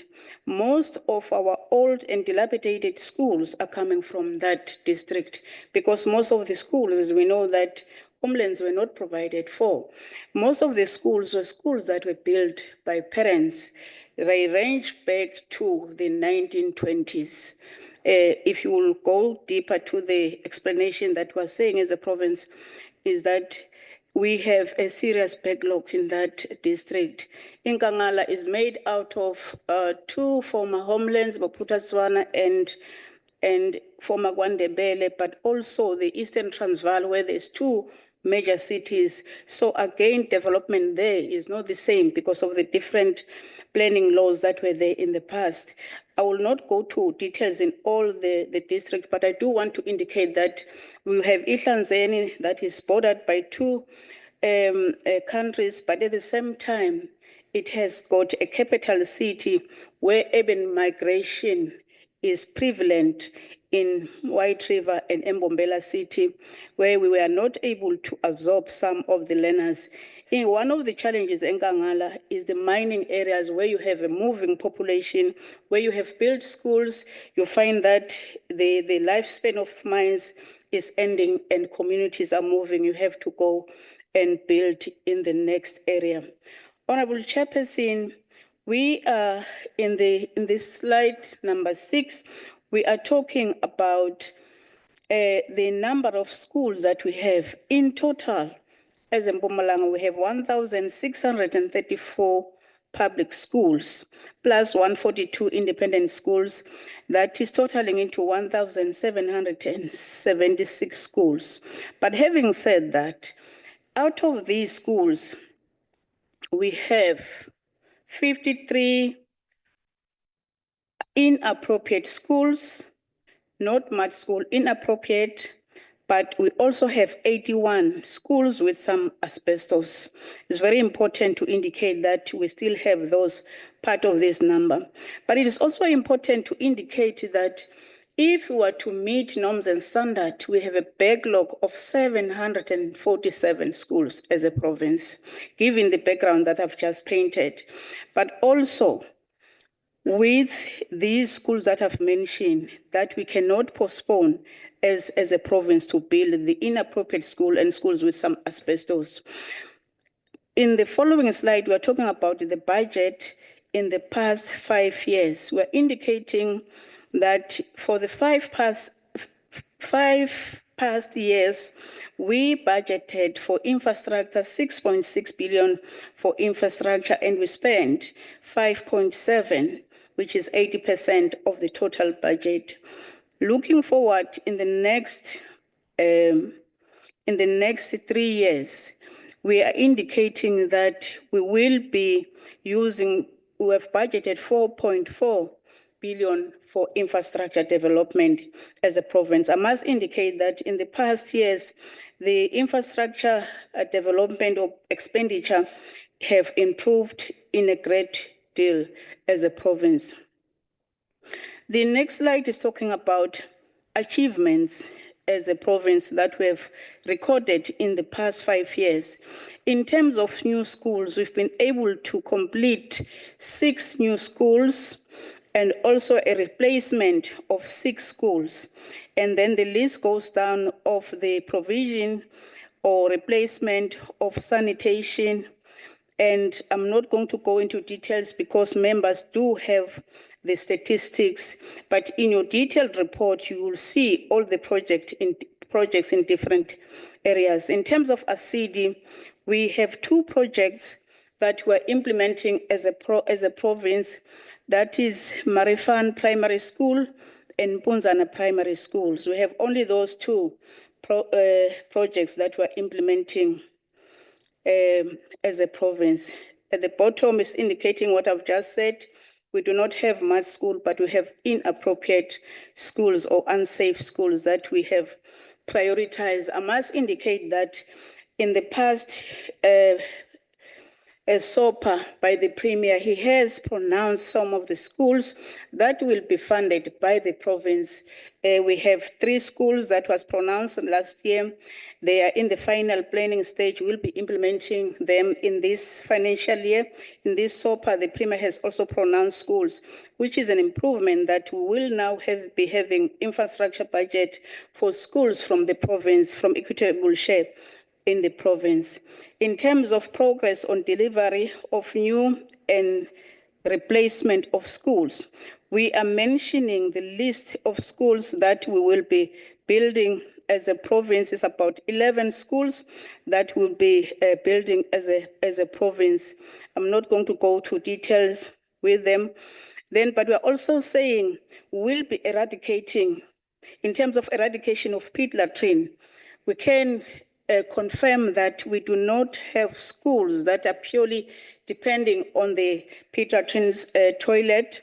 We have eradicated those schools, but we still do have 49 schools which have proper toilets but still have pit latrine for different reasons. Some of them is because of inadequate water, even though you have flushing toilets, but they can't be used because of shortage of water. Some of them is the increased number of learners. They were adequate before, but because of the urban migration or more learners, they are not enough. So we have these 49 schools, which some of them will be concluded by the end of this financial year, but we are confirming that we don't have a school that is purely depending on pit latrine as a province. We have eradicated all of them. So we are mentioning the list of all those projects that we're having as a province and which we're implementing on different stages. Moving to the next slide, it's many of them. The next slide is talking to target for the MTF. Honorable Chair and the House, we are indicating the number of projects that will be building as a province as indicated here. I'm not going to go into details of them, but they ranges from a number of new schools, replacement school, provision of replacement or sanitation, upgrading of electricity, water upgrading, maintenance and additional classrooms, and grade R classrooms. As you know, that we have been now given officially the responsibility of grade R. So we'll be building some classes and upgrading of fence, boarding schools, new ECDs, and renovation. On boarding school, Honorable Chair, I do want to indicate that we have different types of boarding schools. We have boarding schools in the farming communities, mostly in the Health Sibande district because it's dominated by farms, where we are rationing the small schools and building one big boarding schools and accommodate our learners from the farms. The other type of boarding schools is for special schools. And the third one is boarding schools in the former Model C schools. How they are treated is differently. As I heard earlier, there was a question, so one will respond later when we're responding to the questions.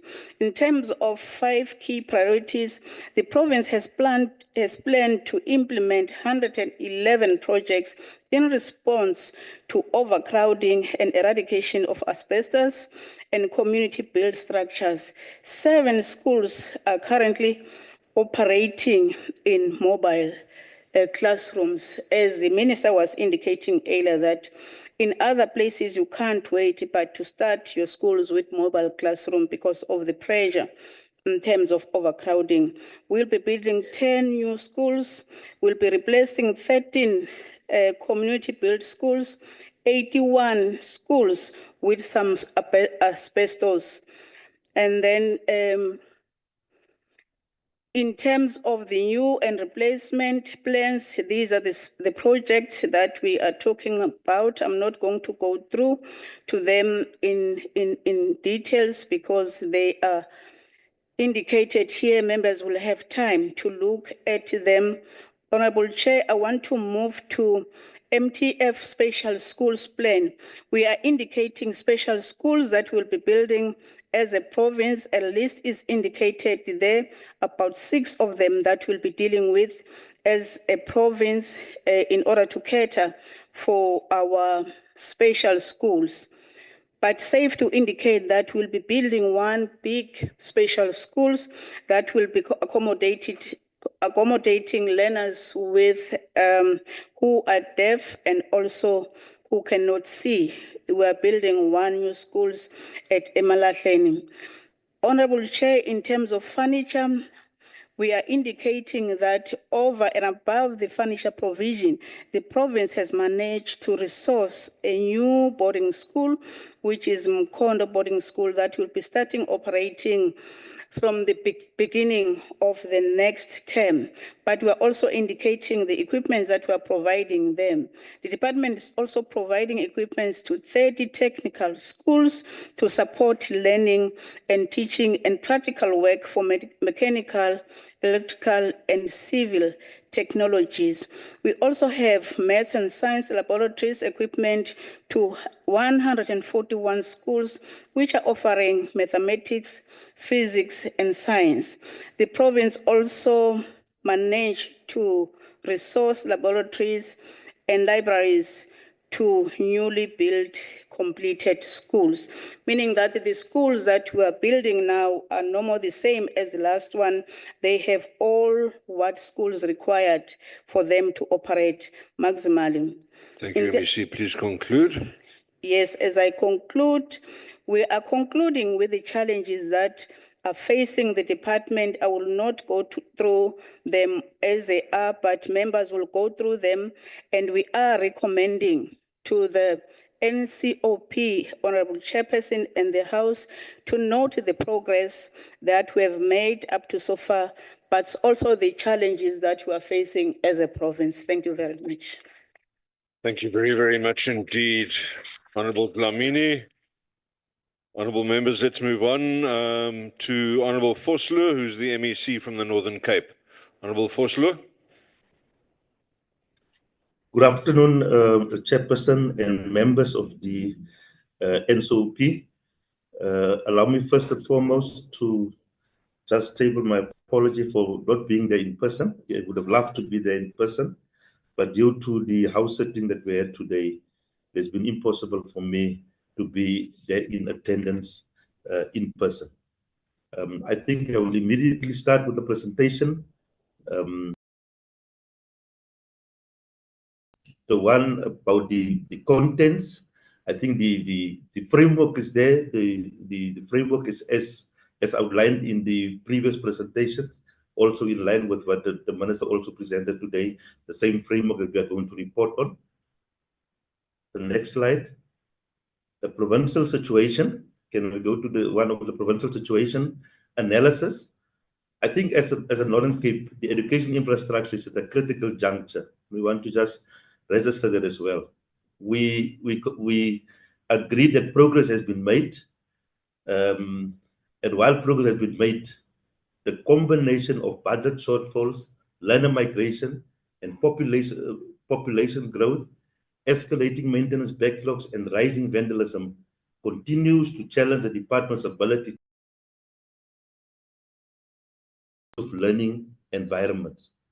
In this regard, addressing these issues would require increased funding allocations and alternative financing solutions, a strong focus on preventative maintenance to slow infrastructure deterioration, enhance security measures to protect school assets, strategic prioritization of projects based on needs and available resources. Next slide. On the backlogs and on the backlogs and demands, I think we want to indicate that in line with the norms and standards, the demand for school infrastructure is identified not only by the current backlog at the Northern Cape, but also by the mandate and policy of government. The infrastructure plan takes a 10-year view on the development in line with department's defined mandate, and on the right-hand side, you'll in the columns you'll see a reflection of that, and then maybe I just need to reflect there that building the first row, built entirely for substantial or substantially from inappropriate materials. Those three that we are speaking of, there's in the main the asbestos schools. There are different categories in terms of the asbestos schools. We are speaking of the full replacement, partial replacement, and relocation of those schools. And to the right-hand side, you'll get the number of those schools involved, including the amount of money in terms of the backlog that we are speaking of. Backlogs in terms of the number of schools needed or that needs to be relocated, to be replaced, and partially and fully replaced. And the numbers are on the right-hand side. Coupled with that is a basic infrastructure that will be needed. That will be over a billion rand, which include about 549 structures. And as we can then continue with the rest of the backlogs, you will see the minimum education areas that we are speaking of and the needs in relation to the entire process is a number of computer rooms, grade R classrooms, laboratories, libraries, media centers, a number of ordinary classrooms. The value there's about 4.5 billion rand.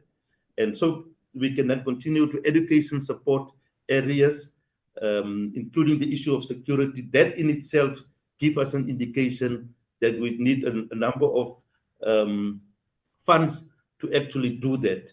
If we then continue to the next page, next slide. The next slide focuses on inappropriate structures, and inappropriate structures in our case in the main revolves around the asbestos structures. And there we've indicated, and I've already referred to inappropriate structures. There we give an indication of the Northern Cape's asbestos belt, which actually covers 3 of the 5 districts in the province, which is John Taule Gatsiwe, ZFM, and also Pixley Kaseme. And the blue area indicates the belt.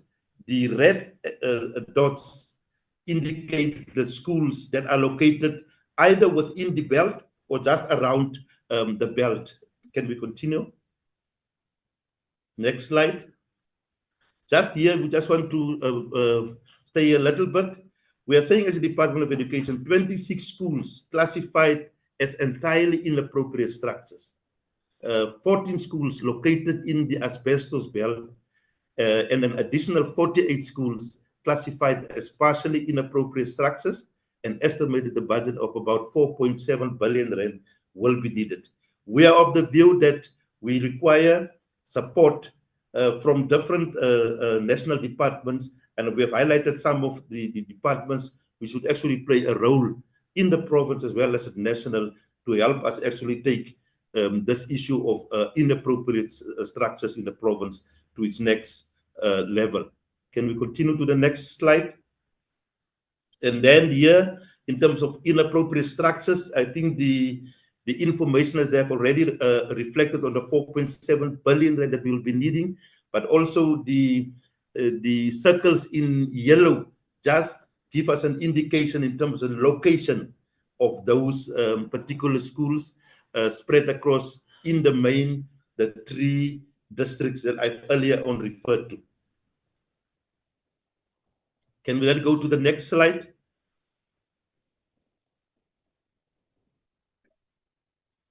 Here we just indicate some of these schools that they've built. There's the name of the school in Pixley Kaseme. Also, it was done through cooperation with DBSA, and also the value involved in the construction that is currently, and also the percentage in terms of where we are. Can we then go to the next page? Next slide. Yeah. The 2025-26 MTF inappropriate structures. We're giving an account of the different projects on the next 2 slides. We're giving an account of the different projects in terms of the project name, the district where it is located, and you'll find in the main, it is spread over in the main those 5 municipal areas and districts. And also we give also an account of the status of those projects and the state of the inappropriateness and the target date as to when it should be completed, including the figures involved. Can we then go to the next slide? I think the next slide also focuses on that. I think some of that information colleagues can then go through. If we can go to SAFE initiative. SAFE initiative, to the next slide. Yeah. If we can go to the next slide. On the next, can we please go to the next slide? Yeah, yes, the SAFE initiative venture. Yeah, this one just indicate the kind of sanitation that we are operating with in the different schools. In the main, the plain pit system, the ventilated improved pit latrines, VIPs, and the enviro loo system. And on the left-hand side, we give a little bit more explanation as to the status of all. In the Northern Cape, we can indicate the department does not form part of the SAFE initiative, as there are currently no schools in the Northern Cape with that utilizes the pit latrine system. All schools have been provided with either VIP toilets and enviro loos or flush toilets. That's the situation in the Northern Cape. Can we go to the next slide? The next slide, yeah. The next slide just indicate those schools where we have improved the ablution facilities. At some of the schools, there is the name of the school, and then also where we have eradicated the unsafe VIP system, and then on the others are also an indication of what are we talking here of. Can we then go to the next slide?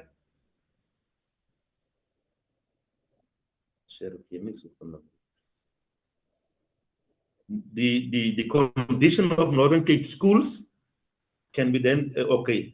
So according to the government immovable asset management of 2007, it is the responsibility of the custodian, and in our case, the Department of Roads and Public Works, to conduct condition assessments of immovable assets at least every 5 years. So by the Department of Roads and Public Works, through cooperation with the Department of Education from time to time, we also play into that space, given the fact that they are also constrained in terms of financial resources. So the last condition assessment received by the Department of Education from the Department of Roads and Public Works were for the 2015-2016 financial year. This assessment covered about 70% of all educational facilities. And it has now been over 8 years since we have actually conducted a proper assessment. So the Department of Roads and Public Works responded that due to cost containment and budget availability, they were unable to perform condition assessment in the recent years. The department continue to conduct facility assessments, of its facilities to ensure up-to-date and accurate data for planning. However, these assessments cannot be seen as condition assessments, and that's currently the state of affairs in the province. Can we then move to the next slide? The next slide, cost of improvement. Here we indicate the different districts and the assessment that has been made. You'll see there also the C1, C2, C3, C4, C5. We know the classification in that regard.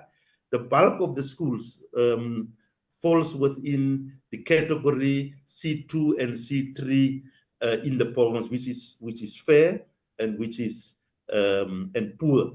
So if you put that together, it's almost 400 in total that we're speaking of, and the estimated maintenance cost involved on your right-hand side give us an indication of 3.8 billion rand that we will be needing, and there we give an indication across the different districts. In the main, the good and excellent schools are in the main the new schools that have been built by government. Can we continue?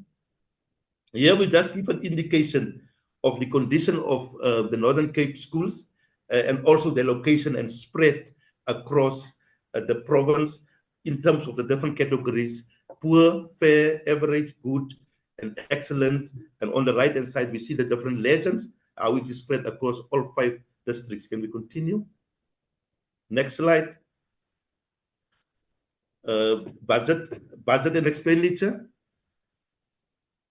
Under the category budget and expenditure, here we want to indicate for the 2025 MTF allocation, maybe we must first start with the total infrastructure budget from 2020-21 financial year to 2024-25. We have received about 3.3 billion rand. Our total infrastructure expenditure has been 3.3 billion, a little, and then the spending percent is about 98.5% every year. Since 2020 financial year, 2020-21 financial year, we have been able to spend 100% of the budget. For this current financial year, the 97.7% will still be able to spend that within, in terms of the outstanding payments that need to be covered. For the 2025 MTF allocation, for the new financial year that start in April, the allocation will be about 746 million rand. Next year, the financial year then thereafter, there will be a dip, will become to 685 million, and then the year thereafter, there will be an increase to 717. To the right-hand side is 2.1 billion in total that we will be spending. In terms of the achievements, we're highlighting in the main there and under achievements over all those financial years. On the right-hand side, the total achieved in terms of those financial years, the number of schools built, new schools is 4, replacement schools is 1, provision and placement of sanitation is 46, upgrade of water, upgrade of electricity, maintenance projects in the main because of the issue of inappropriate schools that we have referred to, additional classrooms that we needed to provide given the increase of learner population in the province, and also the online system that has actually highlighted some of the key challenges in terms of infrastructure. Honorable Fotlo, can we continue? you are left with about 1 minute. Please. Okay, then there's just more pictures, just more pictures, more pictures, more pictures, more pictures. Can we continue? Can we continue? The target for the MTEF, the targets is quite clear in terms of school furniture. I think we can move on to the next. And then there are the challenges. I don't even want to go into it. I think colleagues are able to actually go through it. Progress photos in terms of what we are doing in the different areas. I just want to take this opportunity to also then raise it with the portfolio committee that in terms of infrastructure in the province, we are challenged in different areas. And I think the challenges highlighted there, those are the areas that I think we wanted to bring to the attention of the NCOP. Thank you very much, Chairperson, for the opportunity. Thank you, meneer. The next speaker on the podium is going to be the MEC for Northwest, Honorable Mukua. Oh.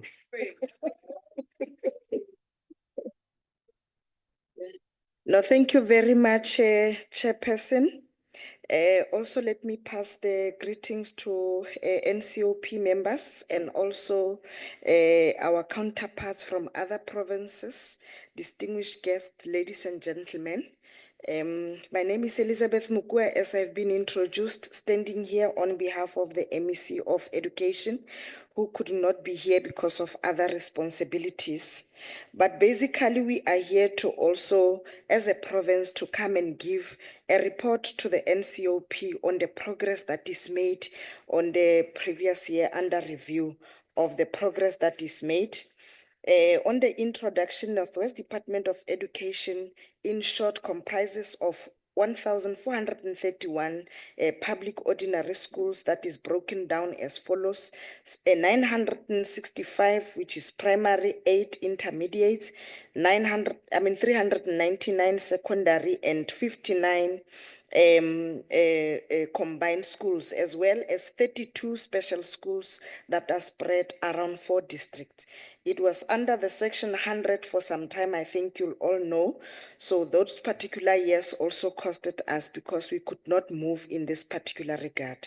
The department implements several school infrastructure programs, including the new and the replacement of schools, upgrades of additions, refurbishment and rehabilitation of existing schools, and maintenance and repairs through the following implementing agents, and I think all of us, we know them, which is the DBSA, the IDT, and the Department of Public Works and Roads in the province. The department conduct infrastructure condition assessment of all public schools every 5 years as required by government Immovable Asset Management Act of 2007. So we just want to give us a synopsis on the health status of the infrastructure based on condition assessment. I think the report was forwarded to the NCOP, and this report is giving accountability on the ratings from C1 to C5. I think C1 is understood to be very poor and C5 is understood to be very excellent. And I think the status thus far, we can say on the C1 we have 41 schools, but we are at least at 3%, which is very poor. And the C2, which is the component that is badly deteriorated, we have 211 schools, and there in correcting the situation, we are at 14%. C3, which is fair, we have an average schools with the average conditions, 921, and in this particular area, we are at 63%. C4, good schools, we are having 288 schools, and on this particular area, percentage-wise, we are at 20%. The C5, which is excellent, which are located mostly in the towns, are 10 of them, which are giving us a 1%. Now, when we talk to the summary health status of school infrastructure per the district, as you'll all know that Northwest, we have a 4 district, which is Dr. KK Bujanala, Dr. RSM Ngakamudiri Mulema. With the C1 in totality, we have the grand total of 41, C2 211, C3 921, and I think you'll also locate those in the report that is given to the NCOP. 252 schools require urgent repairs and attention. That is the C1 and the C2 ones, the majority of which are small and non-viable schools, mainly in rural areas where we know that the parents will not be working, where there is abject poverty. Subject to feasibility studies, some of them will be identified for merger and closure. That is rationalization, especially those that are in close proximity with the ones that will be located between the C3 and the C4 schools. Provisions of basic service provision, which is water, electricity, and sanitation. I think we can safely say that all basic services, which is water, electricity, and sanitations, requirements are met. However, some schools don't experience water supply because the shortages of water. I think we all know that Northwest is a water scarce province, therefore these particular challenges, and also maximized by the challenges within the municipal provision and geological challenges. Electricity, it is all known that we have a challenge of the crime, where we are experiencing in the province vandalism and the theft of the cables. A lack of electricity supply also impact on both the provision of water and sanitation. The education infrastructure budget expenditure, if we have to report to that, I think we are talking about the 2025-26, which we had 1,359,283. But in total, because we are talking about 2025-26, 2026-27, 27-28. In total, the allocation of the budget, I mean the MTF allocation will be 4,764.13. The average of 92% spending above and the attribute to 72% expenditure of 2022-23, which was caused by, among other things, the limited staffing and management capacity in the Infrastructure Chief Directorate. Infrastructure achievement the last 4 years, I'm not going to depict them one by one, but safe to say the total achieved thus far is 376. Over the past 5 years, the department has implemented 376 projects to provide a conducive a teaching and learning environment in our public schools. This includes 18 new schools and 1,764 additional classrooms, which are sought to mitigate the impact of persistent challenges such as overcrowding in schools. Targets for the MTF 2025-26, 28-29 are as follows. The number of new schools, the target is 18. Replacement, we don't have a target on that because of the challenges of the budget. Provision of replacement of sanitation, we have 84. We have a maintenance project, which is 240. Additional classrooms, which are conventional, 290. And we have also the grade R classrooms, we are planning for 90 of those in the financial year mentioned above. ECD new, we have planned for 4. ECD renovations is 33. In total is 1,066, the MTEF budget plan. Challenges and mitigations. The challenges, we have rural province, like I have said before, with the many community-built schools mixed with aging infrastructure. And also in the province, we must report that we still have those that are have asbestos as their roofing. Inadequate funding is also a problem. Vandalism and theft, disruptive communities and protest, delays in project completion, natural disasters like the heavy rains that they have been experienced. But with this, we have tried to describe the extent of each of all these challenges that we have mentioned, including in our plan having the mitigations, which automatically means we have to conduct infrastructure audit to prioritize the replacement of unsafe structures and integrate communities, community-built schools into formal planning and funding programs, because most of those are old and considered to be at a compromise stage. To also advocate in case of inadequate funding, to advocate for increased private sector involvement, because we all agree that the PPP will have to help us. Public-private partnership will have to help us in mitigating on the challenges of inadequate funding. As far as vandalism is concerned, we really need to strengthen security measures in schools and also to involve communities, especially during the times of protest that then become very destructive. delays in project completion. We have to strengthen contract management, including strengthening the area of monitoring. Natural disasters, as we all know that natural disasters are not always foreseen, but we must make sure that the structures that we build are structures that will stand most of these tests of the times. School furniture provision achievement. I think thus far the total achievement for up until 2021 to 2024-25, we are expecting to have at least over 1 million, to achieve over at least 1 million.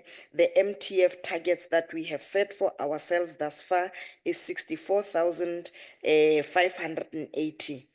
Progress in providing adequate furniture for schools to ensure quality education outcomes. We are saying on this area, on average, our province had shortages of furniture in 548 schools in the last 3 financial years. The needs changed every year due to the general increase in learner enrollment and the need to replace damaged furniture. Provision of furniture is merely a top-up, except for newly built schools, which receives complete furniture, new furniture, when the schools are handed over for the learning and teaching to proceed. In 2024-2025 financial year, 252 schools were prioritized, and all these schools have received adequate furniture. The delivery of furniture to the 129 schools which were identified as experiencing challenges thus far of shortages of school furnitures. Before the reopening, they were all supplied. At least we can attest that by the 28th of March, we supplied the 129 schools. In short, by the 31st of March, the 381, which makes 71% out of the 534 schools that we have planned have received furniture. I'm sorry. The Bukoni Pirima is definitely left with 2 minutes now. Oh, okay. Let me come to this. I think we are also covering the areas of the disability, because the schools that are at least catering for the disability, we are happy to say that they have been receiving attention as far as supply of equipment and all the learning materials is concerned. And also here, we also put some pictures of those particular areas that we have provided. We are therefore putting in front of the NCOP that the department recommends that the August House notes its presentation on the work that is done in providing proper infrastructure and equipment to ensure quality education outcomes and safe and and healthy learning environment. And I think this is all of our responsibility, and I think the NCOP has taken note of that. Thank you very much. Thank you, Bukoni Pirima. And then the next speaker on the podium is going to be Honorable Mainir from the Western Cape. I don't know what is on the platform or not. Thank you, Chairperson. I'm on the online platform. Fire on. Sure. Thank you. Good afternoon, Chairperson, and good afternoon, honourable members. I certainly value the opportunity to present on school infrastructure and commitment and equipment this afternoon. Just by way of introduction, of course, the Western Cape Education Department's vision is to provide quality education for every child in every classroom, in every school in the province. And to achieve that vision, we will be focusing broadly over the next 5 years on strengthening foundations in learning, improving learning outcomes, and then most importantly, for the purposes of this briefing, we will be focusing on infrastructure and partnerships. The operating environment for infrastructure is obviously a very challenging environment. And it's defined, of course, by a expanding system, obviously constrained by the fiscal environment, as we've heard from many of my colleagues this afternoon. Over the last 10 years, growth in learner enrollment has been... Excuse me, Honorable Mayor. I think that for the sake of record purposes, can you show your face and then you can go to the other one so that we know who we're speaking with, because other delegates might not know you. Although I know you because we've been together for many years. I can hear that voice, I know it. Oh, thank you. And then we can switch it off. I just wanted to confirm, Chairperson, my video is on, and can you see me? Yes. Excellent. And it's very good to see you, Chairperson, after all these years. Can I continue, Chairperson? Yes, Honorable Minister. Thank you very much. As I was saying, I mean, our environment is a significantly challenging environment, with learner enrollment over the last 10 years increasing by about 17.4%. Our teacher-learner ratio, as the pressures increase, is about 37.3. And we also have the oldest, if you like, infrastructure estate in the country, with about 20% of our schools constructed prior to 1960. So that's just by way of scene setting. How have the department then responded? Well, we have launched a rapid school build program, which I'll talk to in a moment, where we've worked hard, particularly over the last 3 years, to significantly expand capacity in the province. If you look at the 5 years between 2020, 2021, and this year, 2024, 2025, we have built 31 new schools, and then 2,220 additional classrooms.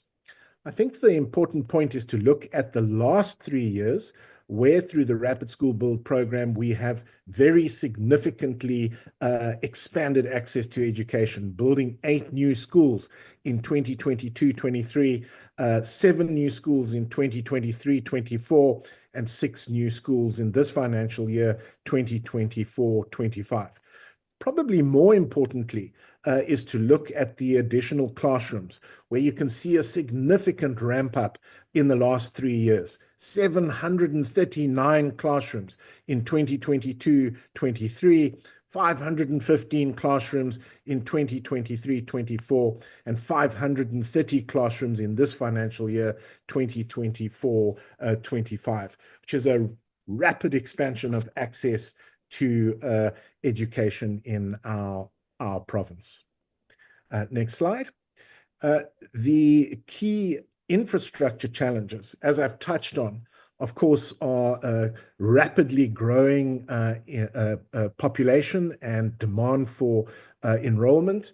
As a result of that, of course, in a constrained environment, overcrowding and congestion in some of our schools, and then often an inability to meet minimum uniform norms and standards for public school infrastructure, precisely because our estate is one of the oldest estates in the country, and there are large numbers of schools built of inappropriate material. So that is a significant infrastructure challenge. If we turn to, again, the budget, next slide, you'll see that, again, as a result of the Rapid School Build program, there's been a very significant increase in infrastructure spending from 2021-2022. And you'll see from the data that this year we plan to spend roughly 2.5 billion rand on infrastructure. Next year we ramp up to 2.8 billion rand on infrastructure, and then the year after that we will be spending approximately 2.6 6 billion rand on infrastructure to expand access to education in our province. And that, Chairperson, is the result of our successful BFI allocation, where we were allocated an additional 2.5 billion rand by National Treasury through the budget facility for infrastructure to expand access to education in our province. And I think we were one of 7 departments that received that additional allocation, and we're very proud of the department for achieving that. Again, of course, the finance challenge is immense, as we've heard from my colleagues this afternoon. There is despite additional funding allocations, a very significant unmet demand in our province. And we would estimate that the capital funding requirement over the MTF would probably be in the region of about 15 billion rand. And that, Chairperson, does not include, of course, additional expenditure which would normally arise from disasters. Every time a storm passes through our province, our schools experience significant storm damage, including some schools being washed away, which obviously increases the demand on our infrastructure budget. Our broad response, Chairperson, as I've said, has been to launch the Rapid School Build program, which very briefly is a program designed to fast track, particularly the delivery of new schools, using a broader set of delivery mechanisms, putting us in a position to build more schools faster in our province. We've also experimented with new school prototypes, including, for example, building what we call junior high schools, which are brick and mortar schools, aimed principally at dealing with grade 8 pressures. And we have succeeded, obviously, following a lot of hard work, building our contractors, building through builders' holidays, and often building late into the night or through the night. We have found that we can put up those schools in record time, sometimes up to 70 days.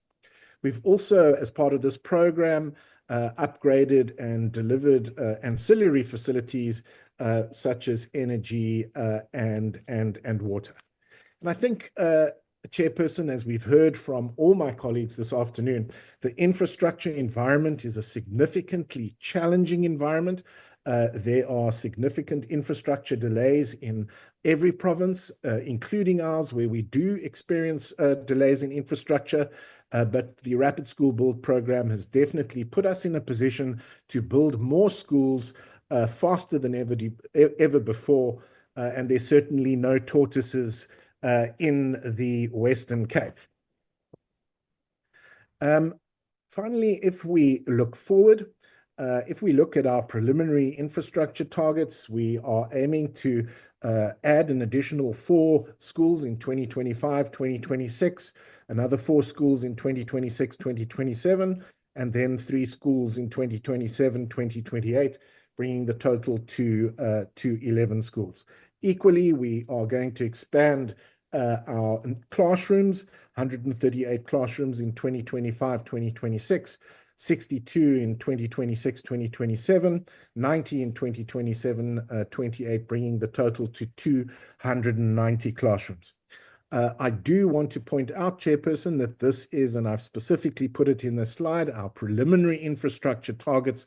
I'm hoping that when we get more budget certainty, we will be able to ramp up our commitments to expand access to education in our province.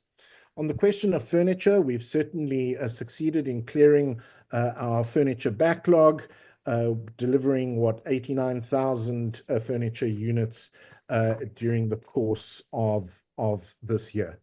Perhaps then, by way of conclusion, Chairperson, I think the 3 big takeaways for me are that our system is under a significant pressure, like our other provinces. We've made very good progress with our Rapid School Build program, although there's still room for improvement and room for expansion. But at the end of the day, in order to deal with these very significant pressures, I could not agree more with my colleagues, particularly from Gauteng and KwaZulu-Natal, that we as an education sector are going to require not only bigger budgets, but also a more stable and sustainable sources of financing so that we can together expand access to education in South Africa. Thank you.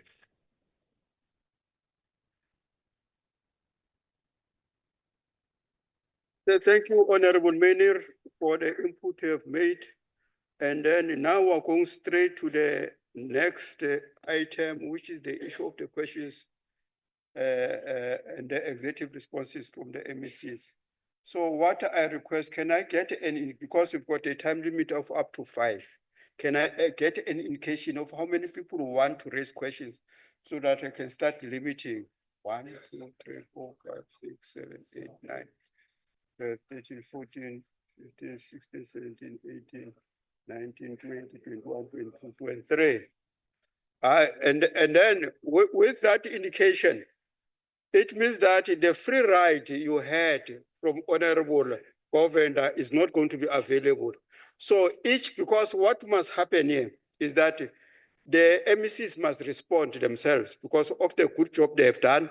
I think even the concerns you are raising, they must be able to respond back. So I appeal everyone who's here will going to be allowed to ask a maximum of 2, not 20, as it was indicated earlier. So we start on this side. 1, 2, 3. Can we start, Honorable? Chairperson, Chairperson of the Council and the entire leadership, good afternoon. Well, I think from the Eastern Cape, Chair, it is gratifying to note that the Department of Basic Education for all provinces are committed to deliver infrastructure as the basis of opening of the doors of learning to deliver quality education for all. We would like them to keep it up. Siyafuna kodwa ke ubulela ku MEC of the Eastern Cape izize lemnyama nenkomo zayo. Kuyakhuthaza kokheli ukubona into kokuba iphondo lengqwele lizimisele ukuqhubela phambili nemfundo yabantwana bethu ukukhupha ukhokho longazi kumntwana. Siyavuya sizingca ngoba iphondo elithe gqolo ukunyusela umgangatho wemfundo kweli phondo njengoba besemsileni ngoku naga siyaphambili ingathi ke sizoba ekuqaleni ukuphuhlisa ilizwe lakokwethu. Naku ke endithi umawumeze kokheli yam ukuba uphendule khona iphondo elia lixakekile. Bakhona abantu abasezilalini abahamba befuna izinto ezibhetele edolophini. Bashiyeke izikolo ezakhiwe ngabantu kwezandawo bakuzo.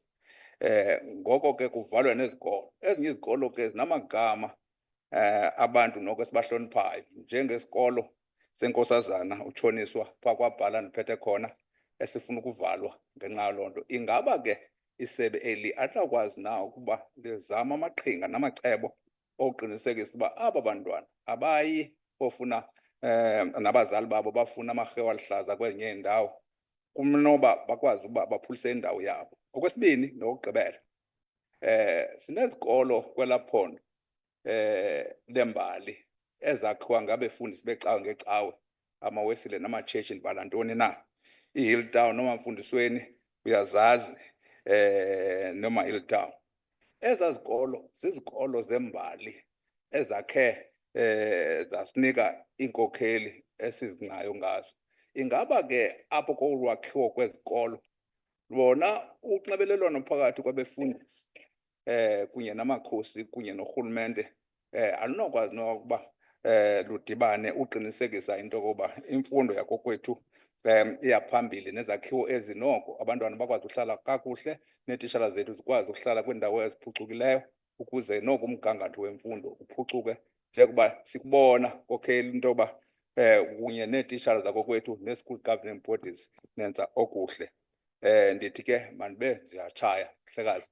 All right, thank you, Honorable Nkonyana. The next one is Honorable Press. Thank you. My two questions addressed to the MEC of the Eastern Cape. Honourable MEC, on slide number 8 of your presentation, infrastructure program performance, you've indicated that your department has spent 100% of the adjustment appropriation and you've received a favourable audited outcome of 100% of the money that was allocated to your department. The reality is that you also admitted to, in your own words on slide number 3, I think, to a 72 billion rand backlog. That is on the one hand. On the other hand, we know that under expenditure for the past financial year in your department was 142.8 million rands. Irregular spending was 340 million rands. Wasteful and fruitless expenses were 24.3 million. The education infrastructure grant was underspent with 74.114 million rands due to delays and mismanagement. The Seasway Africa IT contract was inflated from 160 million to 538 million. Furthermore, there are several backlogs and in your department. For example, at one school we found 121 learners to one teacher ratio. Couple that with less than 1% of your budget that is allocated for infrastructure redress. My first question to you, sir, what are you going to do to stop this mismanagement of public funds in your department that will enable you to have more funds available to address the backlogs in infrastructure in your department? This is my second question that I did not hear from you. In terms of the new Bella Act, schools must provide infrastructure for grade R, not only infrastructure, but also teachers. I haven't heard any plans that you have put in place to provide infrastructure for grade R's. And may I add, adequate infrastructure, especially when it comes to toilets, what we found in other schools, such as the Carlisle Bridge School, the Kiba Secondary School, and couple that with its Human Rights Commission report in this regard. Some of these schools have latrines that cannot be used and that is unfit for the purpose of young learners. Thank you. Thank you, Honorable Press. Honorable Peter. Thank you, Chair. Mandiye straight ku Minister kwenye ku MEC for Education. Emphathiswa omhle ndizokucenga namhlanje into yokuba khakho uqwalasele mphathiswa kukho isikolo pha ekuthiwa Inkwezana Primary School. Laa Nkwezana kukho i-58 million construction project eyaqala ngo-2017 until 2018. Izakhiwo zisamena ngoku zange zigqitywe ezo zikolo. Khakho uyokroba Minister uyojonga uba kwenzeka ntoni pha eBuffalo City. Okwesibini, ngokomlomo wakho ugqiba ukwenza ipresentation mhlonitshwa ethi ushota nge-14 billion for i-backlog onayo kwi-department yakho. Umbuzo wam uthi le 14 billion ulilisela ngayo awukwazi na kule mali jika ibuyela kwa-treasury ukurecover le 14 billion uthetha ngayo?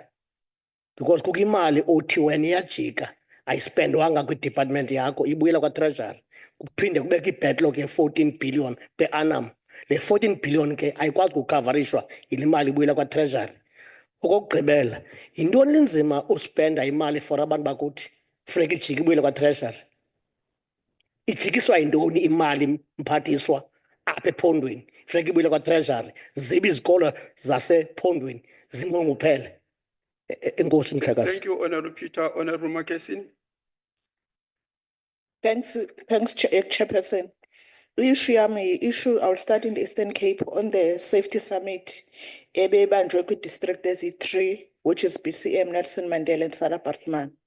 I-safety security le ayikwazi uba ingaya kula macala le rural Eastern Cape like Alfred Nzo and OR Tambo to avoid intlekela ibivelile kulo nyaka ophelile yokubulala uprincipal one of the school at Alfred Nzo. So ufika nini nge-safety summit to the rural province because utishara basweleke naselibode utishara wadutyula esendleleni esikolweni. Then number 2, I want to congratulate them goku complete i-target babenikiwe ye-31 schools ye-particular toilet. The only outstanding is 1. Umsebenzi omhle lo sawuncoma. But the issue MEC I raises is the issue of the challenges as the agency abanazo i-public works ne-DPSA. Zingaphi izikolo ezikwizandla ze-DPSA ezingagqitywayo nezikwi-public works to one of the schools that I think MEC uyayazi is a school in Bothaville, a Hathelopelo school, where the school was started in 2019. To date, the school akho movement to that school. And umsebenzi wenziweyo department is 80%. Bagqibezela njani ukukwenza esasikolo basiyagqitywa? And another issue, one of the challenges uthe zi-stakeholders ze-communities and the contractors, but each challenge MEC wa Free State ki non-payment of the contractors. You are not paying the contractors. One of your agents ababhatali the contractors. So when are you paying them? So to avoid the challenges owed by Kelwangi DPSA, because the work that is done by your department is you are finishing the school, there are no issues, but your agencies that are true, DPSA and Public Works, are giving us a problem. How I wish when you deliver the school, you can do what the Limpopo is doing. Deliver a school, also give them the desk in the same day to avoid what is happening in Belfontaine, in Solopolo municipality. Thank you. Ngiyabonga, Honorable. Thank you, Chair. Mine is just a comment, not a question. I raised this earlier with the Minister, and I'm happy that MECs are here, and I want to welcome the presentation that they've made. And also make a request to you, Chair, that it cannot be correct that MEC from Limpopo and Mpumalanga can take 2 flights to be here. And then you have an MEC of Education here in the Western Cape, who's literally 5 minutes away from here and does not come to this meeting. We must raise that because it cannot be correct. Chairperson, no, better knows he's not here. That's a question, that's a fact. You can't argue with that. Chair, my request to the MEC of Education in Gauteng is that his office must interact with the minister's office, especially around she says it's a quintile 1 to 3, but when you look at the presentation, they call it very poor, good, excellent, and all of that, that they interact with the office of the minister. Because I don't agree with the presentation that was made by the office of the minister, especially around the schools in Gauteng. MEC, there's a school in Orange Farm called Duze Wendlela. Please go to that school. MEC, from the Free State, MEC, go to a school in Orange Farm called Duze Wendlela and have a look at that school against the presentation that was made here by the minister. And then maybe next time when we interact, you'll give us a feedback. Thank you, Chair. Yeah, thank you, Honorable. The hands on this side. All right. No. Wonke abantu bazayithola chance. Ngaqala la Honorable Dlamini, Honorable Ngudi, and then 1, 2, 3, 4, 5, 6.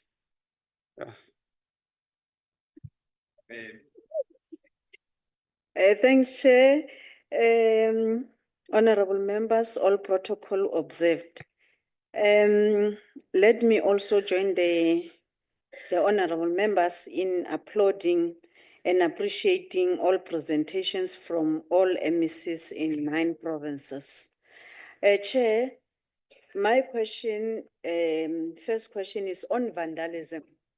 Yeah, the minister, the MEC Free State indicated that they're still experiencing this particular a challenge, but it is not clear how the department is going to mitigate this particular item of vandalism, because the reality of the matter is that if this cannot be addressed, Chair, all the gains and the good work that the department or the provinces are doing, it will be reversed or it will be in vain. So we'd like to know how the department is intending to mitigate this, Chair.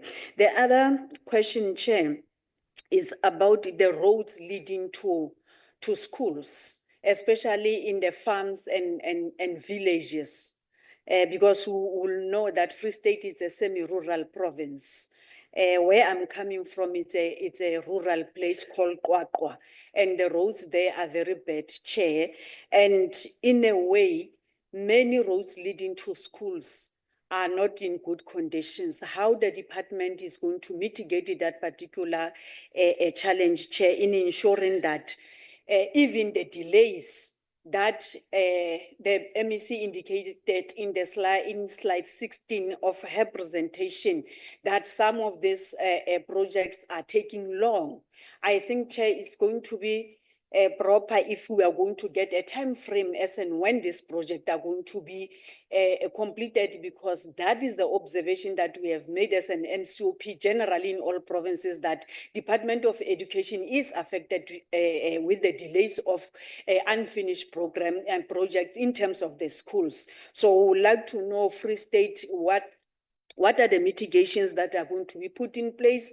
And if these agents that Free State have in terms of building the schools and renovating are capacitated well or enough in terms of doing the work, because some of the projects are intended to take 2 years, they take 5 to 10 years. Thanks, Chair.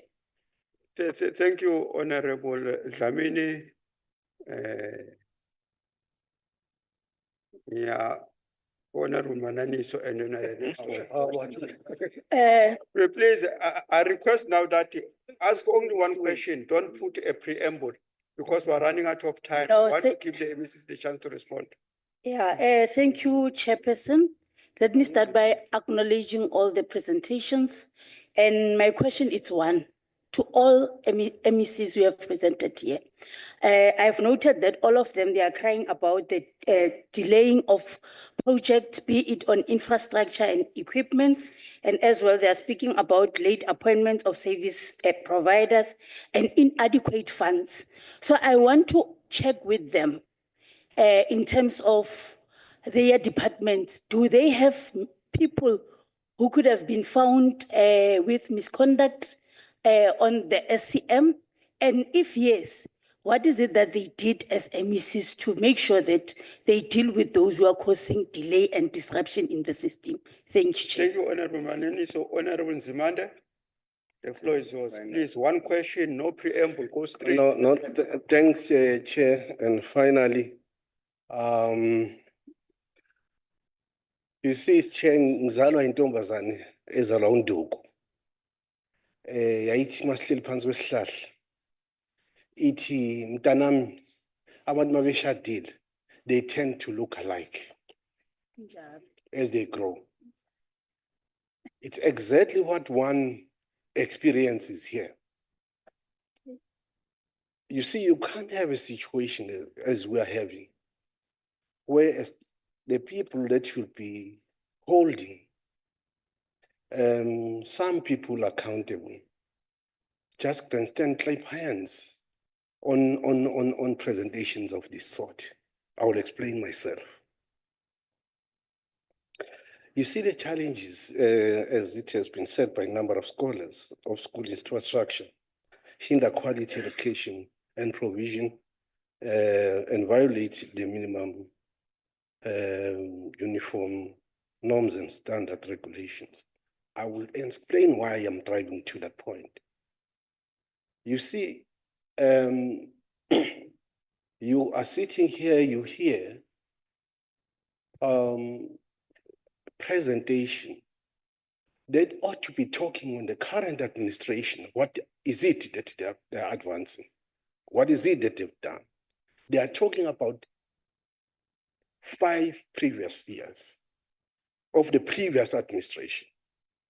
Now you are talking to now the issue of the point that I'm talking to. You are having a situation where they are planning ahead for MTF 25, 26 to 27, 28. But they talk of mitigation factors, all right? Mitigation factors which do not fit in their planning, but they fit to the previous. That's the major problem. Now, that's why you are sitting with a problem here, Chair. You hear Mpumalanga Free State, for example, even though they want to claim in the full view of the whole public that they've eradicated the pit toilets, but they say for the sake of water challenges, they still have the pit toilets. Now the problem that we are sitting with is that for us to measure whether we are succeeding and also to ensure that at least the plans that we are having, they talk to one another in terms of departments. The problem relates to the issue of safety here. Whether you talk of the water in the Jojo, no indication of those water, that water being tested, which may cause water pollution and create problems. Chairperson. That's one aspect. Who's rising? Then the second. Honorable Farm. So sorry. Yeah. Chairperson, we with it will ask last will be minimized with time. If you allow these people that speaks first. Don't call me this people. Don't call me this I people. Honorable Farmer, wait, man. Honorable Wait, Zulu. be patient. Honorable Zulu. No, wait, be patient. We are not sharing this session. The last point. Yeah, but he's not sharing this session. Honorable Zulu, please, you are not recognized. The last point I'm Honorable dealing with, Pepper, Chairperson. please. You are Let's sitting agree with. here. We are running out of time. By 7 o'clock, we must be out here. We have to keep. They've been speaking longer than me. No, They've been speaking longer than me. no, it's fine. But the situation demands that we adjust. Né? All right. I think your point is made. Your point is made. Can I give the next one a chance to do that? Can Please, Chairperson ask Farmer to withdraw? Can't call me these people in this house. And then you are busy being pious here. You are just being pious. Farmer, Honorable Farmer, can you withdraw that, please, for the sake of the meeting? Papers. Yeah. MEC from A reference to these people were made with regards to all of those speaking first, not in any other way. All right. But for the sake of continuation and time, I will withdraw, Chair. You. All right. Honorable members, all right. What I think the way this meeting is going to, this means that the honorable members on this side are not going to get a chance because we're already approaching towards 17 hours. Please, I think he has withdrawn with his condition, but for the sake of progress, please, let's give the Let me ask my question then. For the honorable. Thank you very much, Honorable Let me Chair. ask my question. I think it's just the decorum of the House that when a speaker speaks to the chair, that he raises himself out of his chair. So I think it would be a sign of respect, Honorable Farmer, to just get up when you address the chair. No, it's definitely true. Nah, it's definitely true. But for the sake of making this meeting to come to an end, we'll just look in the other direction. You have asked your question. No, I'm asking the question. Yeah. The question I'm asking, it cut across the provinces. When they speak of achievements, they speak of just numbers. They are not measuring against anything. The indicators of what is it that they were supposed to do. Then what we are asking is that in future, can you have a report that will show how do you come to a conclusion that talks to you saying Baie dankie, meneer. you have achieved. It's understood. There's nothing that have been achieved by this GNU. Honorable Pili, Honorable Pili, Honorable Ryder. I called you. No, you should have asked one of them, Chair, to appoint one MEC to be a shop steward for GNU. Honorable Ryder, and then I'll go this way. Thank you very much, Please, House Chairperson. No preamble, just straight to the question, please. Thank you very much, House Chair. Maybe you should take it outside. Yeah, I think it's important to note as well that the rules for hybrid sittings, there was an opportunity to submit amendments to the rules. That period closed at the end of last month, though, so let's proceed. House Chair, thank you. My questions are directed to MEC Chilwane. Thank you very much. The first one relates to what you mentioned about the asbestos schools that remain a problem in Gauteng. I know there's not many, but that means it should be something that we should be able to deal with quite quickly. And I know that when the Premier was still a spokesman, it was already raised at that stage. And I've seen no progress. And what you've reported today is the same number that was reported back then. So if you can perhaps give us an idea of timelines in terms of those asbestos schools that we're going to replace. The second question, House Chair, relates to the oversight that we had during Provincial Week when we visited a number of schools, two of them being the New Barcelona Primary School in Ekurhuleni, with a 6-year delay on that project, and then the Duzendlela Special School in Orange Farm, which really broke our hearts as members when we got there and saw the circumstances that special needs school children were having to go through just to get to school. And it was a totally inappropriate place for them to be in, and people were brought to that area from other places. It's just inappropriate. So if you can tell us, just maybe update for us on those two projects, because it is a follow-up from our Provincial Week, and you've seen that report. Thank you, House Chair. Thank you, Honorable Pili. Thank you very much, House Chair. My questions are directed to the MEC of Education in KZN, MEC Hlomo. Maybe let me start by just appreciating the effort that is seemingly being put by the province of KZN on the track that they are making, or the progress that they are making, and commend and thank them, the provincial government of unity in the province, for these efforts. Now, the ministers earlier spoke about the inadequate budget. The MEC also spoke about that same challenge, and other MECs spoke about the same thing. So it's clearly a problem, Chair. Now, in the same line, the minister expressed concern about ongoing allegations on the misuse of infrastructure funds and the ongoing abandonment of sites by incapable contractors. Now, because the province of KZN is not immune to all of this, obviously, you also, in your presentation, MEC Hlomoga, through your chair, listed the capacity of contractors and professional service providers as another challenge in the province.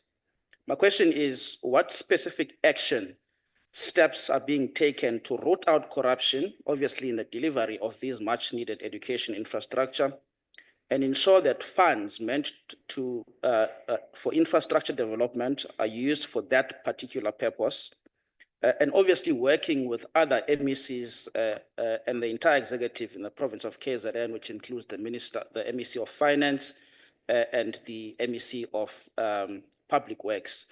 Lastly, Chair, in the Provincial Week, also in our case in the province, and my colleagues would agree with me, we visited a school, Menzi High School, in the township of Mlazi, whereby a 40 million project was stopped as a result of construction mafias, or what is normally referred to as business forums. And that project, obviously, with the understanding that there is, in some instances or many instances, a need to try and appreciate opportunities. Enough time. Can I just finish this point, please? It's very important that I finish this point.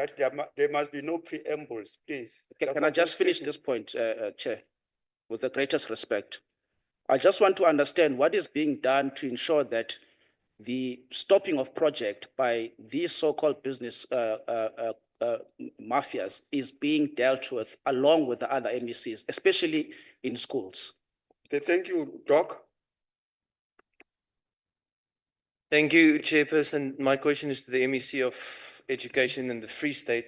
My first question is, and it is based on oversight that I did yesterday in Fall Park Primary, and that's speaking about Hope House, that's speaking about Western Holdings in Welkom as well. Why is it constantly being seen that contractors are not being paid by DBS? For example, in Fall Park Primary, that school has been standing still from November last year. We've got 11 classes of grade Rs to grade double Rs that have to walk almost 500 meters to go to their playground because they are not being paid. That's the first question. Second question, despite the 95% of our infrastructure budget that has been spent, but schools are still lacking basic resources. Where's the money gone? Second of all, why has the department failed to curb, and that has been raised previously as well, the increasing vandalism of school infrastructure, especially during school holidays? Because what happens with these budgets, usually the first thing that's cut is the security guards, and then they go break in. The next question is my second last question. Question number 3. No. Bye, thank you, Minister. Over to this side. Honorable Kaunda, and then Mkwile.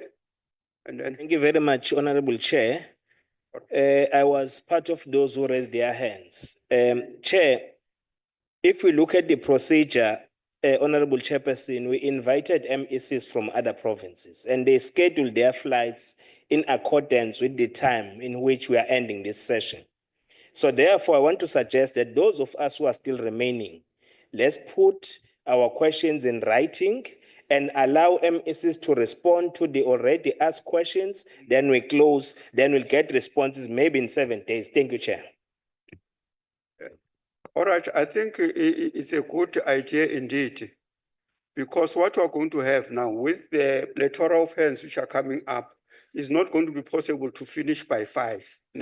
So, but what is critical here is that we are all de facto members of the various provincial legislatures.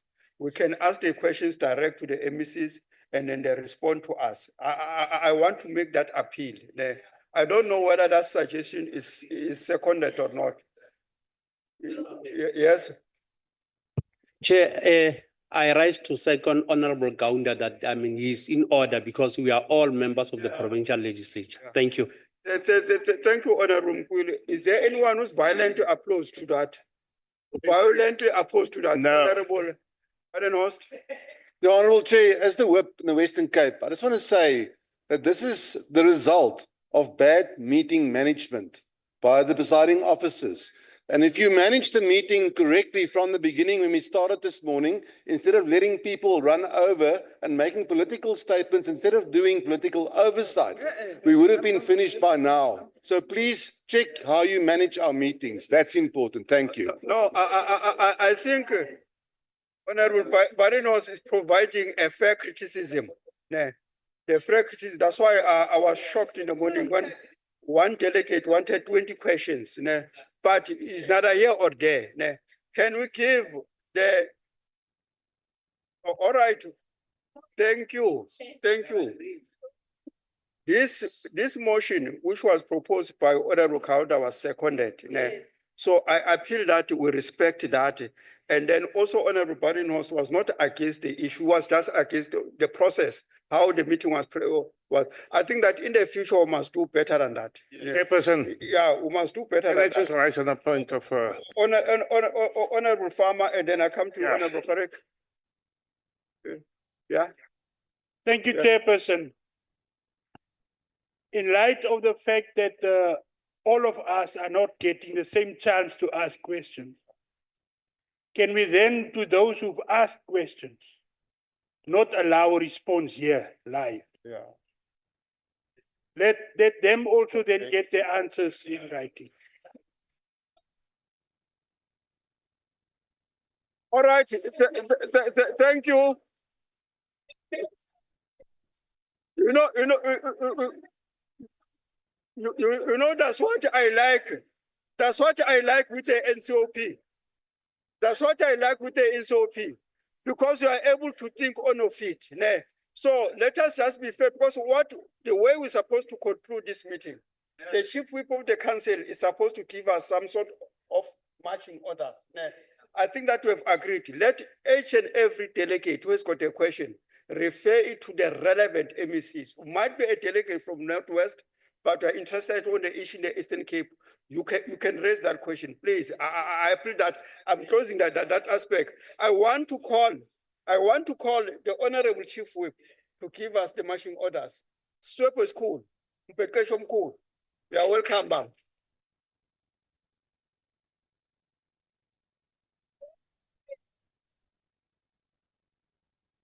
Ke a leboga modulasetulo wa Thank you, ntlo Honorable Chairperson, o on the mabapi le in connection. parliamentary diplomacy and member support. Ke boe gape ke lebise tlotlo wa ka go maloko otlhe a ntlo kgata tsa boeteledipele jwa modulasetulo wa NCOP and our special delegates as represented by the MECs. Indeed, House Chair, the presentations that we have received today, right from the beginning, from the Minister and also the MECs, raises critical questions. And the critical question that we need to ask ourselves is whether, given the presentations that were made, can we continue to do business as usual in the light of the challenges that were raised, and what should be done and how? Critical among the challenges that require renewed conversation is the efficacy and effectiveness of the Basic Education MEC as the Executive Intergovernmental Relations Forum in its current configuration and orientation. House Chair, we raise this issue because intergovernmental relations and cooperative governance in South Africa context is not for its own sake, but transformative and emancipatory. Critical to the distinctive feature of the transformative nature of our system of intergovernmental relations and cooperative governance is the deepening of national cohesion by addressing the apartheid legacy of unequal distribution and concentration of resources along spatial lines. The more we maintain and sustain national uniform norms and standards in the basic education sector across all the provinces, the more we succeed in forging integrated cooperative governance, which is critical for the building of a capable, democratic, and developmental state. Among the key questions that we must pose in this conversation is whether it is not time that we regulate consequence management for the failure to meet the set norms and standards by any department. Honorable members, the Public Finance Management Act, the National Public Audit Act, and other provisions of the Public Service Act regulations do provide for consequence management for poor management and wastage of public resources. This places immense duty on the provincial legislatures and the National Council of Province to hold the MECs, the HODs, and the Minister and the Director General to account, particularly around specific issues of non-compliance with consequence management as provided in this legislation. In conclusion, House Chair, allow me to thank the Minister, all the MECs and special delegates, the Chairperson, and all members and colleagues of this House who participated in this briefing, and wish those traveling a safe journey back home. Thank you, House Chair.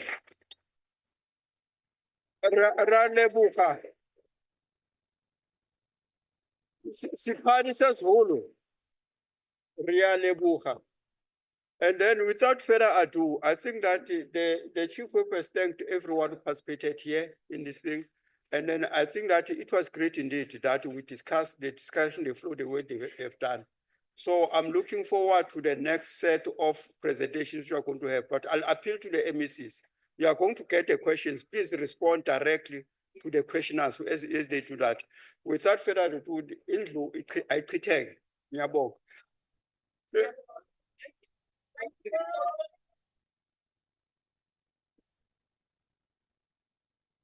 Recording stopped.